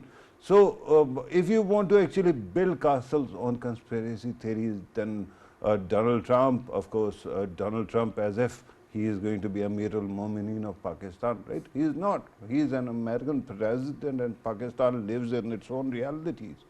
One reality, and here is the cause and here is the effect. Cause is that, Chairman PTI or former Chairman PTI and his wife had to appear before the court. They did not. Effect, it has been delayed, right? Now I can attribute so many things to it that, time will end, but I keep on coming up with more conspiracy theories. But the fact is, on one side, this is happening. On the other side, the second thing, which is very important to remember, the dialogue is the only way forward. Why am I saying this? Because this country has been actually self-sabotaging for many decades in the past, right? In 90s, PMLN, People's Party, used to fight among themselves. Then they got some sanity, but General Musharraf was in power. Then everybody tried to actually bring him down. He came down, then we couldn't form governments without each other's support, and then had to actually sabotage each other. When People's Party and PMLN learned that they have to work in tandem, at that time PTI all of a sudden emerged. So right now, the best way forward for Pakistan's future is, A, we have a Charter of Democracy 2.0 between the all major parties. And second thing is, then you have to have a grand national dialogue to define, to put in place the guardrails of democracy and constitutionalism that define institutions and their roles. Because frankly, everybody in opposition keeps on complaining about institutions. But when these institutions are working in your favor, I don't hear any complaints. Do you? So why not actually come together and decide these are the parameters and we have to follow them? And then take all institutions. I mean, judiciary. I mean, army is not essentially a pillar state, but it is an important power within the executive. So army, intelligence agencies, your judiciary, your parliament, your political parties, your state structure, even media and business owners, they all need to actually come together and define rules of game. Without that, what you're going to do is, one party is in government, other parties come together and try to bring it down, and everybody keeps on lambasting each other, and the country is lost in the woods. Right. Dr. Nias, I want your take on that as well, particularly in terms of the stakeholders that can or should be involved. We've, of course, seen that there is a lot of linkage, particularly in the demands as well with May 9th. And, of course, that is a very important aspect of the PTI. And then its linkage with General Faiz Hamid's case. And then, of course, the way that things are going to move forward with the negotiating table as well. So I want your take on whether or not it's a possibility for any element of the military institutions or the establishment to be part of the negotiating table, and whether or not that should be the case, considering this linkage with May 9th and the context with regards to General Faiz's case. Okay. Yeah, before I do that, just one small thing to point out. Now the verdict is going to be announced on 17th, which I believe is a Friday. And as we know, a lot of big verdicts in Pakistan's history which go against the opposition have been announced on Friday, and that keeps getting mentioned. So let's see what happens on this Friday. Now, back to your point, whether, the establishment should be part of the negotiations or not. Obviously, the dialogue should take place between politicians, and things should be decided by politicians. Anybody who stands for civilian supremacy will vehemently insist on that. But then, what do you do with the elephant in the room? How do remove it from the room so that, just the political parties are left in the room to decide? It's one thing to say that, they should not be part of the negotiations, the overt negotiations, but then there is another thing that even if you remove them from the room, would they still continue to influence the negotiations from a back room or not? That is the main thing. How do we stop the establishment from being involved in politics? And I know Farooq mentioned another charter of democracy being signed by the three parties, and that would be wonderful. The first thing would be whether the three parties can agree to that. I mean, PMLN and PPP agreed to it eventually after a lot of years. So we can hope that now, even PTI will show the same maturity and will sign up a charter of democracy. But then will that be the end of it, just because these three parties sign a charter of democracy? What about the incentives of the establishment to, interfere in politics? It has strong incentives which are not going to disappear just because these three parties, sign a document. Obviously, it will apply every pressure that it can think of, every trick that we've seen, over the decades, and then whether the three parties will be able to withstand that pressure. That is the real question, not just the signing of the Charter of Democracy.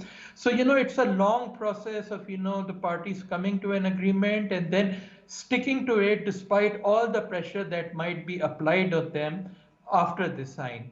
Then, Farooq also mentioned an interesting thing about, conspiracy theories where, journalists tie two things. So this person was in the city and then this happened. So you automatically assume that this person must have done it. But then, if you see cases being built on conspiracy theories, then how about that? So the Al-Qadir case is that, first of all, money was transferred from UK and the government decided to give it back to Malik Riaz.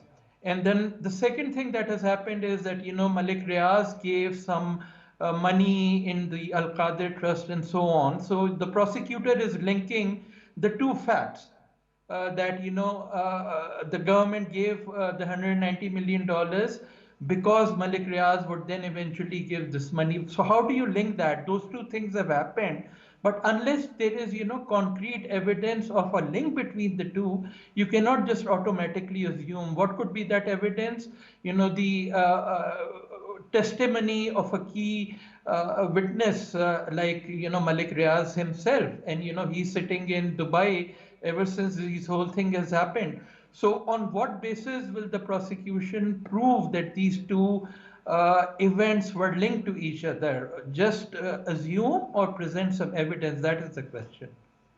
Right. And Faisal, I want your perspective on the way that we've, of course, seen this negotiating table take place, and then, of course, how it's moved forward, and linking that with, of course, the way that this involvement by the institutions may or may not be there. And while, of course, that is something that is discussed with reference to the political leaders also mentioning it and to different reports coming out, there's always, of course, a lot that we've seen as part of what has happened so far with regards to the discussions and the demands and what is being put forward by both the sides. But what can we expect then, irrespective of what's happening in the courts, of how things can actually proceed at the negotiating table, and whether or not there is that aspect of diplomacy that is not happening in terms of what we see as part of these two committees meeting, but of course other elements, even political elements, being involved in some sort of diplomatic efforts? Yeah, that's a very tricky and very good question, and I think this is where the whole equation lies. And when we talk about, of course, both of the sides, negotiating on the table, first of all, the consensus, I don't see that kind of consensus in which, of course, there is, national reconciliation, and there is a point of sort of acceptance from the both sides in which they both can accept each other's existence.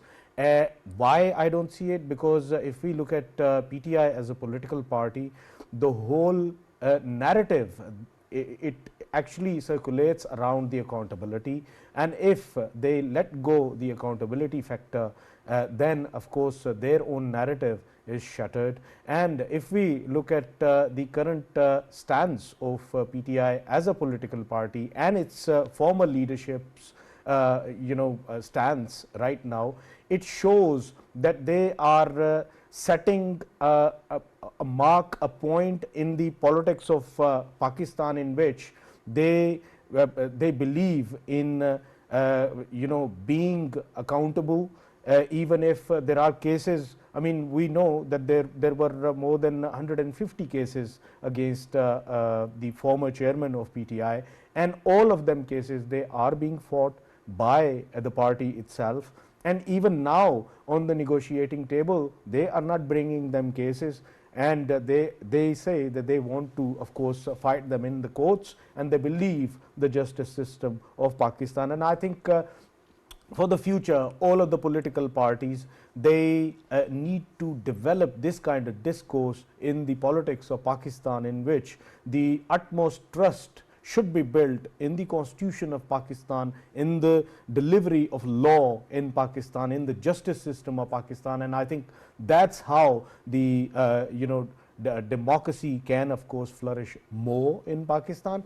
But when we obviously talk about on the negotiating table, the stance from both of the sides, I mean, they can reach to a consensus for a better Pakistan, in terms that the security challenges and the economic challenges which are being faced by Pakistan, but at the same time a sort of a backdoor channel can be created in which all of the political parties, they can get leverage in terms of nobody gets the blame, and at the same time nobody is suffering out of whatever happens, whatever the outcome is of these negotiations. So to me, I think it all revolves around all getting the upper hand, at the same time not letting go their political stance. So but I think, how are they going to come to a conclusion then? Well, I think they would all agree upon leaving it up to the judicial system of Pakistan. And how? And what's the point of the talks? Well, the talks would be agreeing upon leaving it up to the judicial system of Pakistan, okay, and the justice must be delivered. And I think that is what it's all about, and this is where the things are heading. To me, I think all of the sides, they will be of course restraining from further sort of getting head on, and the more they get head on, ultimately all of the political parties, they believe that the ultimate loss is of Pakistan, not of a political party at all. And all of the political parties, they are of course thinking about a better Pakistan in future, and I think that's the way forward. And whatever the differences there are, one thing is for sure, that for Pakistan they have to put them on a side and think better about Pakistan. Right, absolutely, and that should definitely be the case. But Farooq, I want to know then what value addition is being done, or what is being gained when we talk about these political negotiations in light of what is happening in the judiciary. Because with reference to what Faisal is saying, I want to know how these two are aligned in any way, or how they'll run in parallel. If it is up to the courts, and if it is what is being decided, then why are these political negotiations taking place, and what aspects can they really add in terms of any consensus or any addition to the political landscape? Right. I hope that we have some time, right? Yeah. I just wanted to actually, I want to answer your beautiful question, which is a very important question, right? But I wanted to comment on what Faisal earlier was saying regarding PTI's power, and then I wanted to address a few other questions also. Faisal is under the impression that PTI exists because it keeps on talking about accountability. I've been around for enough time, and I've been a journalist for enough time that I have learned how much flexibility, moral flexibility there is in Pakistan's politics. So our politicians might say one thing, but they can always backtrack, and there hasn't been consequences for them because there is a system behind every party's politics, right? Now, why is PTI successful or was successful? It is not because it has a slogan or another slogan. I remember in 2013 elections, Ijaz Shafiq Gilani, one of the best psephologists that I know in Pakistan, called us over, a lot of journalists. And there he gave a presentation that, PMLN has won, but look at PTI. Why? Because there seems to be a lot of upward mobility in the society, the new urban elite, and they want to have a say in politics. And these old parties have actually a system which is somehow congealed. So these people cannot join. Remember, this government's current cabinet. Look at what PMLN had 10 years ago, 20 years ago, 25 years ago. Similarly in People's Party. So it seems that it is very difficult to include new people. But the party that allows these people to come and actually move upwards, it gets more people and it gets more ownership as well. This has been the strength of party. It is plainly based on demand and supply. The moment other parties actually correct their models, they are going to have equal kind of, perhaps not as quickly, but they are going to have some success as well. Now, regarding what Dr. Saab was saying about courts, and of course conspiracy theories. Look, the case that is in a court, there it becomes an issue of the court. They are going to decide what is fact and what are the connectors. I'm not even speculating on that, right? My humble submission was that in Pakistan's narrative, the Overton window, that is publicly accepted opinions, is defined by our pundits, and I don't mean the current company, I mean people who are sitting on Urdu channels and who are continuously, dishing out conspiracy theories about everything. Most of the people, they talk about economy, they talk about international politics, they have no clue what is happening in the world, right? But somehow they end up shaping public opinion because they're accessible and they get you good ratings. And this is the problem that I've got in this country, that someday we have to apply a rational mind and we have to start thinking like actual analysts, right? Regarding, this 190 million pound case, of course, it is something that is in courts and there is a prosecution, it is pushing the case, and the court is going to decide, and after that there are multiple floors to go for any kind of recourse, right? Now, because Faisal Sahab also very kindly, and this actually brings me back to your question, that if they are going to only talk about courts, what exactly is going to happen? No, this is not it.